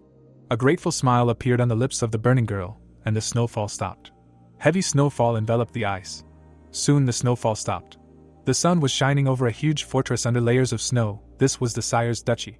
The people were very surprised, because the snow had stopped falling and was melting even on the mountains. Someone's figure in the sky appeared before the people, announcing the news on behalf of the Spirit Guild. Folding her arms, the masked girl announced that the dungeon of the Queen's Nest had been conquered by Remes. The people were perplexed, asking if the Queen of Winter was smitten by the same dissolute air, believing that they had nothing more to fear. The man clenched his hand into a fist joyfully. The people rejoiced, proposing to celebrate this event, exclaiming the name of Remes. Cedus, Eldest, and the others were happy with the youth's victory. Deer smiled, placing his hand on his waist. The man in the chair also sighed contentedly. The library was visible through the stained glass window. The knights stood awkwardly, their heads down. Cedus sat down, books scattered around. His plans were thwarted by the protagonist. He raised his fist in anger, shouting that if it weren't for the guy, he would have destroyed the Queen of Winter and would have regained his power. Cedus coughed up blood and fell to the floor, promising to kill his rival. He grinned angrily, remembering how he saved his brother at the reception and helped the holy maiden of the church order. His hand clenched. He understood that all this was not a simple coincidence, and the hero was deliberately thwarting his plans. Cedus shook with anger, ordering the White Knight to bring the experimental sample. The knight shook, stating that this prototype was not from a human, but from a monster. Its power was unstable and there could be side effects. Cedus turned around furiously, asking if the White Knight dared to contradict him. The boy darkened, clenched his hands into fists, and said that he understood everything. Cedus stood up and trembled, realizing that the opponent had reached the level of a sword master to defeat the queen, so he needed to restore his strength. His eyes flashed angrily, realizing that he needed to complete the crystal using the queen's essence, and kill the boy if necessary. Remes returned to the local branch of the church order. People praised the duke. Underlord looked at him, finding it funny how the hero was being honored. He denied the praise, answering that he was only following his path of revenge. He looked at his transparent cloak, which was an artifact of the spirits. It could instantly freeze the space within a radius of 15 meters. Someone ran towards the hero, shouting his name. The boy was surprised. Cedus Eldest hugged him tightly. She looked at him with a smile, saying that she had prayed to God for his return, and that he had probably heard her prayers. Remes remembered himself in the dungeon, realizing that the saint's prayer had really helped him. He stroked her head, saying that thanks to her he had returned alive. The knight ran to him in tears, and Bali said that the young man was much stronger than he had imagined. The young man held the prince back, saying that he was being flattered and that he could not have done it alone. The young man looked at him with displeasure, about to express his displeasure. The wolf stood in front of him and waved its tail. The girl pointed her finger, calling the wolf Choco. The young man was surprised. The wolf looked at him. The young man was surprised, remembering the animal in the past. The dog lay in poor health. The girl told how he suddenly grew new fur and changed. Underlord looked at the boy and assumed that the wolf had overcome its inherent limits and evolved into a new form. The boy did not understand at first. The hero looked at the wall in confusion, and then broke it with force. The demon explained using him as an example how the beast crossed the boundaries and received new power. The wolf noticed someone behind. Underlord explained that he was like a sword master, but only in the dog world. The boy was embarrassed, realizing how hard it was for him to overcome his limit, and how easy it was for the dog. Remes looked at the priest who came to them with good news. Putting out his hand, the man said that he had received a personal invitation from the Duchy of the House of Cedus. They wanted to thank him and invite him to a dinner party.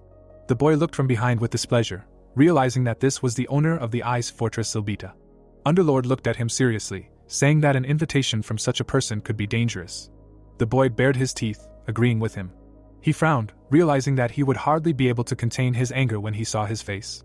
The bright moon illuminated the ice fortress. The young man walked calmly along the road. His feet stepped on the ground until he was noticed. He suddenly stopped. The hero looked at him indifferently. Someone with a weapon was approaching him. Silbita with a bare torso approached, saying that he had heard a lot about him, in particular about saving his brother and helping the church order. The young man lowered his head in displeasure, saying that it was just a conspiracy of warlocks, calling them the scum of humanity. Silbita looked madly at the hero, calling him the same. He asked with a smile if his brother had sent the guy or someone who harbored a grudge against him. The young man took up his sword, answering that he was right in a sense. The guy angrily pointed the weapon at him, saying that he was acting at the request of a mercenary who had previously considered him his comrade. Throwing his sword over his shoulder, Silbita stated that he had never hung out with such people, much less considered them his comrades. The boy grinned, realizing that this was his true nature. It seemed to him that everything was a lie. Silbita hugged Alberio, saying that he was much more useful. They fought together. He claimed that he could be trusted with his back in battle. Silbita looked on indifferently, saying that he had to do so and did not ask for forgiveness. The boy looked grimly, realizing that at least he was honest. A bright blue energy appeared around the boy. He declared that the long feud had come to an end. The boy took out his sword, shrouded in blue energy. Silbita, with his sword over his shoulder, asked if he had reached the level of a sword master. because he suspected something after hearing that he defeated the Queen of Winter. His gaze became wild. He said that he had prepared himself too. Remes became nervous, not understanding what was in front of him. The enemy had turned into a monster, shrouded in red energy. The hero looked at him with alarm, wondering if the enemy had reached the level of a sword master, noting his alien and vile aura. Underlord calmly explained that the enemy had absorbed a power similar to Sane's, but the contents were different, despite the similarity of methods. Red energy emanated from the monster with the sword, a monstrous aura flowed through his body. He himself looked like a completed version of Bloody Monsters. The hero looked at him, noting that such a power destroys the enemy himself, and he even felt sorry to see this. The monster bared his teeth. He didn't care, because if he managed to return the thing that the boy stole, then getting rid of the dirty aura would not be difficult.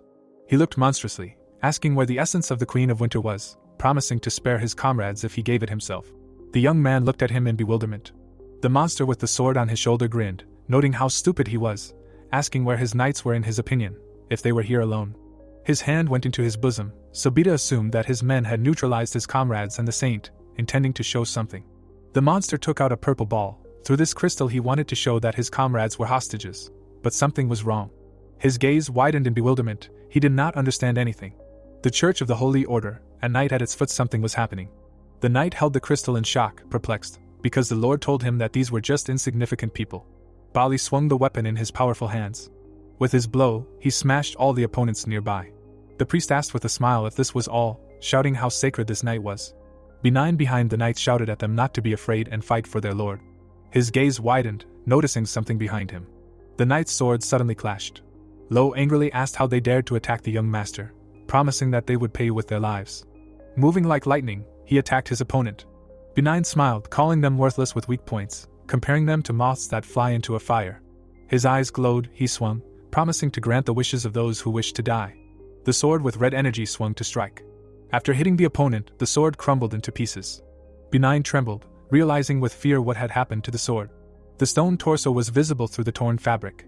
Half of the knight's body was stone. He replied that the opponent's blow did not leave even a scratch on him. His sword in his hand glowed blue. He swung and wounded his opponent. Lo indifferently noted that he could no longer be a burden to his master. The white knight with the crystal in his hand was shocked, looking at this picture. He frowned, realizing that there was no other way out. Saintess Eldest was scared, hearing that the opponents were going to grab only her. The knights rushed to the frightened girl, hearing the order. The girl raised her ears, saying how ugly the knights were treating their saint. Her hand threw something. The knight was scared, noticing that something was flying. He saw bottles with green liquid flying at him. Covering himself with his hand, one bottle broke on the knight. The man tensed up, looking at the green liquid.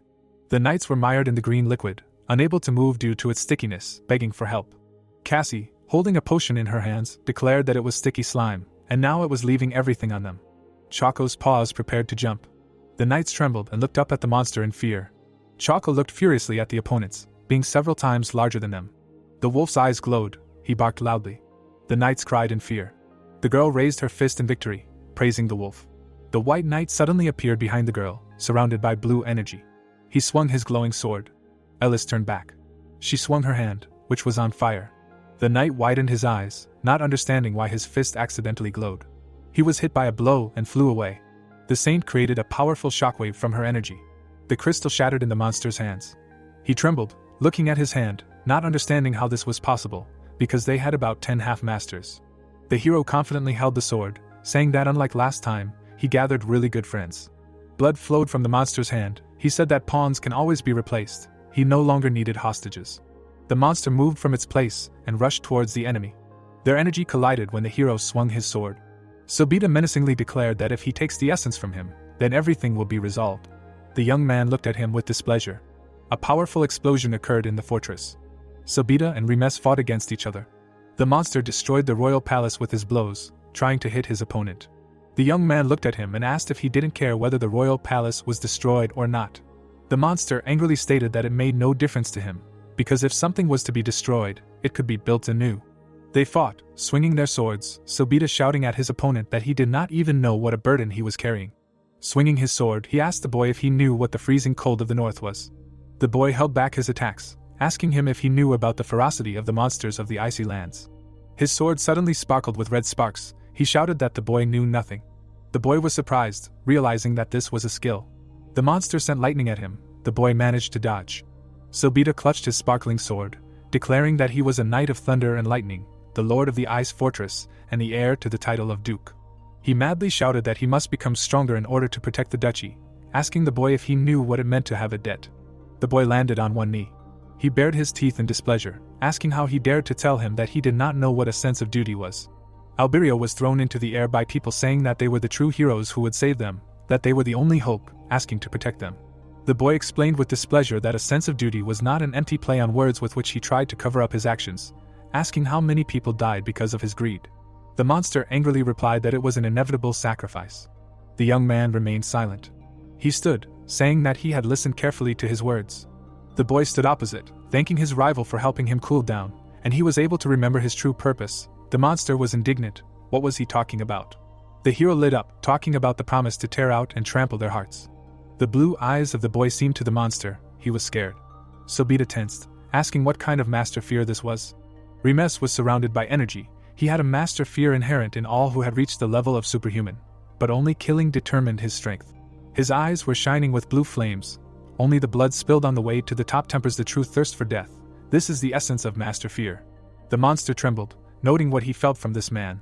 Surrounded by a blue aura, the youth approached. The enemy felt tens of thousands of spilled lives. He clutched his sword, thinking that this was impossible. His foot pressed the ground under him. Sobita rushed to attack, shouting that only he should be the strongest. The opponents repelled each other's attacks. The monster swung his sword furiously. The youth also attacked him. Sobita tensed, noticing something. He prepared to strike, noticing a strange figure in front of him. The enemy was surprised, seeing himself in human form in front of him. He screamed furiously. How cheap a trick it was. The boy held the sword, answering that the opponent was just spitting in the wind. He asked with a smile if this was the fighting style he himself taught him. The monster stood in a stupor, saying that it was the first time he saw the guy. The sword swung to strike. The hero advised him to take another closer look if he did not believe him. Their weapons clashed again. The guy used the technique that the opponent taught him. Sobita looked at him in shock. Remes' eyes shone. The sword again exuded blue energy. The boy attacked well, so that the opponent barely jumped back. The monster grinned angrily, realizing that this was Sire's fighting style, but he had never seen this man before. Deir held the spear. He concluded that the guy was indeed one of his brother's loyal men. Sobita grinned angrily, saying that everyone who stood in his way would die. His eyes turned bright red. A red aura surrounded him. The young man covered himself with his hand, realizing that this was what was going on in the end. The monster's foot firmly planted itself in the ground. Its body was completely tense. It was half absorbed by the mana energy, wishing death to its opponent. The young man became wary, realizing that the mana was getting out of control, and he had completely succumbed to its destructive power. He looked at him indifferently, comparing him to a wild animal. The monster was trembling and, as if in delirium, was repeating that he would become the king of knights, and that everyone should obey him. His sword was covered in this red energy. The opponent said the hero's name. Raising his sword and taking a fighting stance, Sobita declared that he would not be defeated by him. A dent remained in the same place. The monster swung at the guy with all his might, but he jumped back. Sobita madly screamed at the guy to die. The young man looked at him tensely. The monster continued to attack him. His eyes glowed with rage. He laughed, saying that he felt himself getting stronger. Remes held back his attacks, but due to their number, he had no chance to counterattack, but he couldn't wait for his madness to end either. Someone's foot stepped confidently. Deir came and looked at the battle, asking what was going on here. The enraged monster noticed him. The man asked his brother in fear what kind of defiled aura it was. Sobita looked and said his brother's name. A dent was left on the ground after him. He tensed up, noticing his approach. Deir barely managed to dodge the attack, asking his brother what was wrong with him. The monster roared furiously and blamed his brother for his terrible life, saying that if he had died in the palace, then none of this would have happened. The guy became angry, remembering the black magicians, asking if it was his doing. He looked at the attacking monster, demanding an answer from his brother. The hero held back the enemy's attack, standing in front of Deir. He seriously stated that this monster was no longer his brother. The magical rage had already begun. The monster looked at them furiously, but it was clear that Sobita no longer existed. The guy trembled with the weapon in his hands, saying that the opponent had resorted to black magic and quickly reached the level of the highest warriors. The monster was on fire, holding his head. If left as is, he will destroy everything that belongs to Cyrus. The guy clenched his teeth, the spear in his hands, declaring that they must stop him here and now. The monster swung his sword, shouting that he will destroy everyone who gets in his way. His gaze suddenly widened. The guys from behind stabbed him with a magical spear. Deir held the weapon, apologizing to his brother. After all, it was for the sake of saving Cyrus. The monster madly screamed his brother's name. He made a powerful blow, which the hero held back with his sword. He stood in front of his opponent, asking if he remembered the ball in the palace. In response, he received that the monster was quite strong. The guy remembered how he protected him with a shield, offering to remember that fight to make it easier to adjust, because they had already defeated a monster with a great sword. The guys rushed forward to attack with a scream. The monster emitted a nasty aura and roared loudly. The hero attacked the monster. He held the sword tightly with both hands. Cedus struck again, but the boy was able to hold back the attack with his shield. Remes shouted at his opponent to act now. Deer struck the monster with his spear again. The monster was enveloped in the magic of the spear. It was preparing for the strike. The boy was preparing to attack, while the monster dealt with its brother. The opponent's muscles were tensed to the limit. He again produced a powerful shock wave. The boy covered himself with a shield, realizing that due to magical rage, he lost his mind and squeezed his muscles to the limit. His attack was stronger after the strike. The monster was shaking violently, because his body could no longer withstand the load and he would not be able to fight anymore. The boy crouched. He was no longer in his former place. The hero attacked the monster, but each time it successfully repelled the attack. Cedus was angry, asking how dare they hinder him. He struck a powerful blow and broke the concrete under him. His eyes widened from the realization that he had disappeared. His leg was frozen. He knew that his body was not moving. The boy attacked in a jump, using his frozen winter cloak. He frowned and said goodbye to his opponent, remembering that he was once their comrade. His sword shone. The boy used the royal art of the sword. Deir closed his eyes and closed them. Remes and Alberio prepared to attack, swinging their swords. The monster opened his eyes wide, surprised that this was a royal skill. He was wounded with 2 blows of the sword by cutting the scales. From the tip it was as if a dragon emerged. The boy looked down seriously. The wounded monster began to bleed. He fell dead on the ground, holding the sword in his hands. Underlord appeared next to him, saying that the hero finally achieved his revenge, but the boy remained silent. The sword lay on the ground. The demon asked where the joy was on his face. Was this what he lived for all his life? Remes looked down, realizing that this was the goal of his life, his dream and will, and he achieved his revenge, but he felt devastated. People read the newspapers the next day and were perplexed. Someone heard a noise at night, but did not suspect such a case. The first line of the newspaper said that the eldest son of the house of Cyrus, the Thunder Knight Cedus, was dead. The men stood in front, discussing how he entered the highest level of power, but fell into madness and died. They pitied him, because they considered him a good man. The boy watched everything from the window, folding his arms. Someone knocked, asking if Remes was in the room. The young man turned around, asking who it was. The guest opened the door, intending to ask him one question. The boy looked at him from behind his back, asking if everything was okay, receiving a positive answer, because Cedus' companions were arrested. He bowed with his hand on his chest, thanking for saving the honor of his family. Deir looked at him seriously, and said that he wanted to ask him something. They looked at each other. The blue-eyed one asked if the prince knew that Cedus was behind everything from the beginning. The prince clasped his hands, asking how the prince managed to predict all those events that his father did not know about. The boy at the window looked at him, saying that he heard about it from the mercenary. He could not tell him anything more. Deir looked down, going to ask something else. The boy remembered his disappointed father, saying that he wanted to keep everything a secret and they were ready to compensate him for the maximum amount possible. The boy's ears shone. He asked again. He looked at him with a sly smile, agreeing to such conditions. Legs confidently stepped in some direction. Silver looked ahead, saying that everything happened here. The boy and the girl stood on the cliff and looked into the distance, strewn with crystals. Blue crystals sparkled. They stood next to each other. The girl was surprised that there were so many mana stones, because even to an experienced eye they looked good and could bring in a good profit. The boy remembered how he put forward conditions to the Archduke, so he asked the girl to protect this place. This place was very important to him. The boy remembered his old comrades, realizing that he would now have to fight those who were stronger than Cedus, which meant he had to be stronger. He looked at the crystals, folding his hands, realizing that money was important to him. Using these mana stones he would become stronger. The girl bowed, saying that she would try to do her best. The young man turned around, smiling, asking just in case if the kingdom that had already fallen could be restored. Silver widened her eyes, looking at him. She smiled a little, telling him to just rely on her. The sledgehammer hit the anvil. Hitos noticed someone in his workshop. He looked at him, asking with displeasure if his guest had come again.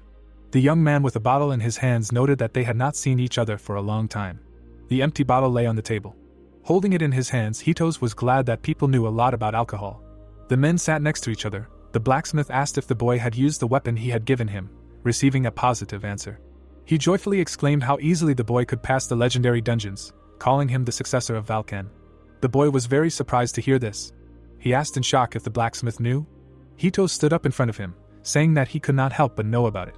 Frowning, he said with a smile that he had made weapons for kings of all times, so he understood everything at once. He looked at the hero suspiciously, remembering how he had doubted at first, not assuming that Valkan would take a nobleman as an apprentice. Sitting on the bench with a bottle, he was upset. Valkan did not tell him about the apprentice before leaving, calling him an old dying fool. Turning his gaze to the boy, he noted that he still managed to save something. The men sat opposite. Hitos asked if he found him, receiving a negative answer. He remembered Valkan, not knowing how many years had passed since he last saw him. Remes smiled after him, calling him old, but doubting that he could be killed so easily. Hitos laughed, agreeing with the boy's words, because he believed that he knew a lot about him. He looked at the interlocutor decisively, saying that he had a request. The red blacksmith asked if he needed to make some kind of weapon, saying that there was nothing that he could not do. Behind the boy was a city. He confidently stated that he would like to visit Stoneheim. Hito's eyes widened greatly, repeating the last word.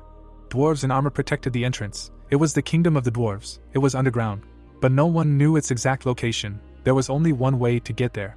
Remes smiled, because you can get to this kingdom through the blacksmith's workshop. The blacksmith touched his beard, saying that he had been there a long time ago, asking what the hero needed in that kingdom. He looked with a smile and said that there were many mana stones on his lands, and he wanted to make a deal with the dwarves to develop the location of the mana stones. The blacksmith stood up, saying that he would open the way for him. The door was dimly lit. The blacksmith asked not to wait for much, because the dwarves had suffered greatly from people in their time. His hand opened the magic door. They came out into a field littered with weapons. The young man looked at the sword, thinking that the scattered weapons gave away the dwarves' residence here. The dwarf shouted to the warriors of the kingdom to rise and fight. The pile of stones began to rise. The golems were heading towards them. One of the golems looked away. Hitos was shocked, not understanding what was happening and what these living boulders were. A young man was approaching. In his hands was a sword. The blacksmith watched as he rushed to attack. The dwarves were heading towards the golem. The leader was shouting to destroy the golems. His eyes widened when he noticed something. The golem was cut in half before the dwarves' eyes. Remes was surrounded by blue energy. Everyone around was surprised, realizing that it was a human. A huge crowd of golems were heading towards them. The young man was clutching his sword, emitting a blue aura. He cut the huge crowd of golems in half with one blow. The rocks began to fall en masse to the ground. The boy crouched down, being serious. The dwarves were shocked at how he was able to defeat all the golems with one blow, indignant at how a human got among them. They looked at Hitos. He said that it was he who brought the boy here. He folded his hands behind his back. They called him the best blacksmith, who had not left the workshop for several decades, wondering what brought him to them. He looked seriously, asking to explain what was happening before he gave an answer, because the city that he knew before was peaceful. The dwarves were standing near the destroyed golems. The guy was standing near the blacksmith. As it turned out, the golems had been appearing from ancient dungeons for several months and attacking the city. The dwarf remembered his wounded comrades, telling that they tried to get rid of them, but all in vain. Half of the army was already lost. The city was threatened with destruction. Underlord looked at the young man, asking if he knew about this. However, in his past life he did not even think of visiting here. The dwarf with sparkles in his eyes asked if the blacksmith brought a hero who would save the city, but received a negative answer. He needed a meeting with his younger brother. The castle stood quietly. The dwarf assumed that Hafedo was there, so he volunteered to lead them there. The door opened. His Majesty was informed about the guests. The blacksmith and the prince stood before His Majesty. He trembled, saying that it had finally happened. The king of the dwarves shouted angrily at his brother the blacksmith. The king shook his brother, indignant at what he had been doing in his workshop for decades. Hitos apologized, saying that he had been focused on his work. The king shouted, asking if he knew about how much trouble he had gotten into since the heir to the throne had fled to the humans, saying that he could have at least visited him. The underlord stood next to the boy, thinking that he was just an alcoholic dwarf, not the king of the dwarves. The boy understood that it was difficult to find someone like Hitos. The crown should go to the most skilled blacksmith according to dwarven tradition. Originally it was supposed to be Hitos, but he left, and his younger brother became king. He looked at the king with displeasure, asking why he was not warned if things were so bad, but his words angered Hafeto.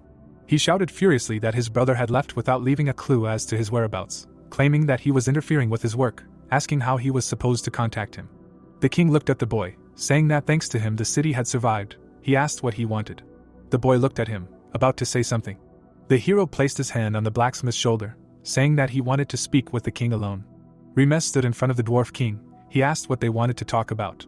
The boy touched his chin, saying that he wanted to discuss something, but he understood that the situation in the kingdom was not the best. Hefedo looked down, confirming his words, saying that if it were not for him, their kingdom might have already fallen. The king looked at the boy, saying that he wanted to ask the boy a favor. Hefedo remembered the boy with the weapon, saying that he had seen him fight, and judging by his abilities, the dwarf would say that the hero had already reached perfection. He looked at him with determination and asked him to lend him some of his strength, because the kingdom needed his help. Hefedo frowned, realizing that this was the last chance to save the kingdom, and this man could help them with it. The hero picked his nose, which puzzled the king. He took out his finger and said that he refused. Hefedo shouted, asking why he refused. In response, the boy told him that he had no reason to help them. The king shouted that he would give him anything he wanted. They could help him find a gold mine or make the best weapon. The boy looked at him.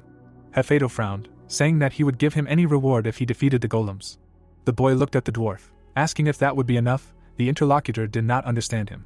The hero looked and calmly said that if he were to destroy the dungeon with the golems, would the kingdom be safe? The king was perplexed, answering him uncertainly. They stood opposite each other. The boy said that the danger was not in the golems, the kingdom was simply weak.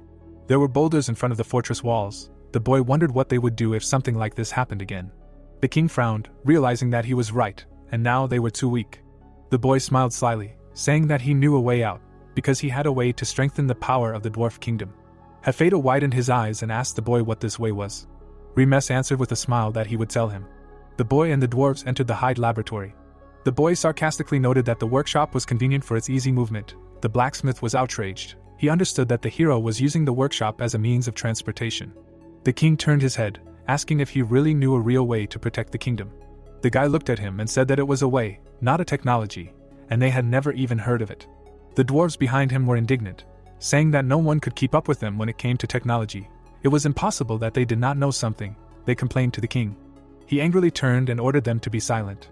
The king stood next to his brother, saying that he trusted him. Because Cedus brought him, he still offered to take a look. Remes smiled contentedly. He considered himself lucky, because it was unknown whether he could establish trade using only alcohol. Underlord noted that the idea was strange from the start. Someone came out to meet the king. The mad alchemist extended his hand, introducing himself as a loyal subject of the king. They thought he was crazy. Underlord Anointed, Hitos asked if this crazy man was his scientist. The man held onto the blanket. He said that thanks to his support he succeeded.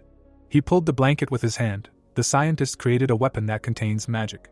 The shiny barrel of the weapon appeared from behind the fabric. The magic gun sparkled, lying on the table. He called it Gustav Mark I. The young man was surprised by such a name. The bearded gnome asked the second if this strange object is really a new weapon. He in turn notes that it looks more like a construction pole. The old man with the crown asks Gustav if it is true that with the help of this thing they will be able to protect their kingdom. The guy in glasses takes the weapon in his hands and says that until you check, you will not see, and now they will be able to see everything with their own eyes. The gnomes and the main character are watching Gustav, who is standing with the invention in the middle of the field. Opposite him is a training dummy.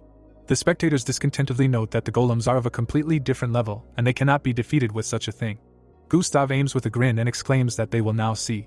A bright beam of blue energy bursts out of the barrel. Remes puts his fingers in his ears and advises the others to plug them. One of them does not understand why. The protagonist remembers that in a past life he already saw this weapon. Gustav shoots a stream of energy. Everyone around except Remes is scared. The king holds his head and screams that his eardrums almost burst. He looks in front of him with displeasure. His eyes open wide in surprise. A huge hole is smoking in the rock opposite. Gustav laughs and asks how they like his invention, stating that such a destructive force can protect the kingdom. The old man speaks admiringly about the power of the weapon, which can really protect them. The events unfold in Stoneheim Castle a few days later. Large golems step forward. The dwarves aim their new weapons and shoot at the enemy. Energy balls pierce the bodies of the golems. They instantly crumble into separate stones. The fighters exclaim, calling the weapon magnificent, and wishing all opponents to turn into dust. They call magical engineering a real art with crazy eyes. Remes looks opposite with Underlord and says that madness is contagious, and the last few days Gustav tried to explain magical engineering to the dwarves, and this is what came of it. Hefeto approaches the protagonist, calling him the savior of Stoneheim. They look at the jubilant fighters and the king declares that he has not seen this place so bright for a long time. The guy mentally asks again. The old man bows his head before him and sincerely thanks. The protagonist with a grin suggests that instead of gratitude, it would be better to help with the mana stone mine, because it is very important to him. Hefeto with a serious look declares that in the name of his house he will do everything possible. He asks Remes if he wants to go with him to the meeting, because he has something for the guy. The protagonist asks what exactly with a smirk, while tentatively thinking about the perfect weapon or a precious stone. He looks ahead in shock. Hafedo holds a shining golden apple with both hands, saying that it is not simple. The king declares that he wants to give him one life. Remes touches it and asks again. He holds the golden apple in his palm. A bright flash of orange occurs. The protagonist excitedly thinks about what is in front of him, because he feels a powerful and strong magic that can easily compete with the mana of a dragon. A plant appears in front of the king's face and he declares that this is the fruit of the world tree, which bears fruit once every 1,000 years, and inside is concentrated a huge amount of mana, and there are rumors that it can even resurrect the dead. The king stands in front of him and calls the guy the prince beneficiary who prevented the destruction of Stoneheim, and asks him to accept his gift. Remes with a smirk replies that he cannot refuse him, while Underlord asks him to stop flattering him. The frame shows dwarves with hammers. It is said that they built the necessary mines in a couple of days. Gustav laughs next to a colleague. It is written that he realized the possibility of normal communication with the dwarves and began to conduct joint research with them in magical engineering. The events unfold in the training center in the church. The protagonist is sitting in front of the egg. Remes looks at it and thinks that he received it in the Church of the Holy Fire, and before reaching the state of transcendence nothing happened. Underlord corrects him, stating that it was simply picked up.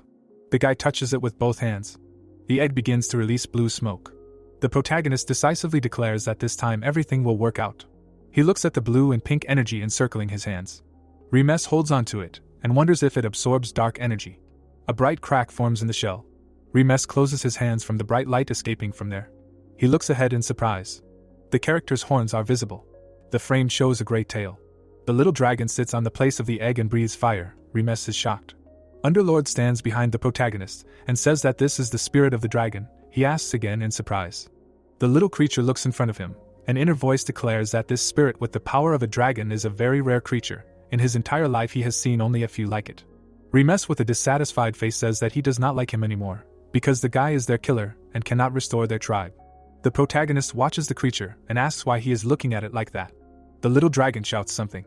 Underlord tells the owner that the creature wants to be given a name, because for the spirit it symbolizes existence itself. The protagonist says that nothing comes to mind. He raises his finger up, suggesting some names.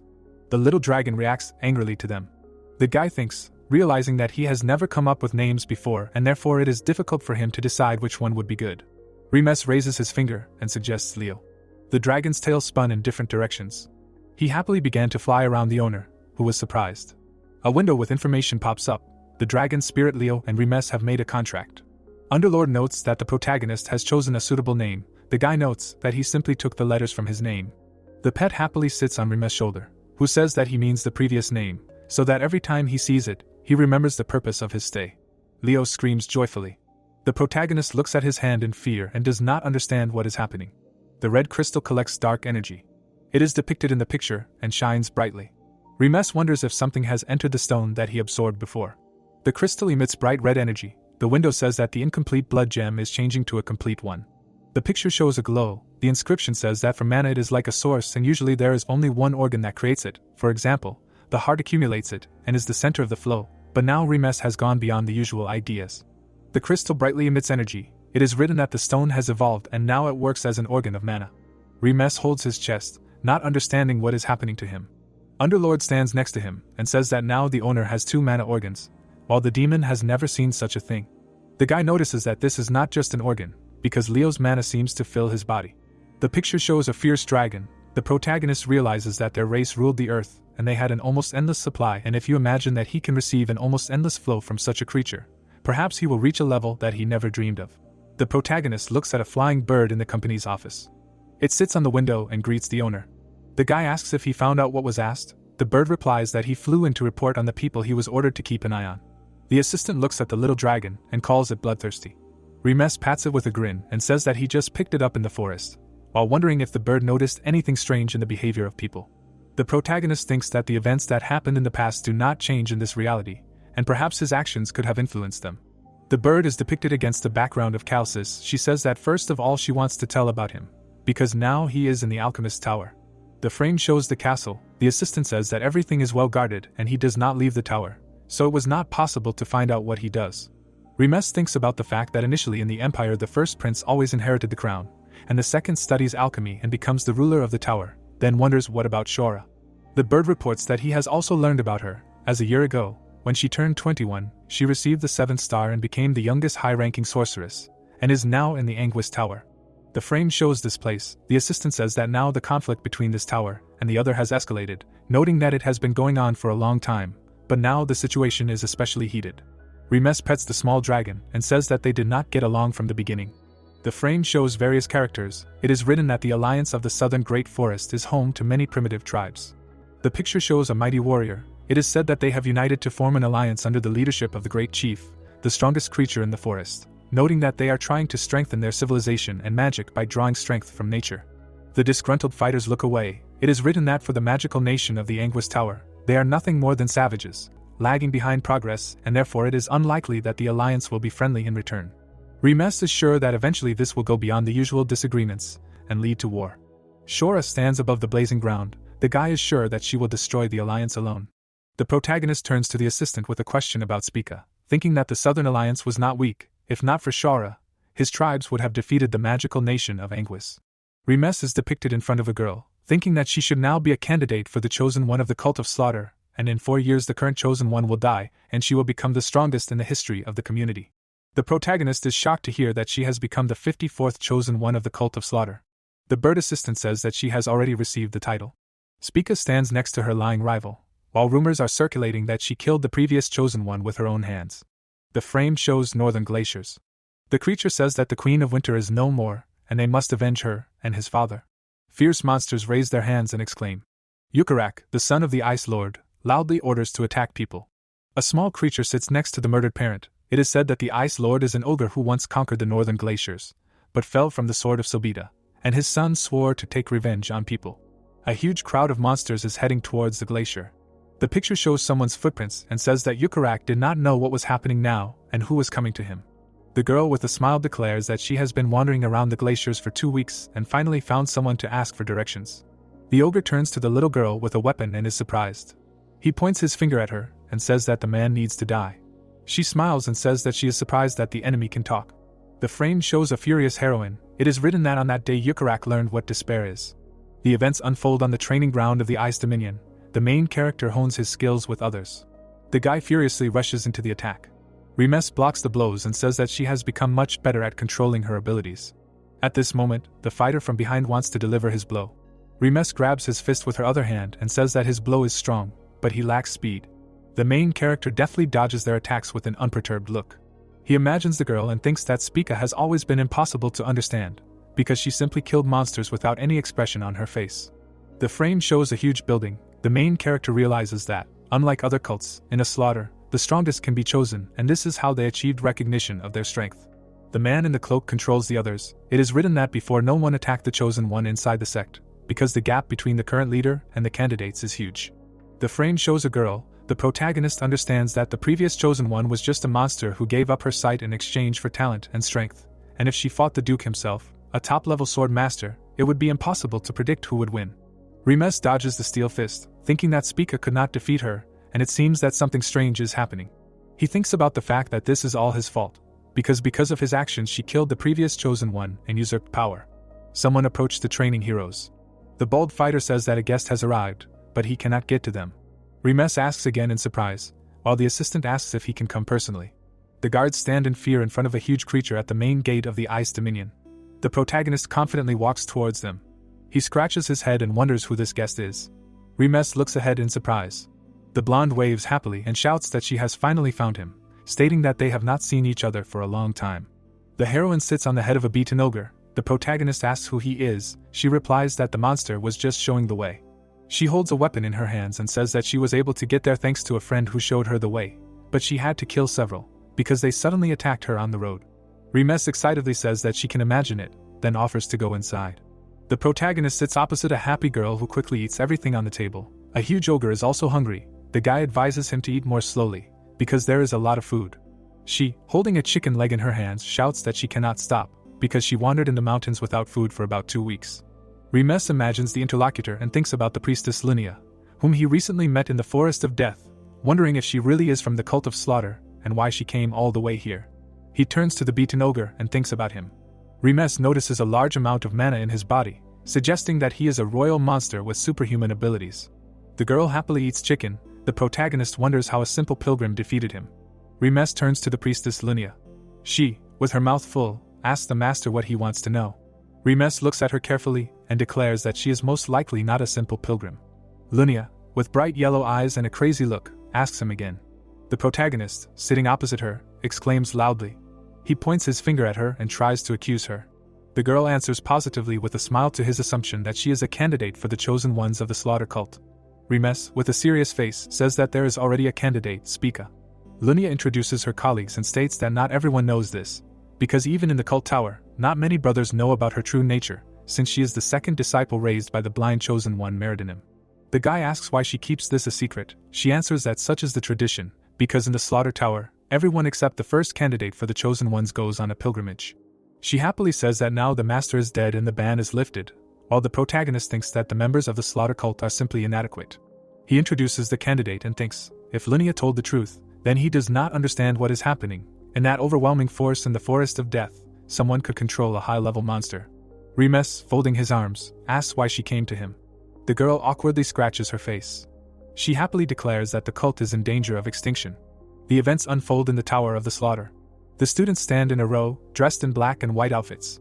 Spica speaks in front of them, declaring that they are servants who judge the villains who commit murder. The girl speaks against the backdrop of the sunset about how they were so intoxicated by the world that they forgot the essence of their cult, and she is going to fix it.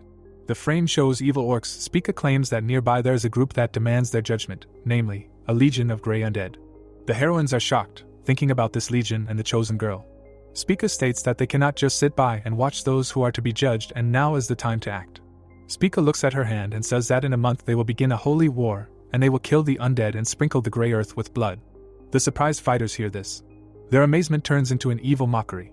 Spica stands in front of her subjects, who chant her name, and that they have not seen blood in a long time.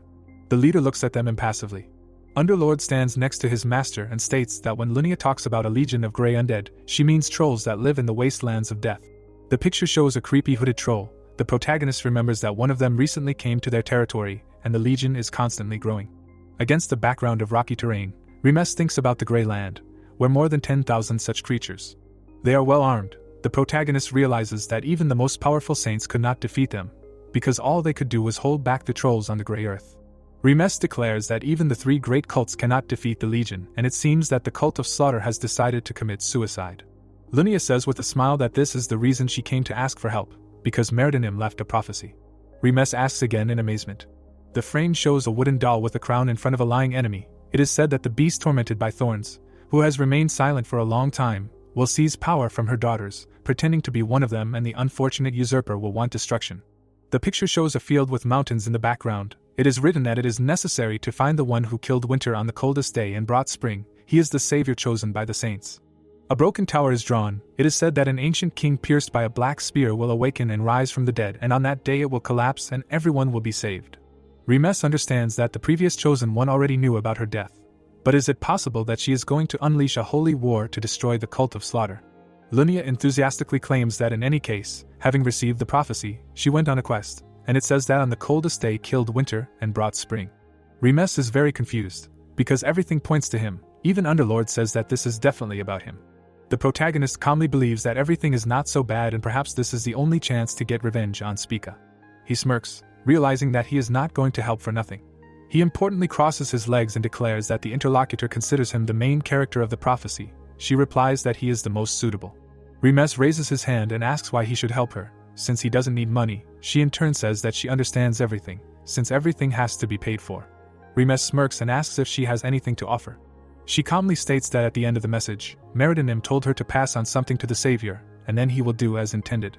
The protagonist, in joyful anticipation, wonders what they have prepared for him. The girl begins to talk about what she wrote. Remes sits opposite him with a serious look. Valken is above him. Lunia exclaims that the king of mercenaries is actually alive. The protagonist asks again in shock. The action takes place in Remes' office in the Ice Dominion. Underlord tells the disgruntled guy that the god of carnage has chosen him. He turns around in rage and declares that if he met him, he would punch him in the face.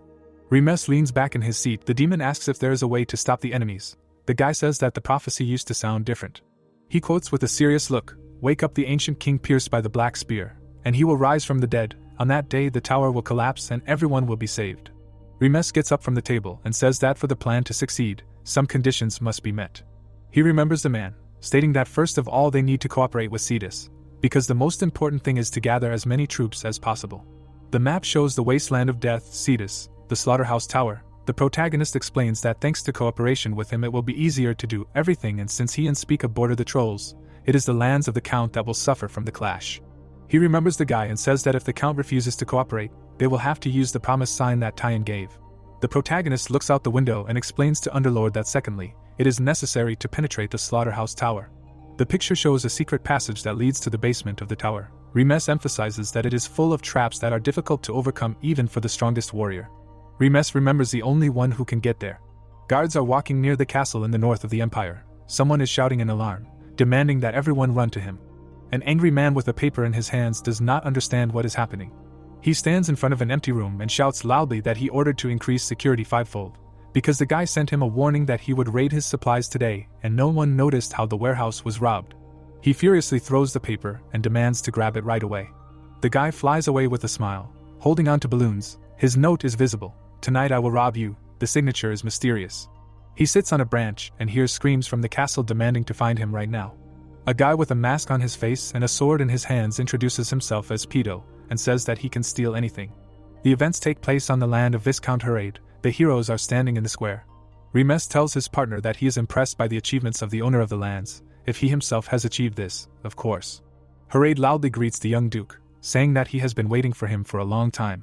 Remes puts his hand on his chest and declares that he is glad to meet him, while the man exclaims that he has heard a lot about the guy, because at such a young age he has reached superhuman heights, and this is simply amazing.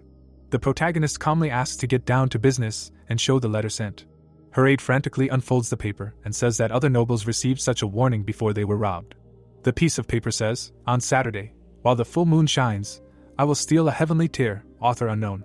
Remes tells the man that if he means Saturday night, then it is already today. He replies that the thief still dares to mock the nobles. Harade with an evil grin declares that today the criminal will die, and even if he is a good thief, he will not be able to escape from Remes, who has reached the level of a Superman. The man points his hand to the side and invites them to look at the treasury. They are standing in the room. Harade says welcome. There is a pile of gold on the floor. The protagonist turns around and sees gold bars, realizing that the owner is very rich. Remes pays attention to something. In the cage there is a bright blue crystal, which is called a heavenly tear. Remes looks at it and understands that Unknown is trying to steal it, but these letters are a protective spell and it was installed by a very experienced magician. Harade is sure that even Unknown will have a hard time breaking through such magic.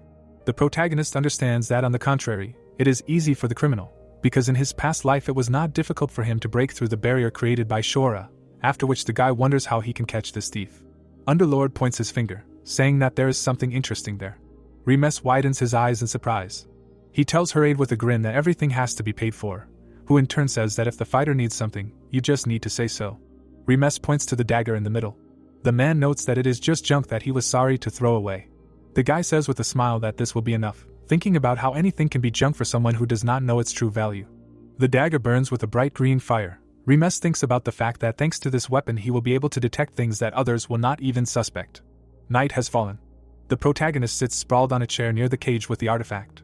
Lo asks if the thief will definitely show up, because the fighters are right here, and he is not an idiot. Remes claims that he will definitely come, because he appeared everywhere he sent warnings. The heroes and guards hear suspicious sounds. The armored fighters do not understand what is happening, assuming an explosion. Underlord stands next to the owner, and says that most likely Unknown has come. Someone confidently approaches. The demon assures that he was not the only one who knew. Harade runs to the heroes and shouts that they have big problems, because one of the jewels is missing. The guy asks which one exactly, because the heavenly tear is in place. The man angrily shouts that the thief invaded where the real tears of heaven were. The protagonist looks at the cage and asks what it is. Harade tearfully declares that it is a fake and he did not think that Unknown would guess about it, because the Real Stone was hidden in a secret safe. Remes scratches his head and tells Lo to follow him. They quickly run out of the room, while the sad man asks to find the criminal. The guard asks Harade if everything is okay with him. He smirks. There is an explosion. The room fills with smoke. The guards do not understand what is happening. The warrior falls to the ground with his back. The man walks near the lying guards. His body transforms into another, and he says that he can't believe that everyone fell for it, because such idiots are easy to deceive. Unknown stands in front of the cage with a smile. He notices that this is a level 6 defensive magic. He takes the hilt of the sword, stating that there is nothing complicated. He takes the weapon in his hands, and it asks to leave the whole matter to him. Unknown easily pierces the cage with the artifact. The sword pierces the heavenly tier. The stone appears in front of the thief. He takes the blue crystal in his hands. Laughing, he looks at it, and understands that because of the guys the case almost fell through, but still they are the best partners. The protagonist asks if the criminal is talking about him. Unknown exclaims in fear. He looks at Remes and asks why he is here. The protagonist has bright yellow eyes. He wonders if the enemy really counted on such an easy deception, because this time everything is different. Unknown does not understand, because they have not met before. The protagonist goes to him with an angry look, asking to take a closer look, because he had to endure a lot because of him. The fighter points the sword and demands to take it more seriously, because he has an artifact. The weapon tells the owner to run, because they cannot cope. The guy in shock asks again, not believing and not understanding why he is afraid. The thief begins to smoke. The assistant begs him to run away first, and then he will explain everything. The protagonist, lost in thought, looks ahead and wonders if he really ran away. Remes takes up his dagger, glad that he took it. Unknown deftly lands, being far from the castle. He takes off his mask. The gray-haired guy tells the sword that now it can cope with anyone. Saren replies that the opponent was strong, but it is not about him, since the spirit that was next to him is much more terrible. The protagonist sits on a branch above him and asks about the spirit of the thief. Remes lands opposite him and states that Unknown can break any barrier, and thanks to his demonic sword he was able to escape like a rat. The criminal exclaims loudly, not understanding how he was tracked down, because with ordinary magic Remes would definitely not have been able to do this. The protagonist asks again. He burns with a bright red fire and states that he is the same as Unknown. The rival takes up his sword and says that he is far from him in greed. Remes notices this. The protagonist calmly states that he would not have followed him for no reason. He holds a green dagger with an evil smile, and says that he was just given a new magic sword. His new weapon trembles and asks for help. A mysterious character with horns sits on the throne, green chains around him. Drops of blood slowly flow down. He licks his lips, noticing human blood. He rises from his throne. It is said that someone is calling him, and he is the one who once raised the world's serpent of evil. The chain breaks with bright green fire. The monster with a green glow introduces himself by the name Andromalius, while asking who woke him from sleep. The protagonist covers his ears and states that the first phrase was quite frightening. The enraged demon does not believe that the boy dared to interrupt him. Underlord asks again if he really meant him. Andromalius is shocked and asks why he is here. Underlord stands behind Remes. The demon calls the other master. He calmly declares that he should not struggle and then he will not be eaten right now. The green-haired monster begins to laugh hysterically, realizing his situation. Remes confidently holds the green dagger. Saren tells Unknown that it is Andromalius, and they will not be able to escape. The demon looks at the globe. Saren explains that the enemy has the ability to track and therefore the owner of this magic sword can track the location of anyone, no matter where they are. Unknown is shocked to hear that no matter where they are, he will still be able to find him. The protagonist licks his dagger and declares that he will have to die. The gray-haired man screams in fear, while Remes explains that the number of robbed nobles has already exceeded 10, and the reward for his head is thousands of gold, wondering what will happen to him if he gives the thief to the nobles. Unknown begins to cry in fear. Remes raises his finger and declares that there is only one way to survive. He frantically asks what he needs to do. The protagonist with a hellish grin says that he just needs to make a deal with him. The gray-haired man is shocked by this terrible look. The criminal imagines Remes hitting him with a whip, realizing that he is finished. Unknown hands the paper back to the protagonist. Remes smirks and says that the deal is done. Underlord remarks that it is no different from a slave contract. Remes asks how he made a contract with the demonic sword, since it requires mastery of black magic. Unknown exclaims that he does not possess any such powers and that he simply managed to make a contract with Saren. In his memories, he looks out from behind a door. It is said that in his youth he stole to avoid starvation, and one day he heard rumors that there was a lot of food in a warehouse, and so he snuck in there. The boy climbs into the chest. The narrator says that he only found weapons and armor then and checked every drawer, hoping to find something edible, but in the end he found Saren. Unknown looks down and cannot believe that there is no food at all. He pricked himself on the tip of the dagger. He put his bloody finger in his mouth and noticed that there was a knife in there. Something asks if he woke him up. Unknown opens his mouth in shock. The sword began to smoke and say that the boy woke him up from his sleep and he heard his plea. The dagger begins to permeate everything around with its energy and say that it makes a contract with him. Unknown in shock states that he did not agree to anything. Remes stands near Underlord and asks if a demonic sword can really make an agreement without a second party. He replies that the generous monarch was benevolent to people who wanted something badly, and since this is his remnant, it is quite possible that Saren will be the same. The protagonist is surprised that even demonic swords have individuality.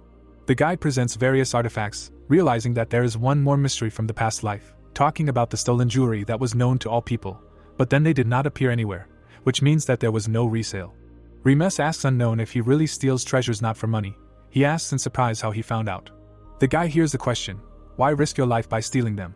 He holds a sword in his hand and says that the more valuable items Saren steals, the stronger he becomes, and therefore he steals only the most valuable and expensive. The protagonist notes that in this case, it is more difficult to deal with him, and in addition, a sword that is too strong can absorb a person's mind and take over his body. Unknown loudly declares that he knows about this. The guy looks down and says that he has a reason why he wants to become more powerful, and for this he is ready to sell his soul. Remes notes that this monarch always chooses a person who desperately wants something, while not understanding what Unknown wants. He looks at the sad guy with the sword and wonders why he suddenly disappeared after 3 years. The gray-haired boy asks what he can do for him. Remes asks him to follow him, because he is going somewhere. Unknown says with a smile that if something needs to be blown up, then he is an expert in this. The protagonist with a smile names the Church of the Holy Slaughter. Unknown looks at the interlocutor with a smile. He runs away from the protagonist in an instant. Remes with an ominous grin reminds him of the second point of the contract. If the contractor is caught while escaping, then he can be used as a test subject in magical experiments. Unknown begins to stop. He has a premonition. He turns to the protagonist in fear. He sees a smiling Remes, who is holding a contract. It is said that at that moment he realized what a difficult life awaits him. The gray-haired guy sees a tail and is surprised by this. The small dragon looks at him lovingly until he understands what he is doing here. Leo smiles sweetly. Remes is surprised at how quickly the pet got here. The dragon sharply bites the artifact in the hands of Unknown, who screams, calling him a lizard. The events take place in the stone mine of the Ice Dominion. The girl is standing on the platform and looking down. Nikita with a serious expression understands that she never expected to see this. The ogre loudly orders to work faster. He orders the wolf monsters to carry bags in a certain direction. Yukarak, the strongest ogre of ice, who conquered the snowy plains, considered himself the strongest in the world and dreamed of conquering humanity. The picture shows a monster in a well. Remes and Linnea laugh at him until he realizes that he is a frog in a well, and humans are just crazy. The main character with a smirk asks the girl if they should eat him, because he is useless and besides, they always wanted to try ogre meat. Yukarak understands that he must do his job well, otherwise he will be eaten. He looks down at the girl and thinks about her. Nikita looks down calmly while he remembers how she wanted to use him as a test subject. A frightened Yukarak remembers the hard times of his life. He grabs his head, not understanding how the strongest ogre in the snowy expanses could end up in such a position. The events take place in the castle. Linnea is standing behind the red-haired guy, who considers what is happening pointless. The protagonist enters with Eldest. While he is asked how he was able to be there just a few hours after he contacted, he replies that he asked the old man for a favor. He recalls with a grin that although the grandfather constantly grumbles, he loves alcohol and therefore everything is fine. Remes asks what is going on, while promising to tell him later what happened to him. The protagonist asks if it really all started after visiting the massacre 2 months ago. The red-haired guy replies that he returned wounded. The wounded Cedus holds his side. The guy explains that he was mostly treated by the saint, but the black wound on his side was the only one that could not be cured, because on the contrary, it penetrated deeper into the body. The protagonist angrily realizes that the wounds are so serious that even the saint could not heal them, and Count Cedus, who reached the sphere of transcendence, returned wounded. Remes asks where he is. The interlocutor says that he is in the recovery room, where doctors are trying to slow the spread of the wound. The picture shows a warrior in armor. It is explained that the problem is that many are now held back by his father, the one and only, and if it becomes known that he is in a hospital bed, he will immediately be in danger. Cedus's son says that his father's health is running out, and the wound continues to grow, and he was just trying to find a way to infiltrate the cult of slaughter, and the saint came to him. Linnea smiles and says that for some reason, as soon as she appeared, she was surrounded by armed knights, and if it weren't for the oath she gave to Remes, she would have been in trouble. The protagonist notes that it would most likely be the rivals who would be in trouble, not her. Remes hugs Eldest and understands why they needed him, noting that they need to check on the Count's condition. The red-haired guy sadly says that it is quite difficult now. In the frame, Cedus is surrounded by blue energy. His son explains that it is difficult to approach him now. He is sitting in the lotus position in the middle of the room. He emits bright energy, while the others cover their faces. The protagonist looks at this and wonders if he is in a trance, and who would have thought that he could create such an aura.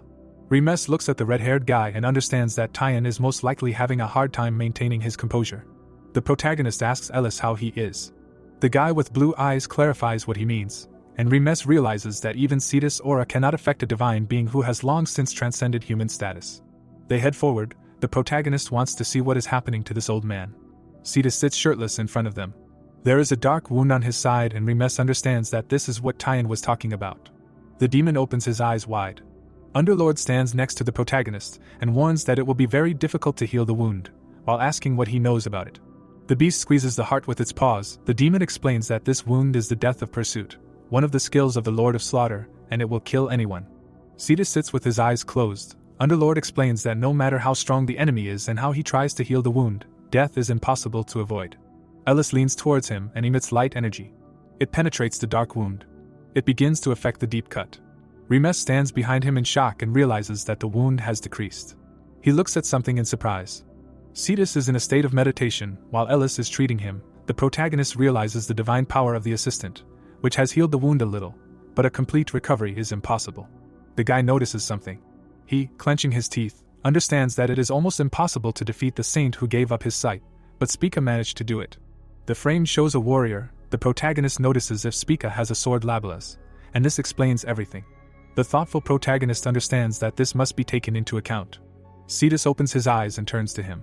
The man tells Remes about not knowing that this will happen. Remes advises to be careful, since the wound has not yet completely healed. The protagonist says that they have something to discuss and therefore it is better to change the environment. The heroes are sitting in Cedus's office. A tired man with a cup says that Remes has become much stronger since their last meeting. The protagonist seriously states that he is receiving too much praise, advising him to tell in more detail what happened in the Tower of Slaughter. Cedus begins to remember. In the frame, a warrior stands opposite Spica. He explains that when he arrived, the saint had already been killed by another novice. The girl flies at her opponent with a sword. He says that as soon as she saw him, she immediately attacked without warning.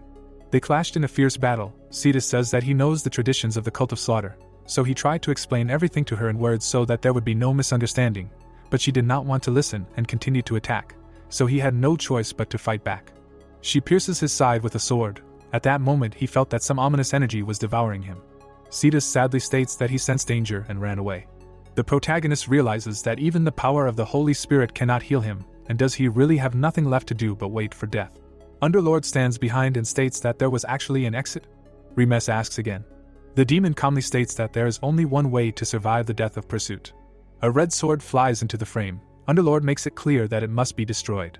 Lo stands next to Eldest and wishes the Lord a good journey. The boy at the same time wants to be called at any time. The protagonist drags Unknown behind him and shouts that he will return soon, but he does not want to go anywhere with him.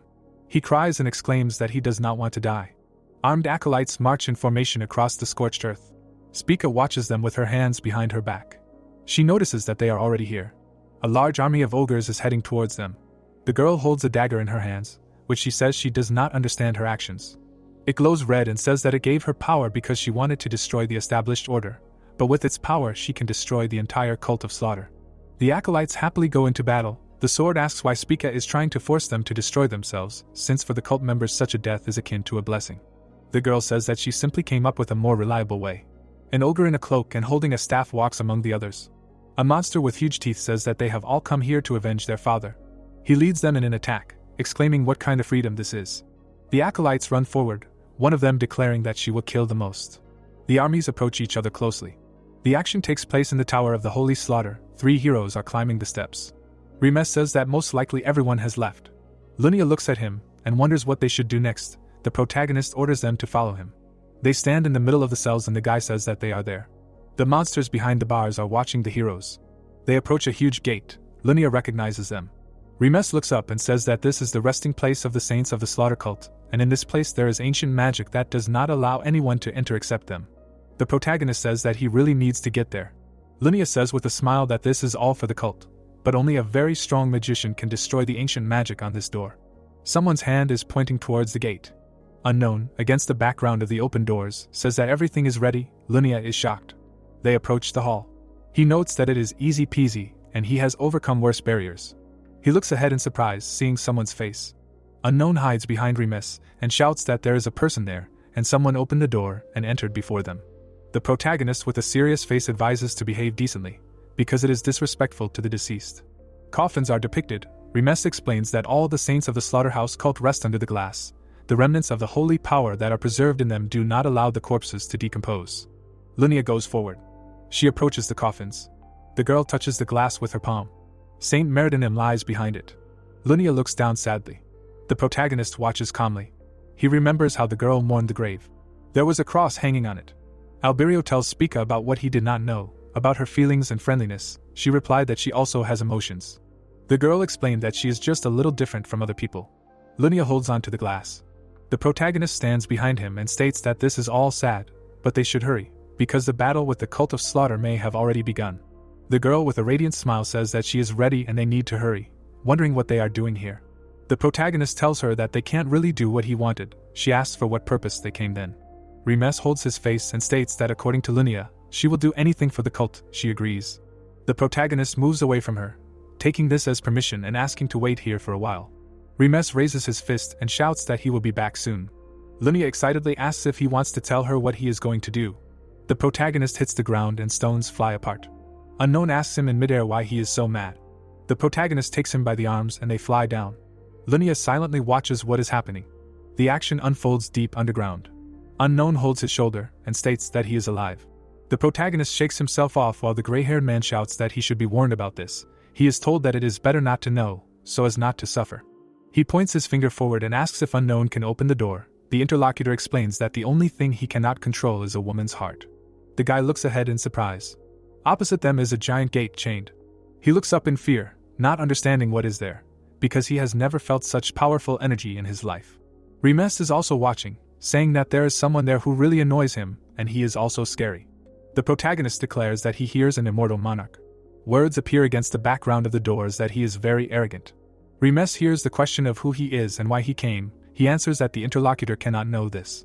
The image depicts a monster against a burning city, saying that he was to be released from the seal in 6 years and become the second disaster after the Winter Queen, an ancient king who once led an immortal legion. Remes declares that he has come to make a deal. Reddish smoke is escaping from the chain doors. Deep inside, a chain monster is kneeling between the chains. His beard has grown greatly. He opens his yellow eyes and asks about the deal again. An army of ogres bravely fights the acolytes. Someone walks among the corpses of monsters. Spica walks forward and declares her vengeance. A bright beam hits the ground while she explains that the faith of the slaughter that was talked about ends here. The enemies have stopped fighting and are talking about something that suddenly flared up in the sky. Spica looks ahead and notices this energy. Lunia joyfully exclaims that she recognized it immediately. She asks with a smile if this is the first meeting since the interlocutor became a saint. Spica says that a lot of time has passed. Remes looks ahead. She notices that Lunia has brought a dangerous person. The girl goes forward and says with a smile that she does not recognize her as a saint, and she cannot watch her sister abandon her duties as a priestess of the cult of slaughter and keeper of the wasteland. Spica notes that it is too late. The novice furiously runs into battle. The leader explains that they are already so drunk on carnage that they do not distinguish good from evil. The monsters growl furiously. She says that the trolls have a great opportunity to deal with their sworn enemies. Spica calmly declares that she is the only one who can stop this war, but she is not going to do it, and therefore today the religion will disappear. Remes asks who told her that only she can stop it. The girl asks if he really claims that he can handle it himself, because even if he is a master, it is unlikely that anything will work. Remes puts his finger up and says that he is not talking about himself. Spica asks about the sky in surprise. Her eyes widen in surprise. A huge door hovers in the sky above her. Spica, sword in hand, tells her that she feels incredible energy behind the door. She feels a power beyond mortals. Someone's leg is depicted in the picture. The character is indignant that his door is used for everything. The novices look up in surprise asking what it is. The trolls talk to each other, feeling the energy. She looks forward with tears in her eyes. A troll is visible, who pities his soldiers. He powerfully stomps on the ground. The monster is several times larger than his subjects. Everyone rejoices. The picture shows a boss with an army. It is said that the king of the trolls is a terrible monster with infinite life force and mana. In the past he destroyed an entire continent. The weapon is planted in the ground, and it is explained that all the strongest people united to stop it, but met their deaths, never managing to defeat the immortal monarch. A girl with wings flies in front of the defeated monster, and it is explained that in the end, the first holy slaughter managed to stop it, and the monarch was chained in holy chains and walled up under the tower. The protagonist looks forward with a serious expression and realizes that they are lucky to have managed to stop it at all, because he was locked underground for too long, his personality completely consumed by madness, so he will not be able to use his full power. Remes hears an order from the gate to say what he wants. The protagonist states that they both want it, asking if the other understands the situation. The huge monster makes it clear that he does not care about the claim that he is a clairvoyant and therefore can see anywhere on the continent. Remes asks if he wants to stop the slaughter cult and his descendants from destroying each other, thus offering to make a deal. The trolls kneel, crying out for the Great Father, the immortal monarch. The novices do not understand why the enemies are no longer fighting. One of them notices that she has just dispersed. Spica curses discontentedly. She clenches her teeth in anger. She loudly orders the warriors to fight. Remes and Lunia hear orders to destroy the enemies. The king of the trolls hears about the main enemy with a grin. Spica furiously orders to kill everyone or die themselves. The girl in the dress says that for the first time she sees Spica so excited. She raises her head in confusion. The blonde lands nimbly in front of her. Spica looks ahead in horror, not understanding anything. Meridinim with a grin says that she is pleased to see her favorite novice again. The amazed girls do not understand how the mistress ended up here. Spica stands in front of her and claims that she is dead, but is told that nothing in the world is certain. Meridinim says that she cannot predict everything either, especially that the acolyte would want to try to kill her. She angrily states that Spica has succumbed to the temptation of power and evil, as she abandoned her duties and provoked a mad war. The girl holds the sword and looks down, while the blonde warns that if she surrenders, he will absolve all sins. Spica's eyes glow bright red. They both take off at the same time. Their swords clash, releasing a huge amount of energy. Meridinim assumes that Spica does not intend to surrender. Remes watches the flashes and fight unfold. He looks ahead with a serious expression. Underlord stands next to him and states that everything is going according to the protagonist's plan, asking why he has such an expression. In turn, he finds it all strange. Spica flies into the fight with fury. Remes claims that the current rival seems completely different from the one he knew in his past life. The image of the former Spica appears in the picture. The protagonist explains that she was emotionless.